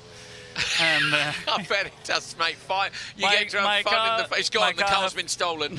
My car have been. Yeah, we struggle all day with oil leak and turbo pressure leak, and yeah, we have fights against the clock all the time. I was lucky to have friends in the paddock who got problems after the finish flag. Yeah, obviously. Yeah, I mean, just what happened in that session was incredible.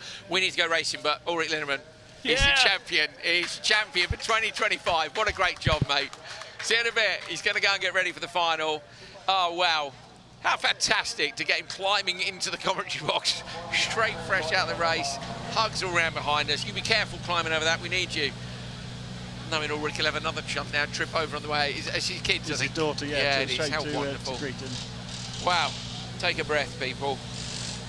That was brilliant. Right, cross car. Oh, yeah, thank you. Cheers, Martin.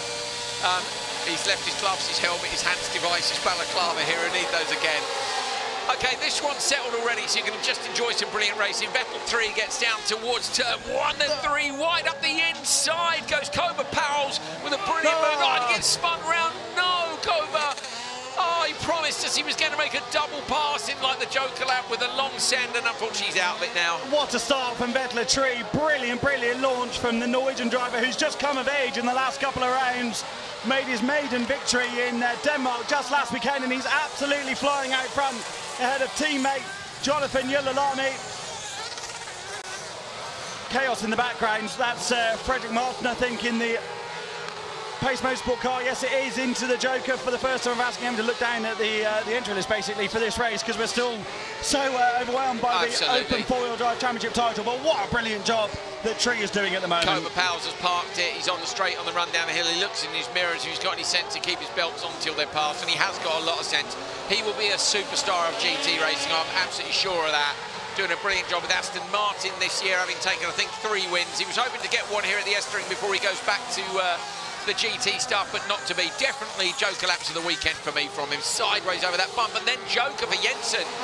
Great tactics. Yullalami, absolutely. Martin's got around in the background. How sorry. Martin and Kong coming together. Contact between them. Kong's on the outside. Martin runs him across to the gravel trap.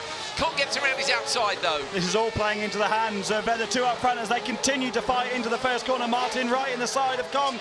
Oh, they've made more contact. It's been going on and on and on and on, and finally it's come to an end.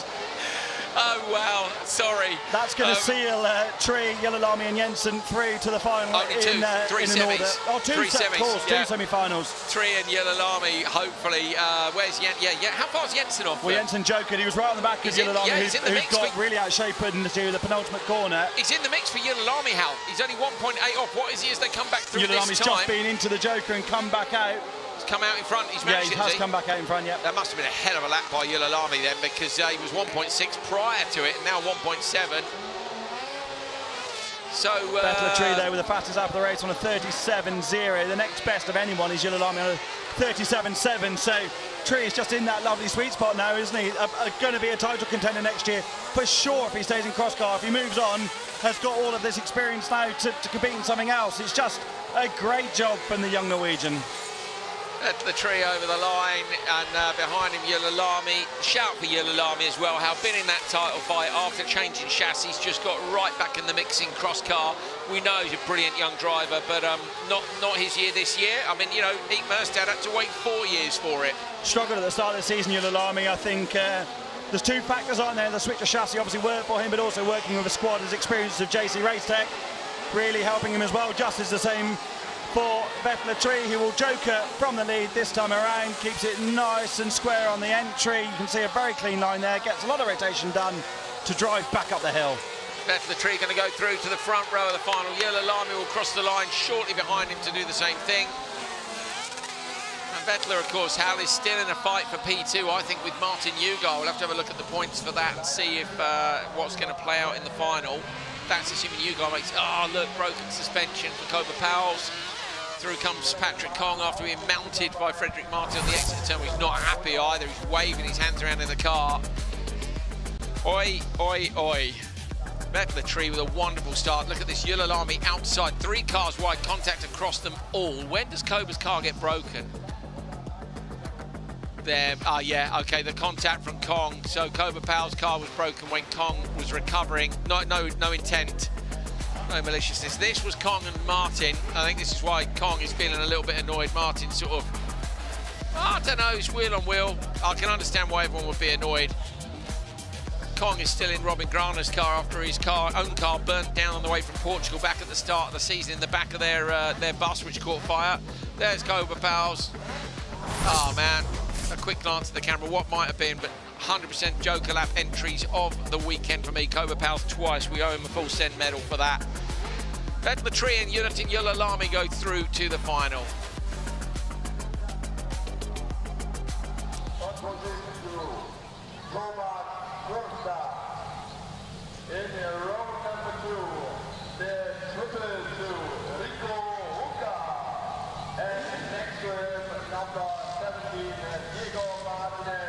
Quick recovery and we'll be on to semi 2.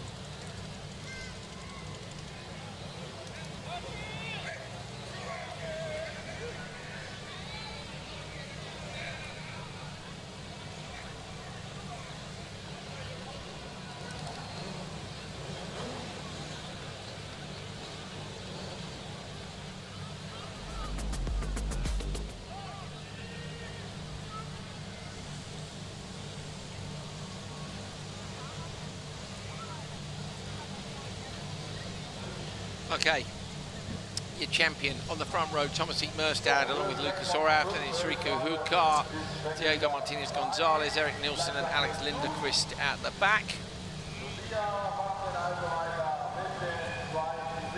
I do want to see Merstad through to the final because I would love to see a decent race between him. We've already seen Yellow Lamy's gone through. Vettel Tree has gone through, he's on such good form. Like, to finish off cross car with a brilliant race would be epic. I think the only championship that's going to be settled in the final is going to be FC2.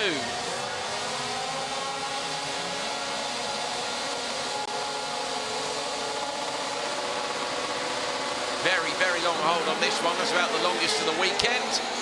They get away well. Hukar has a nice start, slots in behind Orav immediately. On the outside, Merstad's got to stay out of trouble. How does he do it? Comes from outside to inside. That's why he's the cross-car champion for 2025. He just finds a gap and he gets through it. It's brilliant. 4 wide out of turn 1, but they've all managed to sort themselves out on the run down to 2. Orav right in the rear of Merstad. Orav had a bit of a shout at winning this title earlier on. That's Hukar that's gone round.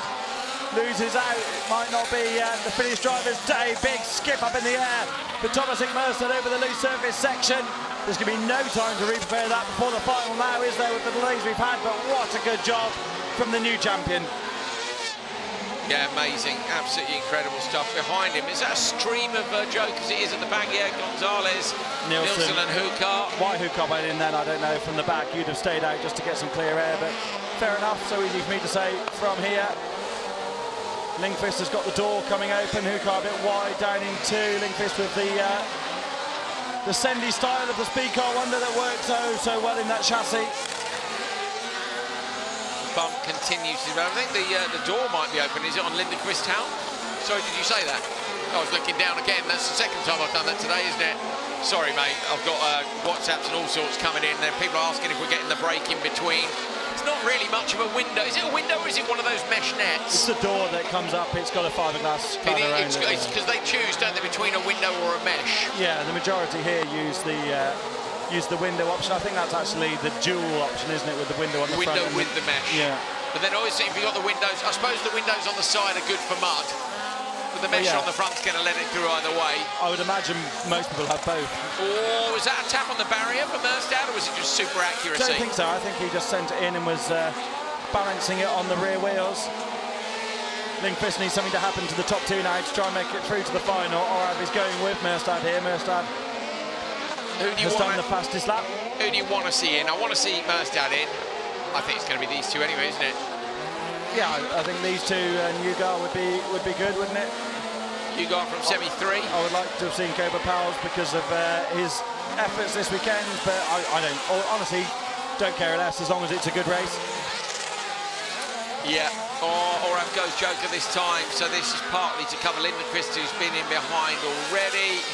The Speedcar Wonder just looks so pliable to me always. You can really balance it on full lock, on and off the brakes, and you can just hold it sideways in a way that is not necessarily possible in the other chassis. Merstad does another fastest lap of 37.3.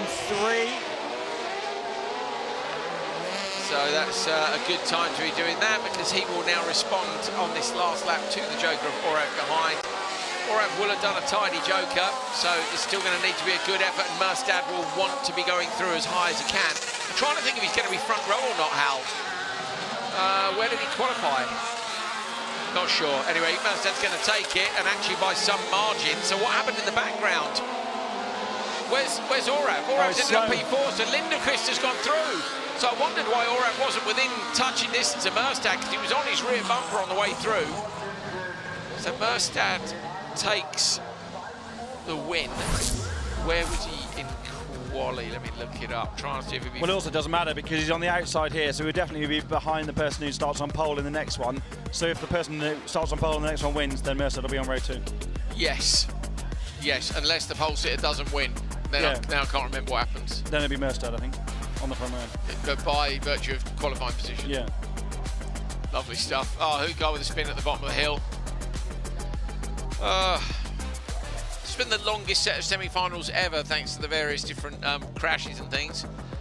When was the incident with open two-wheel drive, Hal? Was that in the semis or Q3? Which incident? The incident in turn 1 with poor Pedity Jensen. That was Q3. Was Q3, wasn't it? Which incident's fair? There have been a few. Merstad takes it, Lindqvist gets P2, Orav drops down to P4, unfortunately, on that last lap.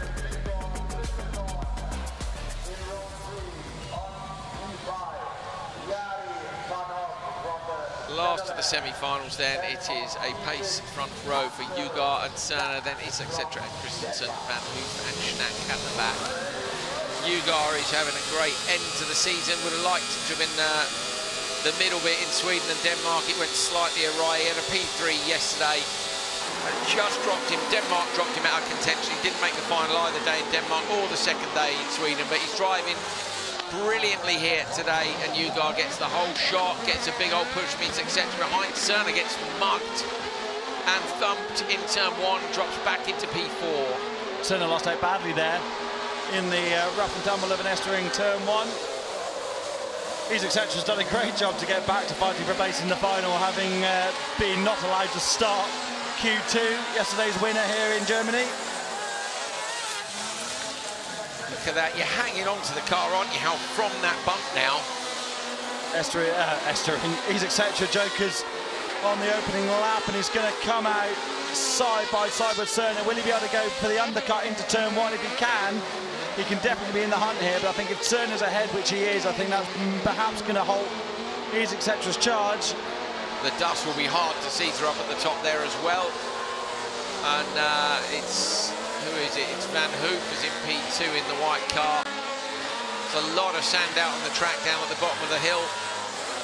And they'll get the track team out there sweeping that up, I'm sure, while we have a very quick break before the finals. We are running behind schedule here in Germany, but we'll get it done before the end of the day, don't you worry. Van Hoof drops a wheel in the dirt on the outside. You can hear the different engine though, big time. Yeah, I think we'll hear more of that as the cross-car concept develops as well, because as it matures, people try different things, don't they? And we'll see more shapes too, no doubt, especially as different manufacturers evolve their chassis. This is the second evolution of the speed car, the second evolution of the Life Live concept as well. But Ugar is absolutely flying, isn't he? 37.2 at the front of the order. This is what really we wanted to see last weekend, as we've said so many times here in Germany. But I'm sure he's enjoying it as well, driving about that pressure. The championship was a long shot, given. Sorry, Hal. Van Hoof came out of the Joker lab, and Etcetera was inside, and I think as I can't see, has lost out. Yeah, has lost out. So Van Hoof has got it. Same again, wasn't it? Really, that early Joker means Etcetera just hasn't worked out strategically. Cerner staying out has actually helped out his teammate a little bit, hasn't it? Although I'm sure that wasn't the intention from the pace guys. But I mean, this is the battle, isn't it, for the last place in the final now, is between Van Hoof and Etcetera. Cerner hasn't gone Joker on this one. He's trying to get away. Cerner would love it if they came together. That's all. And then they might be side by side in the background, looking for P3. What's going on in the background? There it is. Etcetera up the inside of Van Hoof, and that's helped Cerner get away. But I don't think it's enough, Hal, for him to Joker and come out in P2. Cerner would have been hoping they would have come together properly. The gap's a set, 1.1 seconds. That's on the cross the line. Okay, Etcetera might have lost a little bit of that pass, but it's going to be very, very close indeed. Up over the way crest. too close, Etcetera. Look, he's big jump. Ugar into the Joker. It's been another tidy run. We're going to see all our championship front runners in the final, which is brilliant. He crosses the line. Cerner's in the Joker now. Will be on the gas. He's almost going to make it, but unfortunately, Etcetera just pips him. So Etcetera and Ugar. Hal, I think we've got a great final lineup there. Definitely, yeah. And that time lost by Cerner in the first corner just was critical to him not making it to the final. 37 dead from Etcetera on the final lap is an incredibly good lap time in a cross car. The track cleaning a bit now. Aside from that bit of rough at the top, if you can ride that out, then you're going to have a good time. Ugar, though, great job.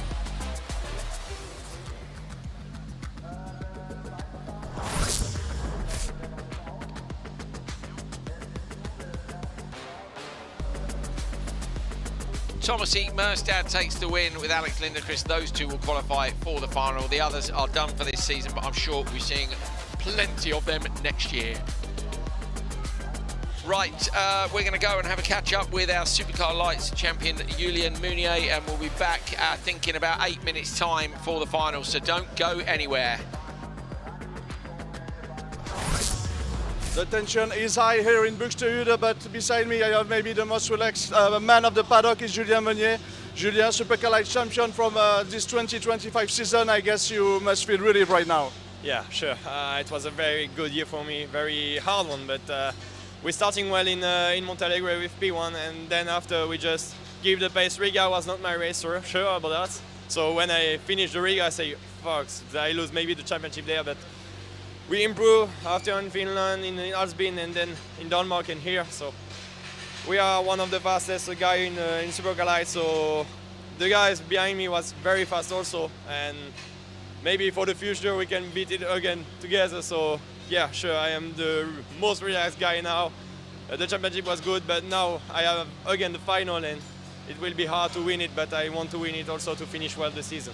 You have been growing up watching the Supercar Lights category, the Ericsson brother, Kevin Hansen, Brinterson, Cyril Raymond, everyone. I guess it's a special feeling thinking about that. Yeah, sure, it's good for the future to win in this series, because I have with me a very good competition guy, and we have the same car, so I can tell I am one of the best from them. So there is a big name with me, like Lucas finished P2 in Euro and etc. So I can tell then I am a good driver with them.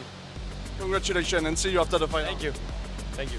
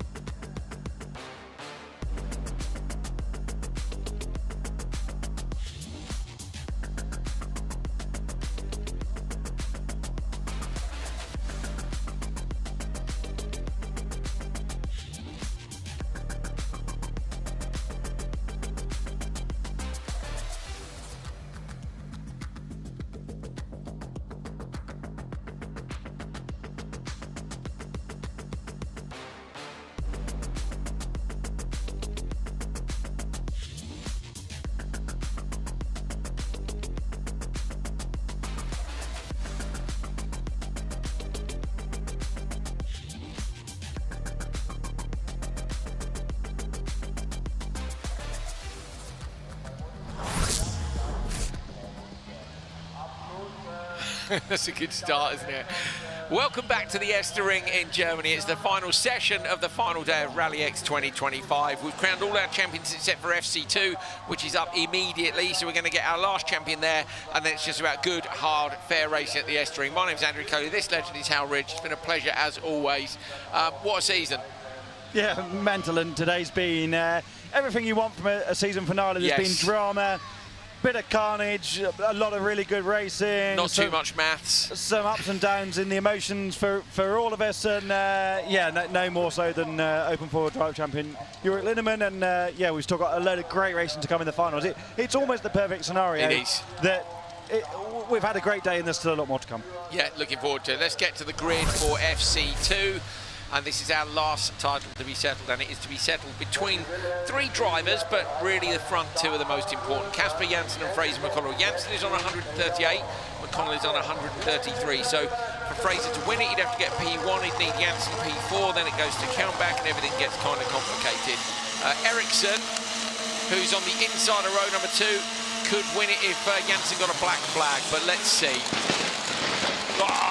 Anti-lag banging away in the background. Janssen does get to turn 1 first. Ericsson is slotted in behind him. Fraser McConnell gets a little nudge or a big push indeed. Svensson Hauman goes round. What a shame for Tommy Hauman. It just hasn't gone his way. And the championship protagonists are up there. Fraser McConnell drops to P3. Ollie Ericsson P2. These guys are teammates, but not now, Hal. So much water to put down on this Estering circuit in the gap as well that the wipers are on these cars. Ollie Ericsson is wildly sideways over the loose. Is he going to be close to the wall? We just missed that in the shot. Casper Janssen always so neat and tidy, stays well out of the wall. Into the Joker. Good move by Svensson. It's kind of late sideways, but he's in. Is he going to get caught though by Norlander? No, he's not. So Svensson gets out in front of Norlander. That's not too bad, Hal. And Tommy Hauman's gone, so Hauman's moved the car. Good job from Svensson. Hauman has stopped somewhere on track in the second sector, sorry. Ericsson under pressure from McConnell.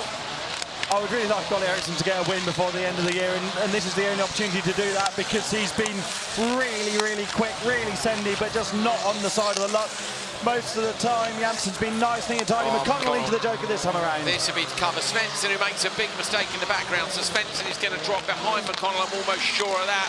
Fraser McConnell holds on to that position, and Svensson will be right there with him as they come up towards turn 1. Svensson deep into the gravel on the outside. Casper Janssen out front is doing a fantastic job here. It's been him and McConnell all year long. McConnell's got the wipers on now, and Casper just edging away from Ollie. Look at this, look at the car through the big bump, and there's Tommy Hauman. Oh no! Is that Fraz? No, it's Norlander. Norlander.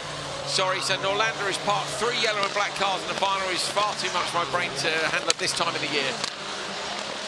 Well, most parts of the year, but especially now. That's a good point. Yeah, that's a very good point, Hal. 2.0 between Ericsson and Fraser McConnell, so McConnell's going to have to close that gap down a bit more if he wants to try and get in front of his OMSE teammate, but Janssen at the minute is away nicely from Ericsson in P2, just got enough of a gap. With some of the best racing of the year so far in FC2, but this final is all about the small gaps between each of the cars, and it's going to come down to strategy, but ultimately, if Janssen has a nice tidy Joker, I can't see Ollie having enough. Hauman pulls out the way. Great gentleman drive from Tommy Hauman. What a shame not to see him in the mix here, but he gets out of the way of the championship fight. What a good lad. Ericsson backs it into turn 1, but that might be enough for McConnell to get near him unless Fraser's been dragged in with him.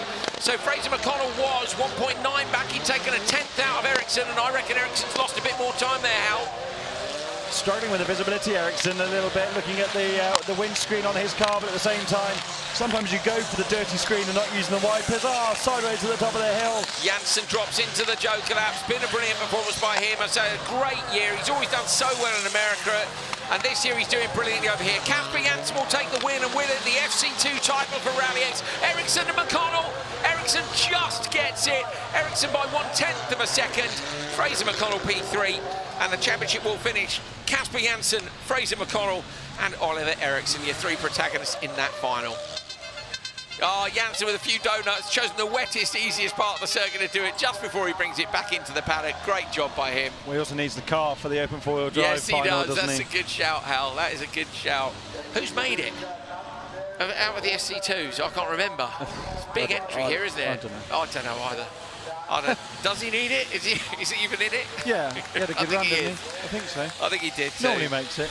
I think he must be there. He normally makes it.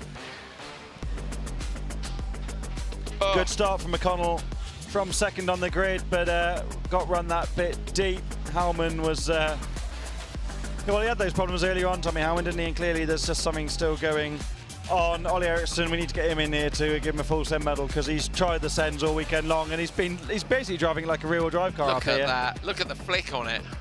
Great job from Eriksson. McConnell just hasn't been at the races today in the same way that he was in Denmark last week. Sometimes, there is the contact from Norlander. Shame for him on his FC2 open four-wheel drive debut weekend, or debut day, because he was in lights yesterday.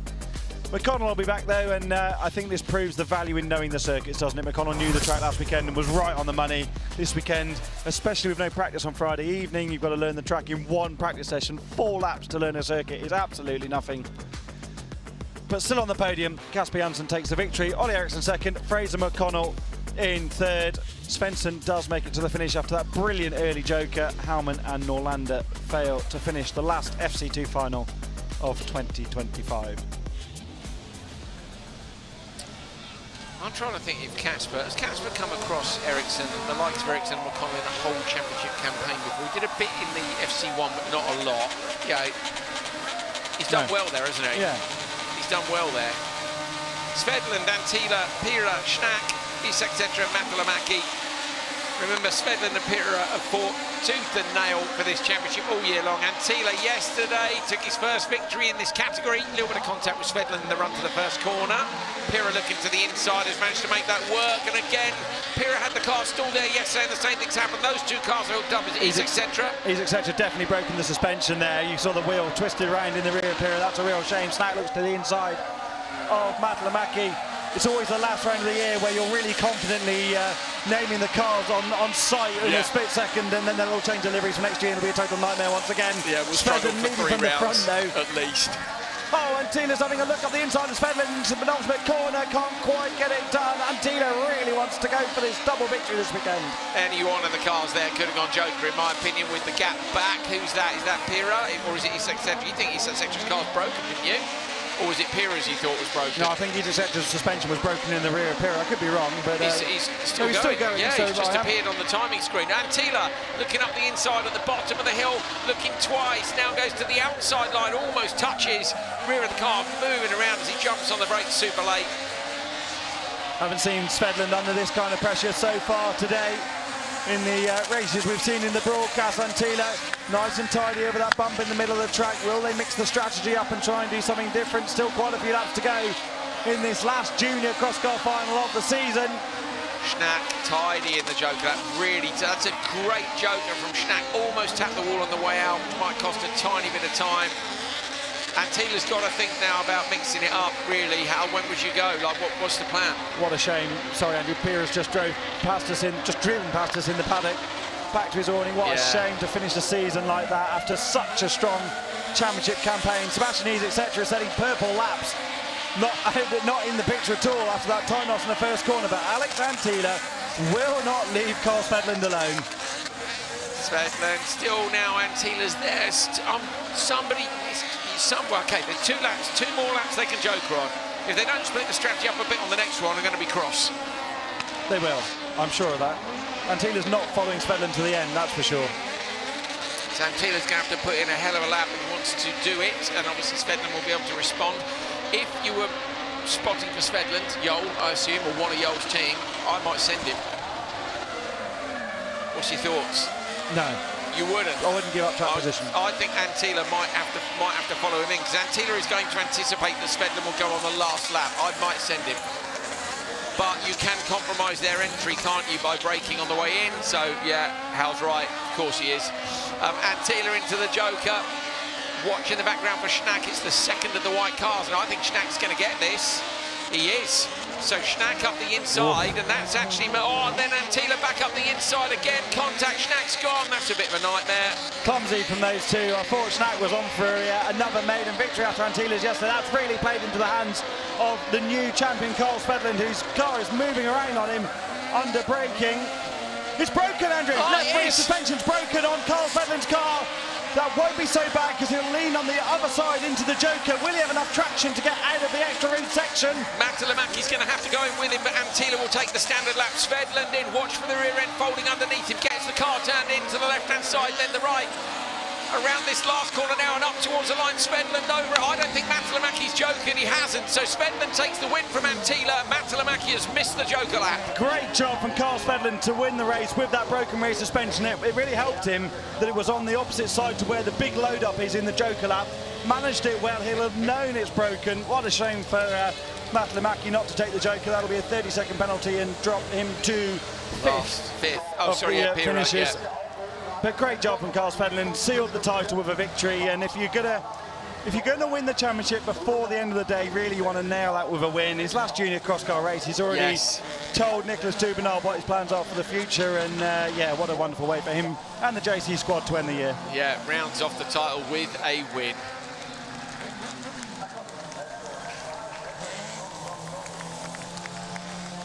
Andreas Eriksson's just come into the commentary box. Did you want to join us, Andreas? You got some thoughts, or we're in finals mode? No?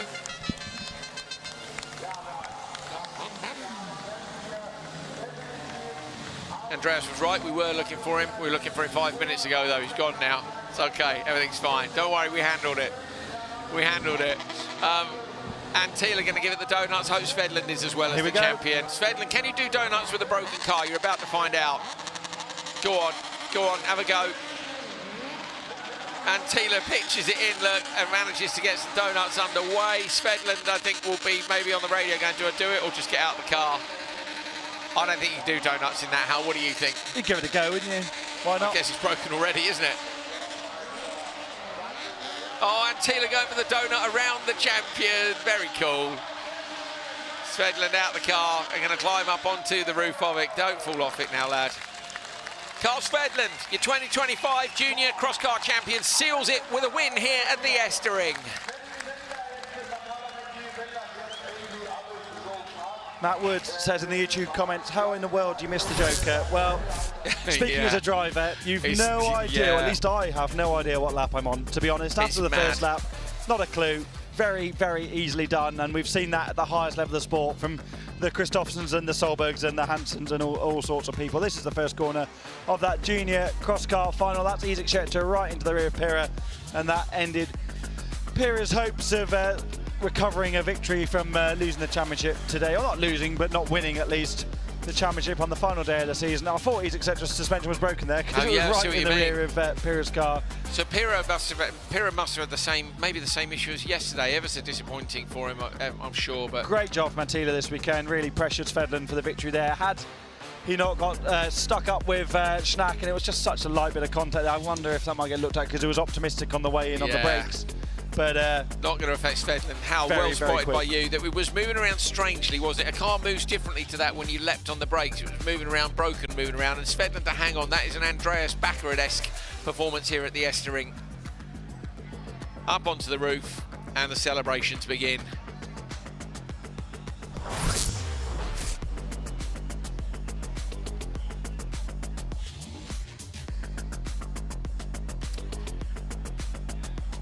Matalamäki and Isaac Schechter were in this for the championship, and they were separated by, they were equal on points. Was that for P2? For P3? Okay, I'm lost, don't know. But I think, because don't forget that Matalamäki didn't take the Joker, so although he showed us the winner and Isaac Schechter was P5, that would be reversed. If they are equal on points, then Isaac Schechter might get the position. I'm not sure. As ever. Right, front-wheel drive, two-wheel drive final. Front-wheel drive cars only in this. Yesterday's winner Jonas is on the front row with Fallesen. Fallesen is your top qualifier. I think it was the Golf that Fallesen was in.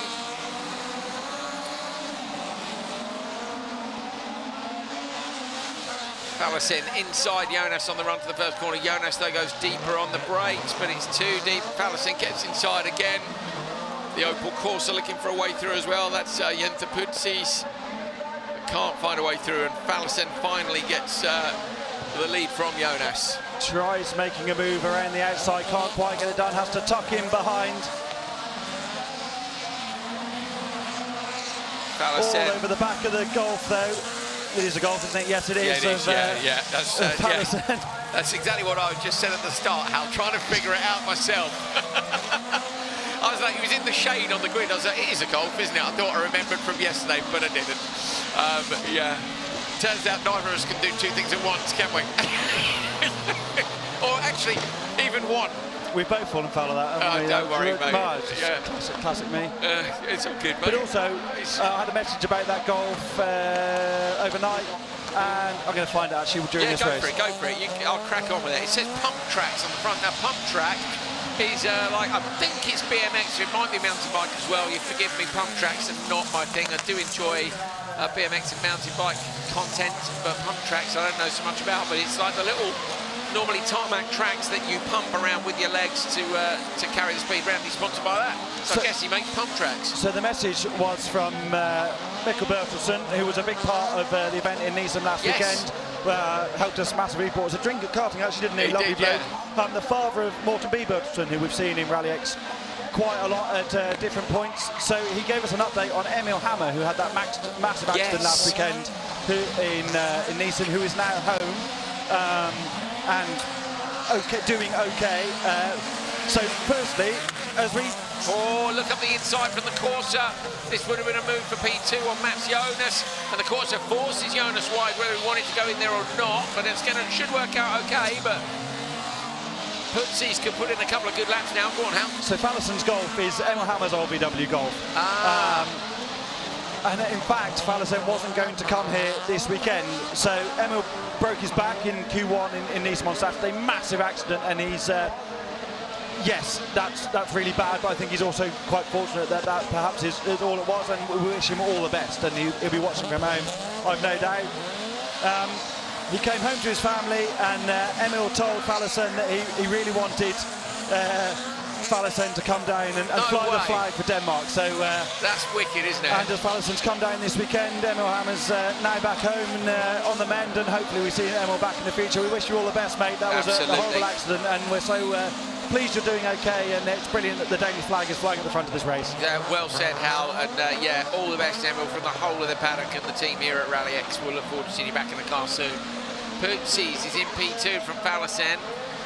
Fallesen has the fastest lap of 40.7, 41.1 for Putsis. There's a 40.8 and a 0.9 for Jonas and Tinis. The lap times are pretty close, within sort of 4-5 of a second. Into the final corners. Oh, is it a mistake from Fallesen? Has he got a problem in the joke, or just couldn't get it turned in? Fallesen takes it from Putsis, and P3, yesterday's winner, Jonas.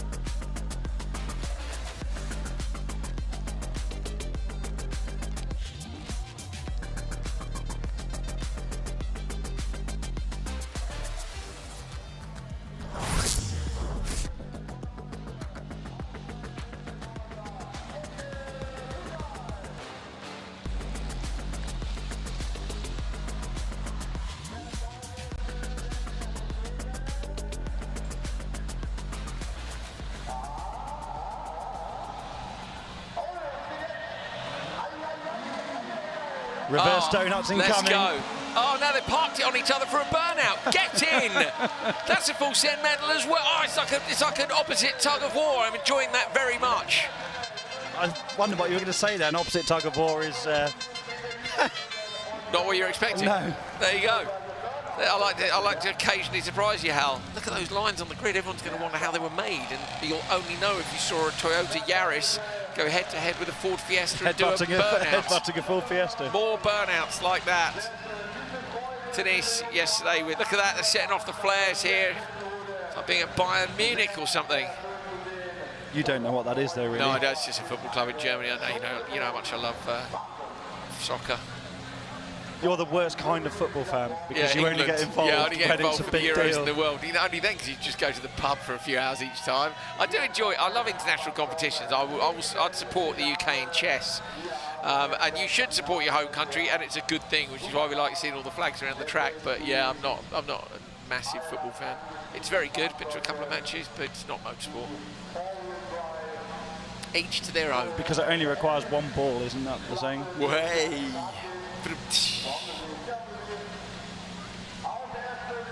Right. Ikonen on the pole from Philip Turenne. Hans-Joran Ostring and Mandy August. Tom van den Heuvel and Nathan Otting. This is the four-wheel drive AM final. Couple of people have to kick the clutch there. Ikkonen's got away okay. Mandy August comes out wide. She'll try and cut back in. Surely Hans-Joran Ostring is up the inside of Philip Turenne. Bit of contact there at the back. I think it's van den Heuvel into the back of Ostring. But it's Turenne who's in P2 from Ikonen. Ikonen would love to take the win here, I'm sure. Yeah, we said earlier on that Ikonen has been doing a good job this weekend. Lost out in the open four-wheel drive pro semi-finals. Went wide there in the gravel at the bottom of the hill as part of the catalyst of chaos that ensued. Throws the hind eye into the penultimate corner. Turenne is really doing well today, isn't he? Made a big change in his season. August on the back of van den Heuvel, who was disqualified earlier on for his part in that incident. Ikonen took a win earlier on this year in four drive and when we were in Latvia, and how this could not be a more different track than Latvia, could it? Van der Heuvel sends it into the bottom of the bottom corner. August had a look up the inside. I wonder if she got through. We'll have to wait till we see in the back of the shot between the Dutch and German drivers. I reckon she might have done. Can't tell from that angle. One of them she hasn't. She's in the back nine. She was going to joke and then changed her mind. Oh, Mandy, that's not going to work out, I don't think. Meanwhile, up front, Turenne's going with Ikonen and Ostring's going with Turenne. This is a good fight at the front of the order. Ostring with the fastest lap of the race in the 36.6. Yeah, I think Ikonen will be pleased to win on two such completely characteristically different tracks. Yeah, Latvia being almost a French-style track, and this being a proper old-school track. Yeah, and he's very open about having struggled with various different things in the last few years, and it's great that he's here and enjoying driving. He tried double driving in the Swedish round, the Finnish round, sorry, his home track at the Kimi Ring. Oh, and Ostring's dropped it in the Joker, goes for the donut. Mandy August is going to have to thread the needle on the way through. Van der Heuvel gets past. So Ikonen versus Turenne out front. This is the gap between them. This is the best I think I've seen Philip Turenne drive all year. He was good in RX2E on occasion, but this has been his best open four-wheel drive performances, that's absolutely for sure. Van der Heuvel on for a podium finish as well by getting ahead of Ostring there. Shame for Ostring after the trouble he had last weekend as well. 2 laps to go, neither of our leaders gone. Van den Heuvel is... I definitely would have joked with Philip Turenne then, because they've committed to following Ikonen now. There's a big gap behind him. Could have tried. Should have joked in my opinion. Yeah, I agree. Could have tried. There's no danger behind at all, is there?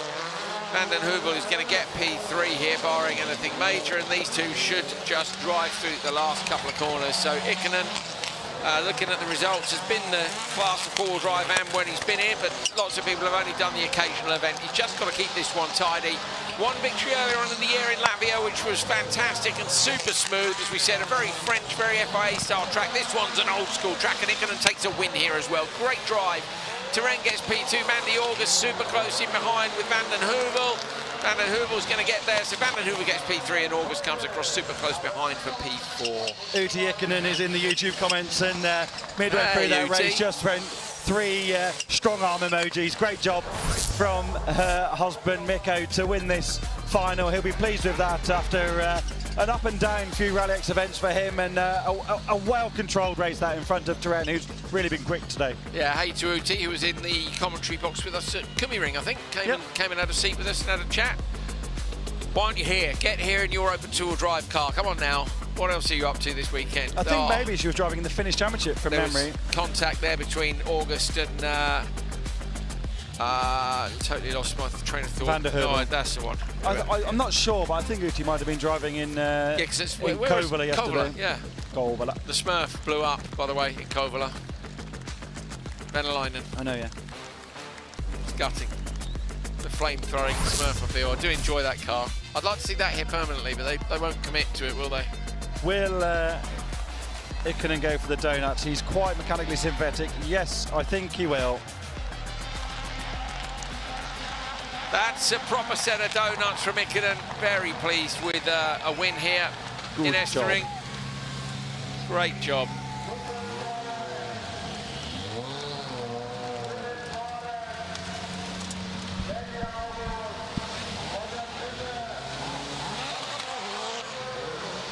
Van den Heuvel goes for a donut, just has a massive understeer instead. That's how you do it. You do need to initiate it on the handbrake usually, but fair play. Stayed committed to it despite it being a ring at first rather than a donut.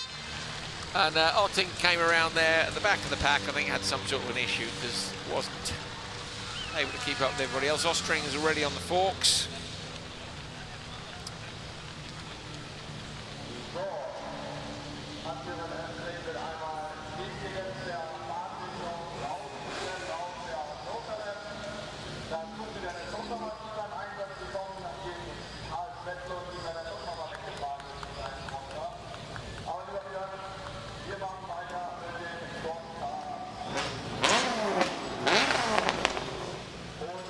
Ikonen and Turen coming back past commentary if you hadn't gathered. Well, that could actually be Stuart warming up. You've got Mandy August back with the grill hanging off the front of the car. And all sorts going on. People walking through the paddock. Andreas Eriksson waving his arms about. Nothing new there. Okay, cross car. This one should be absolutely fantastic. Let's hope it is, because sometimes it goes wrong in turn one and we don't get the race we're hoping for. Vet Latrie and Martin Ugar on the front row. Thomas Ekmerstad, the champion, on row number 2 with Espany Seksetra. Then it's Jonathan Julalami and Alex Lindqvist.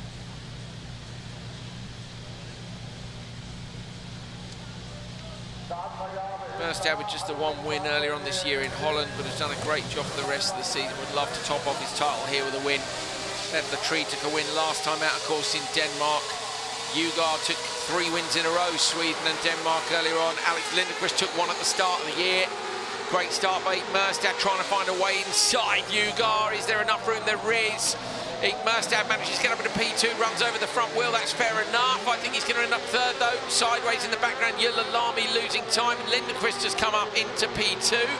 Julalami slapped the wall there on the inside just as a result of the momentum being swung all over the shop. That's easy. How is Etc. running second in the final after not even starting Q2? I thought it was Lindqvist. Gotcha, yeah. Oh, up over the bump. So where is Merstad's going to go, and he's doing the Kobe Powell's move. That's a great shout. Oh, and in the background, 2 cars, Ugar and I think it's Julalami have both gone in as well. That is a fantastic move from Merstad. That might be enough to take it. Great joke entry. We've only seen that from a couple of drivers this weekend. That is absolutely exceptional from the new cross-car champion, and now he's in free air. Now he needs to smash some lap times to try and catch Vet Latrie, who has been so good in these last couple of weekends. The Kobe Powell special is what we're calling that this weekend in cross-car. What are we looking at, Hal? Merstad's already on the back of Lindqvist, and that's going to harm his challenge a little bit. I said he was in free air. He really needs Lindqvist to joker this time around. And Lindqvist goes. That's perfect for Merstad. Lindqvist goes. Merstad maybe a foot wide of the apex, but he's on an absolute send mission here. Oh, the others are far enough in front. Hal, it's got to be perfect. That's from Merstad. Ugar up the inside of Lindqvist. Lindqvist is going to get dumped back as Ugar gets in front. So we've got a train of 3 cars in that are jokered. Lindqvist trying to find a way back past Ugar now. Fastest lap of the race for Vettel. He is absolutely flying out front, chased by his compatriots, etc. It's a Norwegian 1, 2, 3 at the moment, which is going to end up on top. Who's going to go joker this time round? It's a big bump. Vettel doesn't go in. Does he, etc. go? No, he doesn't. They've all stayed out. So it's going to be about the gap between them. What was it last time round? 3.1 to the leader, 1.9 to the gap in front. 3.3, 1.6. So the gap's gone up to Tree and down to his, etc. from Ingmerstad. Another 6/10 that Tree's taken out of his, etc. He's really gapping the more experienced driver. Merstad is not quite on the back of his, etc. yet, so he's not going to lose out. But I don't think he's got an answer for Tree here. I don't think he has either, but he has taken 3/10 out of his, etc. So can Ingmerstad sneak up into P2? Will his, etc. go now or later? Watch for the attitude in the car. Vettel stays out in the standard lap. So they all do. Wide. Merstad was wide in the penultimate corner there. Yeah, 2 laps ago he did that as well. He's still under big pressure from Ugar. So good to see these drivers who've entertained us all year as Ugar comes into the background. Absolutely sideways. You couldn't be closer there to the action either from Viggo Koch on the drone. Tree takes another 3/10 out of his, etc. It runs a little bit deeper, gets the car lovely turned in. Right to the really late apexes. It's just a couple of corners to go for one of the rising stars of Rally X. Yeah, if you want to have a little bet on who's going to win cross-car next year, I'd see if you can get your local bookies to put some money on Vettel because he's been absolutely epic here. Took the win in Denmark and he's going to come around to take a win here at the Estering too. Vettel gets it out of the choke. I think Merstad looking for P2. Oh no, misses it by 15 thousandths of a second. That's the second time this weekend. Ingmerstad ends up P3, but he is the champion, and that was a fantastic race from the very best cross-car drivers in the world, in my opinion. Lindqvist in the background isn't happy. He's stormed off after somebody in the background. Look how pleased Vettel is. What a brilliant couple of weekends for him. Wonderful stuff. Wonderful stuff. And just on it, Hal. Bang on the pace. You can't do better than that. Start from the front row, set the fastest lap and take the win. He was top qualifier, won his semi-final. Brilliant. Mint. There's big relief there too. Dropping the belts down and waving. Hopefully we get a few donuts out of him as well.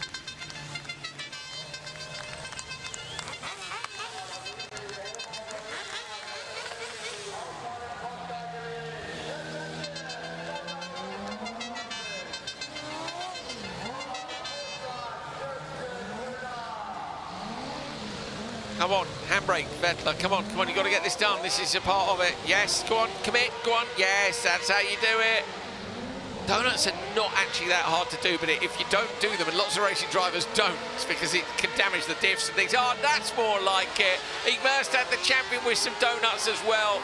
He knew what to do. Vettel still new to this winning malarkey and wasn't quite sure, but Ingmerstad is laying down the rubber all over the road. Your 2025 champion signing his name at the Estering, and a huge crowd here. What a brilliant day to go and watch some rallycross. Vettel on the roof of the car. Alex Lindqvist getting out. Lindqvist inspired our full send medals this year. Hugs all round as well from Ingmerstad for the others. Up onto the top, Ingmerstad, your champion for 2025. Thomas Ingmerstad, 4 years in a row he's been on the championship podium, but this is the first time he stood on the top step. Look how much they've all enjoyed it. About time as well for Thomas Ingmerstad. He's been of age for a while. He's been good enough to do it for a long time. Yulilami comes over, shake of the hand from the quiet Finn of the paddock. There's a few quiet Finns. Yulilami's up there with the quietest, isn't he? But he's an incredibly good cross-car driver. What happened to Yulilami at the start? Lindqvist was right at the back into turn one. There's Yulilami trying up the inside of Ugar. Look at Ingmerstad, look. No, it was Ingmerstad, wasn't it? Up the inside of Ugar? Yes, it was. Oh, sorry, yeah. Yeah, and he ran over the wheel.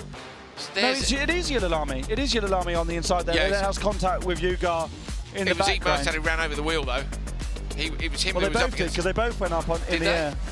I didn't see what happened to Yulilami. I was watching Ingmerstad. Look at, wasn't it a brilliant joker?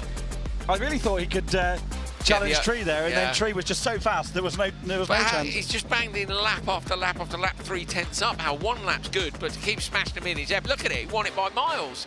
Ingmerstad was unlucky, wasn't he, not to get it? Donuts done. I thought he had, to be honest. Season signed off. Stand on top of your car and celebrate. Thomas Merstad, 2025 cross car champion. Look what it means to him.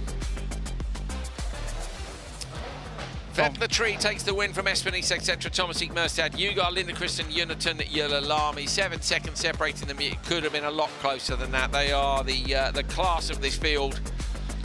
And there's another 10 drivers who could get in the mix as well.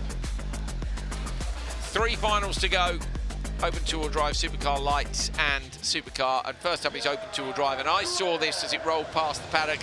Victor Johansson's front grille has been spray painted gold as the champion, which I think is really cool. He's probably going to end up going in the bin after this. He must go through a number of those things over a weekend. Gabrielsen is alongside him. Then it's Mainings and Volders on row 2. Bart Bell and Born Stur on row 3. Stur the winner yesterday. Away from the front row, Volders gets a good start. Row 2, Gabrielsen gets a hell of a launch. Oh, and he shuts the door! Slams the door right in the face of Johansson. Great move in the Starlet.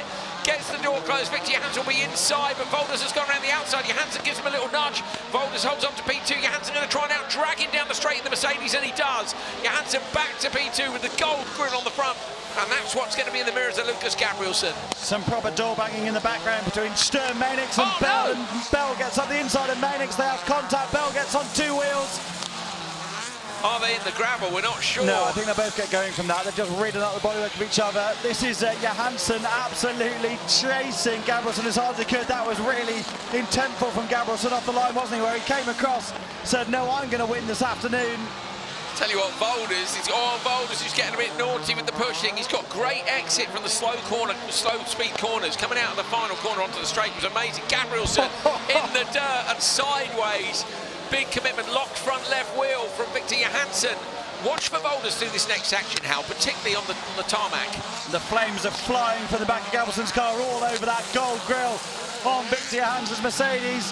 Volders is so good over the loose as well, is he? Oh, he touches the wall on the inside. That's compromised his exit. That'll help Johansson a little bit. Watch Volders, as you say, Andrew, in the background. Gabrielsen is so good as well out of the slow corners. Yeah, Volders not as close that time after the little barrier tap, and now Victor Johansson lets Gabrielsen know he's there. This is a bit of fun, this one, isn't it? They're not too worried about what happens. They know they're P1 and P2 in the standings. Johansson will mix up the strategy for sure. Mainix and Bell, I think, are far enough back. Yeah, they are. They're 6 seconds off, so you could go now if you wanted. Victor's going to be busy over the winter making new front bumpers. He's never used as many as this weekend, has he, on the Mercedes Hybrid Evo? He's late on the brakes, but he's not showing that he's going to go joker, and he doesn't this time either. Stewart goes, so Stewart goes and had... he should have enough easily to come out. Yes, he does. So Stewart's going to come out P4, but he gets himself out of trouble. Not a bad idea, I think. Volders is going to go for the undercut here on the exit. I know he's going to try and go around the outside. I don't think that's ever going to work in 100,000 years, but gets some reasonable traction on the exit. Gabrielsen's car just hops all over the place. I think it's so light on the front. I think if I was going to choose one to have a go in, I think it might be Gabrielsen's. I really do. I just think it looks mega. Look at it. It's chuckable. The other cars look like they need to be driven a certain way. And this time Johansson looked like he was going to go joker, but he doesn't go from there. Volders gets drawn in with him. That's worked out well for Johansson. Volders might have gone to try and cover off Stewart from behind. Stewart might get Volders here. Watch for Stewart up the inside. He has. Bjorn Stewart, yesterday's winner. Great tactics, gets past Volders there. And Johansson has covered him off. So now it's Johansson versus Gabrielsen for one last lap this season. Great joker lap from Victor Johansson, but Gabrielsen's also been really good through that alternative extra section this weekend. Oh, Volders has dropped it in the background. Barbell's unsighted, misses his compatriot. Now it's all about the battle between these two for the last race win of the year. Gabrielsen goes over the bump, so does Victor Johansson. Gabrielsen into the joker lap in the little Starlet. He's got way more room. It's a mistake from Johansson in the background, but Johansson will have mega power on the way to the line. Gabrielsen comes up. Is he going to get it? He does just. Gabrielsen takes the win by 0.2 of a second from Victor Johansson. Johansson the champion. That's a brilliant way. 0.2 separating the top two in the championship. What a show they put on towards the end of this year. Perfect, isn't it? That yes. Johansson won the championship, but Gabrielsen took the last battle. Delighted for both of them. And really, despite the level of competition this weekend, cream always rises to the top. Two of the best drivers, two of the most respectful drivers get to the top of the order in the final. Nothing what a dirty, brilliant job. Are they not coming around? I want to come around for donuts. Come on. They're coming. Yes, they are coming around for donuts. I think the whole field should really. I think that's the instruction. Well, Volders might struggle to do that, given that his car's in pieces in the. Well, there is that. They're sending the recovery gear down there. He's out the car. It's fine. There's a lot of damage on that. Did you see it, Hal? Because I only saw the aftermath. I saw it during. I saw this bit, but I didn't see. I didn't see the rest. I probably looked away at that moment. Typical us. Right, let's have another look at the start. Look at Gabrielsen's start, and I love how assertive he is here. He's like, have some of this. Look at the way he shut the door. Johansson did the fastest lap of the race on the last lap, so he knew what he needed to do, just wasn't quite enough. Mainix in the rear of Johansson. Johansson having a little nibble at the side of Volders.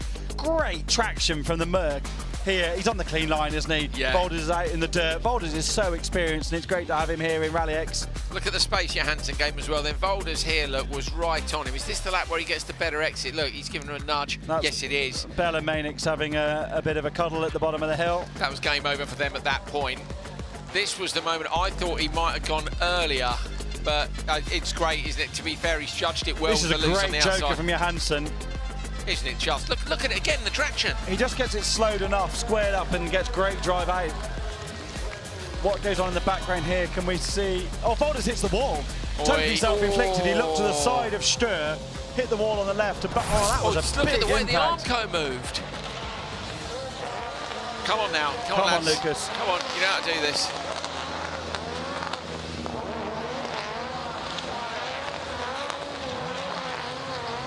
Might be buying his front tyres off him after this, so fortunately it's rear-wheel drive and he's not going to wear them out. So you don't mind that? I love that, Hal. Okay, now we're getting into it. Now we're getting in. That's getting dangerous down the bottom end of the grid. Look, that's what we want to see. The marshals are down there waving the flags. Victor Johansson. That's about as much emotion as you'll ever see from Victor Johansson. He's so level all the time, isn't he? Mainix with the experienced jokers. Well done, Lucas. Yes, look at that. Patting the car on the head. Love it. Brilliant job by him. Second time champion as well for Victor Johansson, 2022 and 2025. You forget that Gabrielsen only took his first win last weekend. Yeah, overall. of course. Yeah.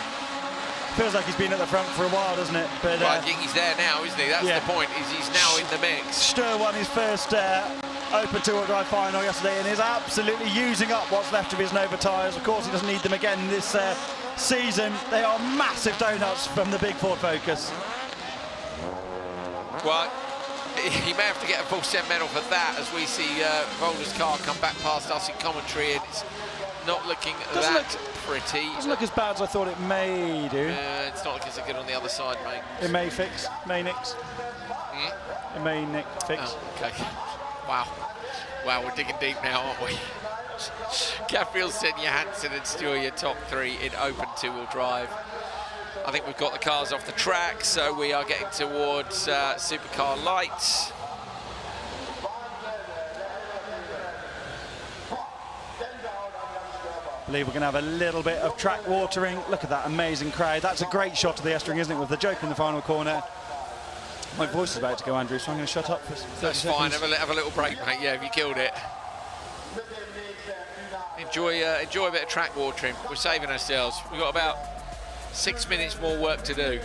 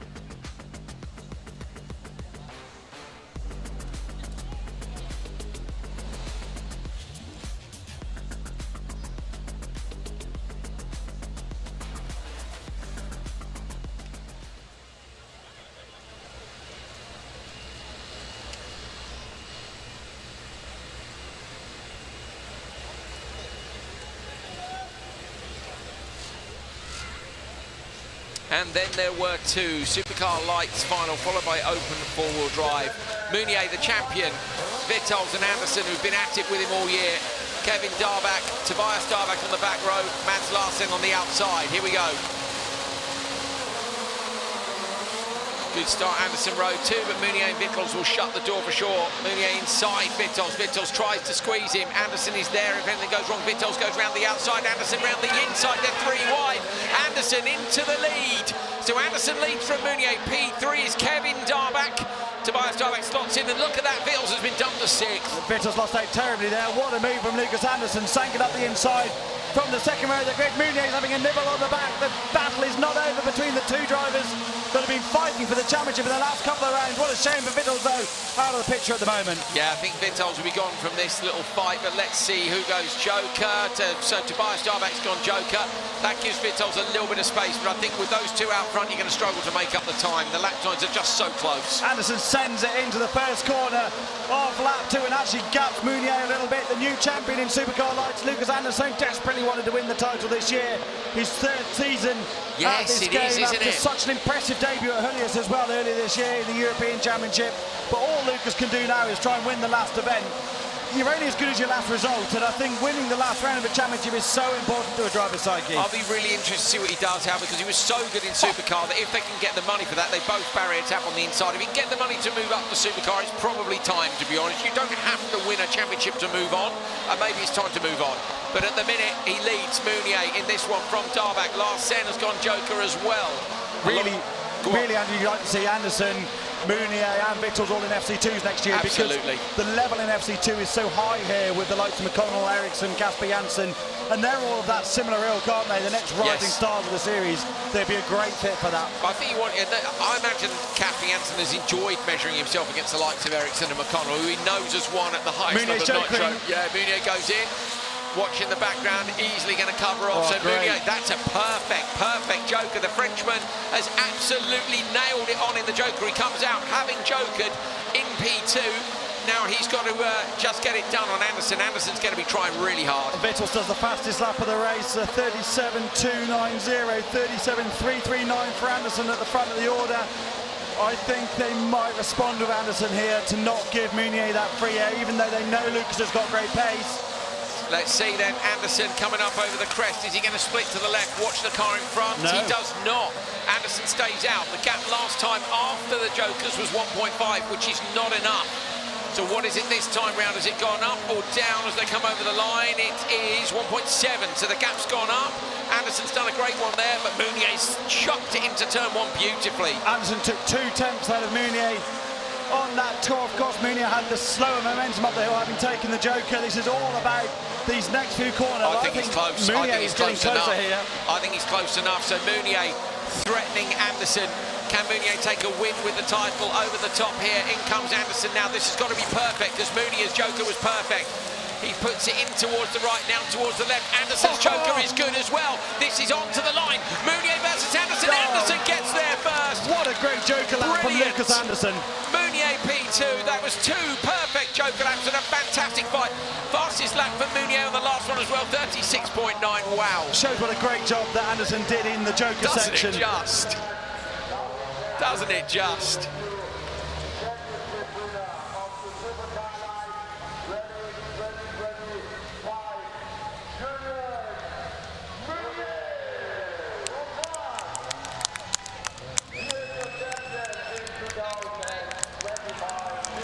Look at the crowd, that's right behind us, right behind the commentary box going mad. They're standing here because we've got the best screens, 2 big screens, 2 big timing screens. I must admit, it's brilliant. The energy you get when they're all behind you cheering is absolutely wicked. Off the start line and the merges, it's very cool. Great shout, great job and a shout for Meunier for claiming the championship, threw it down there to try and beat Lucas Anderson, and it's brilliant that Lucas took the final win. I think that's fair enough, isn't it? Just as in open 2-wheel drive, the driver that doesn't quite get it across the line does win the last race of the year. Anderson is very much up there with the rising talents, and we're going to see some donuts from Anderson now on the start straight to add to the circles already there. Brilliant job from the young Swede. It flicks it back the other way for extra style points. They may be, he's changed gear as well. They may be some of the best donuts I've ever seen anyone do in a lights car. They are the best donuts I've ever seen. That is proper bit of driving, that is. That's great car control. That's drifting and donuts. I'm very impressed how.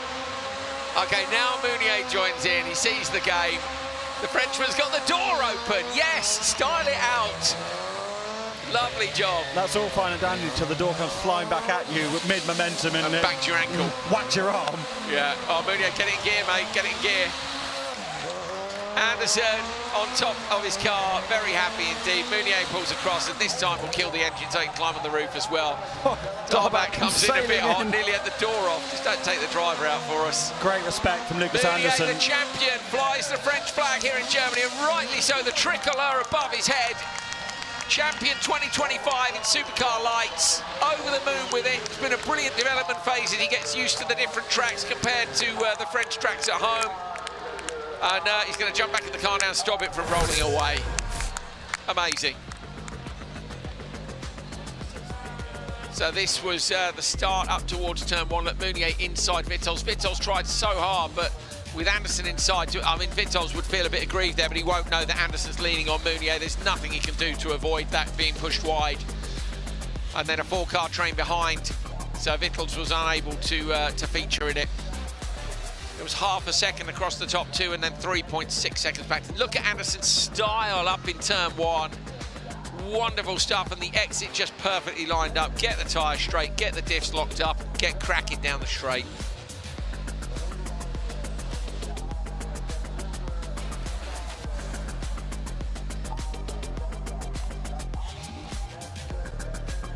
Yeah, Mounier is proper stoked. And Anderson there to congratulate him as well. Fantastic.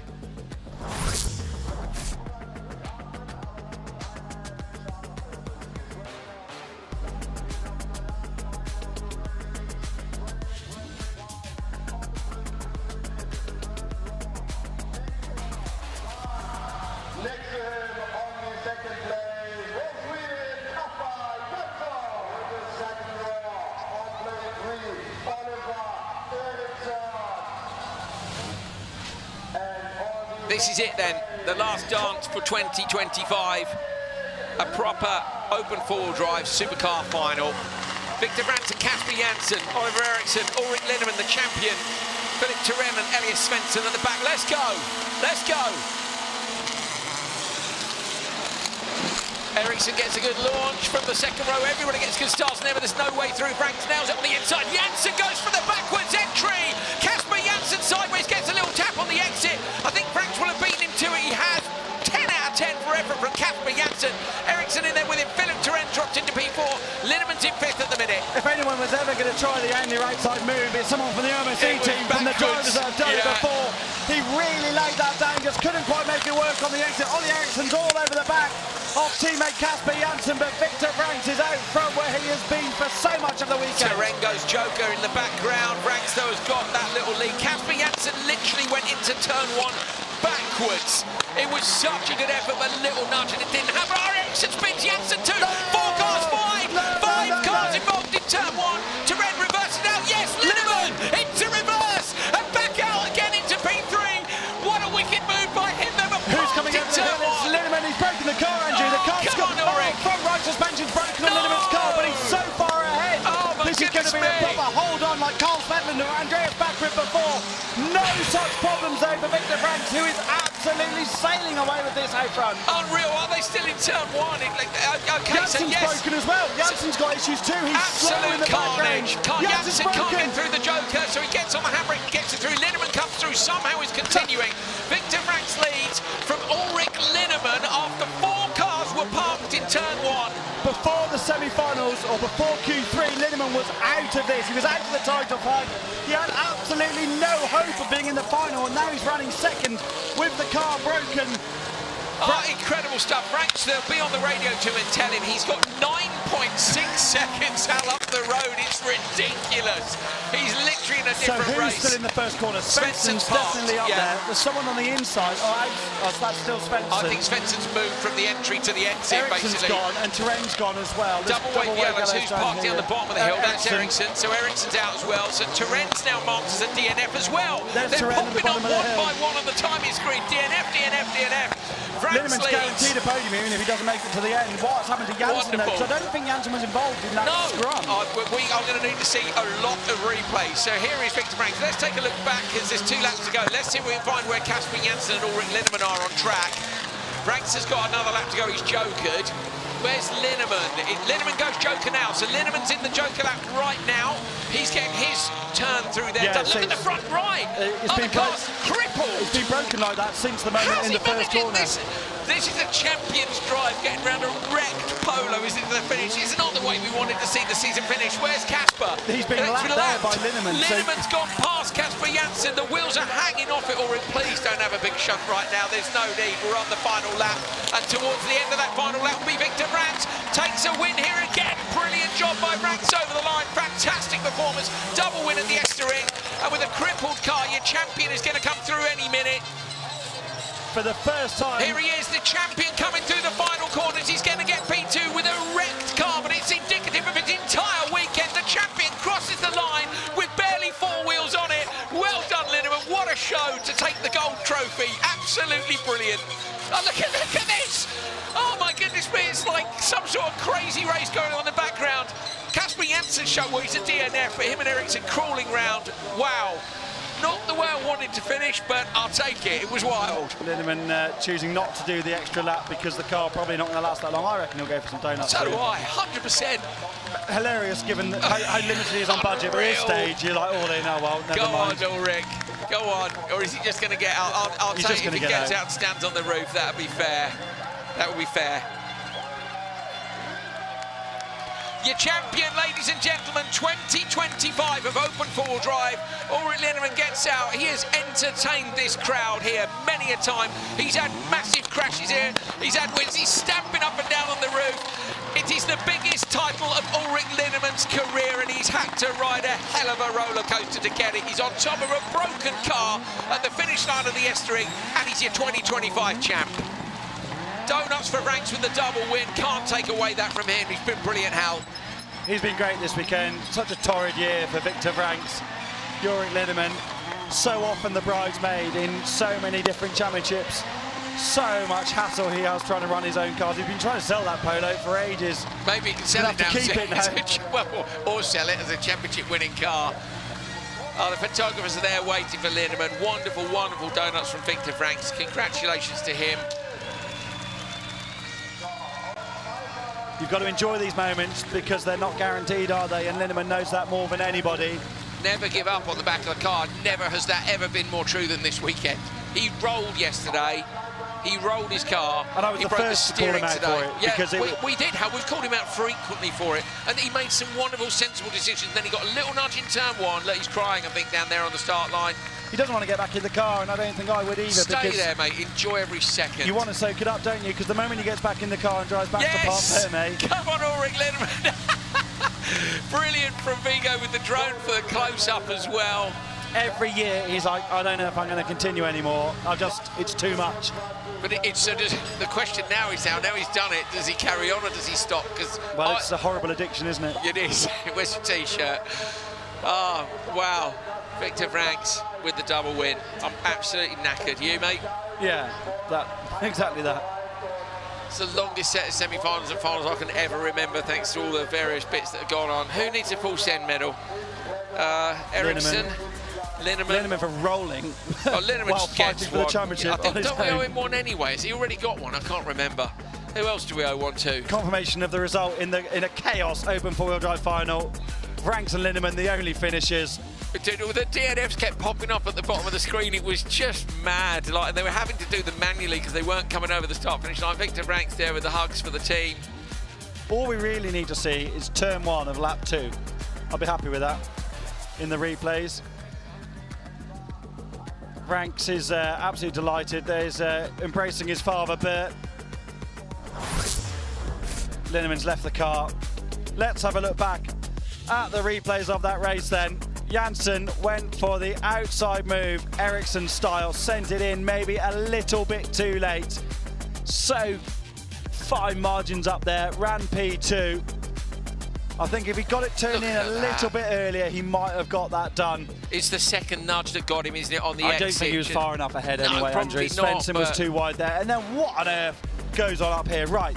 So I didn't Franks think Janssen was involved. Janssen's dropped it. Yeah, exactly. And then they've all dropped it into him. Ericsson, look, Linman. it's literally, look at it. You couldn't, it's like synchronised swimming, parking, and whatever then Linneman's fired it into reverse for the anti-lag. That's so epic. Like, just got it out of there. He's the look at it from the drone. Do we see it here?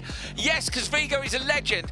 Casper gets away. Svensson comes in. Terren goes in. In the middle's Linneman already. Have some of that, lads. See ya. I'm off. It's a good job he's got a strong old Salem gearbox in that Volkswagen Polo, because anything else probably would have detonated itself from the underneath of the car, being jammed into reverse with 600 brake horsepower and the ALS on.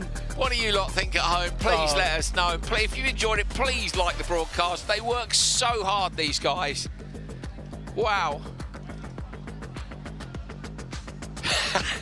That's some shot, isn't it? If ever Joris Linneman's career was summed up in one picture, it's him celebrating on the roof with the car absolutely destroyed underneath him. And flames in the background. I hope he gets a massive version of a picture like that for his wall. If not, mate, take it off the broadcast. Epic donuts from Victor Franks, I have to say. And look at that, the drone shot, P1, your champion, Ulrich Linneman.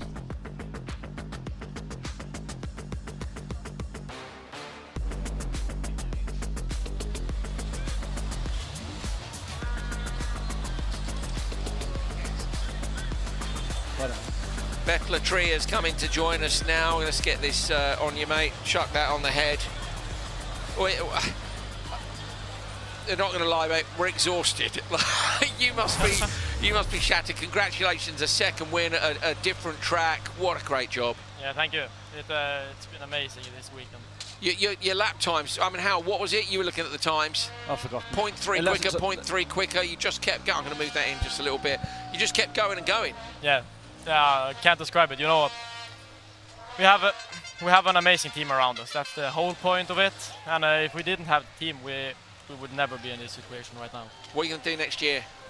We're going to be with GC. Okay. And are you going to come and try and win the title? I hope so. All right. We don't know yet. Okay. How's the week been? Last week you were amazing in Denmark and you got your first win. It must have given you so much more confidence coming here, knowing that you can achieve that in such a strong field, and you've been really quick this weekend. Yeah, thank you. We have had a lot of confidence in the last races. It's been like such a different car to drive and a really good job. To be honest, I can't describe it. You look very, very on top of it, mate. You are allowed to stand here. Come and stand in the back of the shot. Come on, you can be on TV. Don't you want your friends to see you? It's like the Coldplay concert. Nobody's supposed to be here, are they? Mate, well done. Congratulations. Thank you. Great job. Go and celebrate. Enjoy yourself. I know you've got podiums and stuff as well. We're going to get various different drivers in to speak to us. Here we go. Come on in, Lucas. Let's go. Stick that on. How are we feeling? Yeah, it feels pretty good, even though I came second again. Oh, mate, I know, but I mean, great performance today. Are you frustrated by the championship, or what was you just looking ahead? Tell us what you. Yeah, of course I'm a bit frustrated. You know, I wanted to win, but it's great to finish on top. You can't do much more than win today, so you know, just now I'm looking forward, see what's new. I'm doing another class next year. I don't know what yet, but I'm not sticking to Supercar Lights, so we'll see. But I'm happy that I took the win today, of course. I think it's fair to say that things have been up and down for you at different points in the Lights class, but for me, a massive turning point for you was going to Hullis in the European Championship and having that great weekend. We've seen you since you've come back to RallyX in the Lights car. You've been driving with a bit more patience maybe, and you've seemed really on top of the car.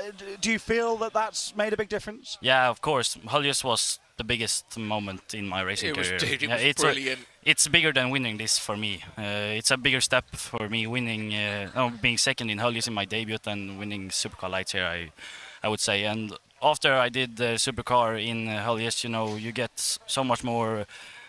You can see so much more. You're not so scared of speed anymore. You know how to, because it goes so much slower than a Supercar. So you you see ahead so it of you. feels like it's in slow motion. Yeah. So you've gone compared faster to Supercar, now. so now you feel like you back. can go faster because you have so much more of a vision when you go now back to the Supercar Lights. And the level's been so high in Lights, hasn't it? Julian, Roberts, yourself, the Darbacks are really there as well. That you have to extract everything to win, don't you? Yeah, of course, you have to be flat out all the time. If a little miss and you're out, so it has really been on top of the game. This year it's the hardest year that I've driven in Supercar Lights. It's been really tough. It's all great experience, and especially for the future. Do you have an idea of what you want to do? I mean, I'm guessing either FC2 or Supercar, either here or elsewhere. I understand you want to go up. Yeah, of course the dream will be Supercar, but we'll see next year. Hopefully a step up, so we'll see. We'd like to see that. Yeah, it's a great learning experience to drive Supercar Light. You get so much more experience, and against these tough drivers, you get so much experience. Then you step up your game really much. Mate, we've loved watching you develop as a driver over these last few years. You've absolutely smashed it, and I can't wait to see what you do next. We'll be supporting you, whatever it is. Thank you. Well done, Lucas. Legend. Thank you. Cheers. We can swap another guest in. We've got them coming thick and fast. Come on in. Lucas Gabrielsen is here as well. We'll give you these. Sir, nice one. And we'll get that on for you as well. Well done, mate. What a great weekend of rallycross action. It's been up and down. You've had broken bits on the car. You've had great pace. Just talk us through winning the last race of the year. Yeah, in the morning we have been struggling with the pace all weekend. New track for me, and on yesterday in free practice we broke the drive shaft direct after first lap, and the free practice went over for us. And yesterday was the main goal for me was to get to the final. Then we get to the final, and that was I did a full send start yesterday. Mate, so it was brilliant. So that gave me confidence. We could do some good starts, and that's the main goal, to get to the first corner. The start in the final today was brilliant, and then you shut the door beautifully on Victor, just in front, perfect. Yeah, so it's been a rough weekend for us, but congratulations were from Victor. Yes. And it has been a good year for me and Victor, but he took the big prize. The big prize, but it's been a good year. Maybe it's your turn next year. We know Simon Tiger's going to come back. Those guys have got such big cars. You're the first driver in open two-wheel drive to make the Starlet, something a bit smaller, a bit more compact work. Yeah. I think you can win the title. What do you guys think? Yeah, why not? Okay, good. I like it. You had a little think about it, and then I think so. Yeah, don't you, Hal? Yeah, and more importantly for me, such great respect between you and Victor. You raced so close in the last couple of weekends, and push each other a bit, but it's all within the respect margin. Racing, yeah. Victor. I know that if I'm in front of Victor, I know that Victor won't push me out. Yeah. And I think Victor knows if I'm behind him, does. Because if I push my car, when I have no bars in the front, so my car gets more damage than his, So you're just not going to do it. No, mate. Well done. Honestly, it's been a pleasure all year. Congratulations on these last 2 weekends. Brilliant victories. Nice job. Mate. Thank you. You better get towards the podiums. The crowd are coming down from up in the sides of the Estering to come and have a look. And we are enjoying having a few guests in the studio. I've no idea if that's it, Hal, because we've been... it's not it, because of course this man's here, you ledge. Victor Frank, stick those on. I haven't even switched them off, in fact. So. Hi, nice to meet you. Nice to meet you. Well done, mate. Well done, Victor. Yeah, double win. What a great performance in the final there. You must have been feeling a bit of pressure coming here after such a difficult season, but a fantastic weekend for you in the Peugeot. Yeah, great. Speed was there all weekend. Even when I thought I was driving absolutely horrible, I was still quick, so it felt great. The Peugeot is great, supercar, and this track, I love it. So is there a slight concern here that you like to operate in a very small circle around your home country and not elsewhere? I didn't think about it yet, but I think so. It does seem, doesn't it? Look at this. Look at this. It was absolute chaos in the Have you seen what happened behind you? No, I just felt the tap and I was just hoping on the straight line no damage. Watch this. This is what happened behind you, okay? You ready? Oi, oi, oi! Okay, so it's wild, isn't it? Your gap at the end of lap 2 was 10.5 seconds or something. I heard Guillaume going on the radio, just take it easy, it's 10 seconds. and I thought he miscounted or something. you mean 1.0? Yeah. It's wild, isn't it? So, but from there on, I pretty much started enjoying every single thing. Oh, absolutely. Mate, epic donuts as well. They told me on the radio, don't make sure there's no more rubber. Okay, So I was like, okay. And the only reason why I stopped is because something broke here. That's pretty much the only reason. The reality, mate, this has been a tough year, hasn't it? And you said it's been the hardest year of your career. How much have you enjoyed being back on top of the car? How important is it for you to end this season on a high? I mean, it's good going into next season, even though I still don't know what I'm doing next year because of the budget, of course. But I'm just enjoying what I did this season. You know, it's been a hard season, but anyway, we finished on a high. So we started high, we went low, and we came back. So, I mean, that shows we have the mental strength. So I'm just proud of the team. Where did you end up in the standings? I'm trying to think. Second. Okay, so yeah, worked, and it was so close to being like. I think if Linman missed the semi-final, I would have been champion. Yes, you would. By 1 point, maybe. Yeah, well, depending on what happened with Tam, obviously, because you. Exactly. But, yeah, you but know, I I mean, wouldn't have expected it. But anyway, we last weekend in Nice we were 36 points behind. Yeah, and now you finished super close. Yeah. So party tonight? Oh hell yeah. Brilliant. It's Germany, you know. Wicked. Right, we're going to get Julian in. Mate, congratulations. Double win here, double win at home as well. See you tonight at the bar, mate. Good job. Julian Meunier's coming in now. A nice hug between those two as well, and we'll get things done. There we go. Julian, stick that on, mate. Congratulations. Thank you. Champion 2025. So pleased for you. Thank you.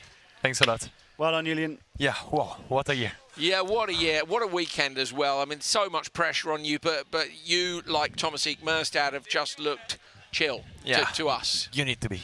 You need to be, because it's so stressful when you play like 3 championships like I do. So you need to be very, very calm, very smooth, and then when the line was crossed, explosive, you know. Oh, mate, it was brilliant, wasn't it, Hal?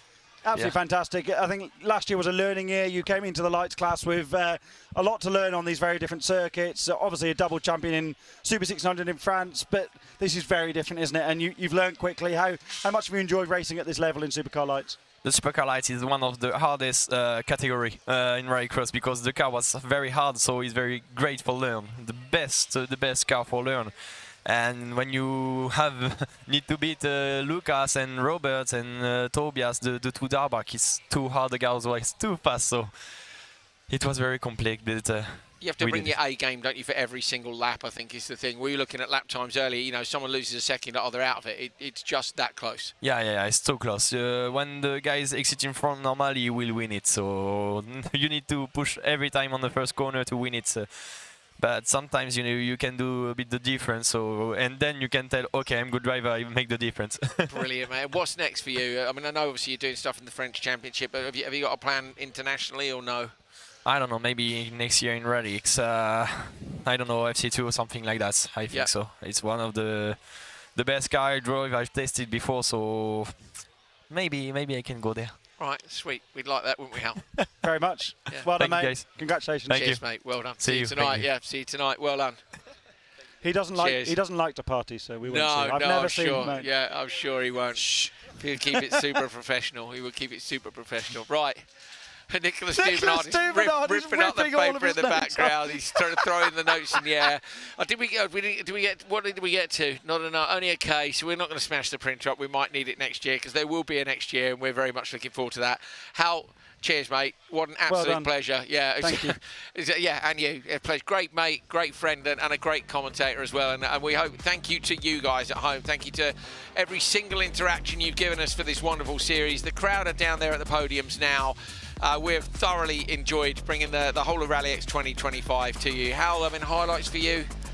Oh, the final day today has been right up there. We've been to some amazing tracks. Alfspin is a highlight for me circuit-wise, but we started in Montenegro, didn't we, with that amazing weekend. It has to be Estering. This has been a wonderful, wonderful weekend for Rallycross. I agree. Packed crowds. There's still hundreds of people here for the podiums, and the championship battles have been great. And it's also wonderful being part of this championship. We always talk about it, but if anyone knew how few people are doing things, there's maybe 6 people doing everything. And for the level of what is produced, both as an event side, a championship wide, but also on the TV broadcast, all the guys working back in Stockholm, Kalle, the director, it's a really small group of people who put in a huge amount of effort. Yeah. So every one of those likes counts, every one of your interactions counts. We appreciate you following all the social medias. We appreciate the love you show for us, the questions you send in as well. Thank you so much, guys. Take care. Rally X will be back soon, I'm sure. Keep your eyes on the social medias. Lots of news coming about future plans. You know what Andreas Eriksson's like. He wants to take over the entire world, and we're happy to do that with him. So thank you. Take care. We'll see you soon.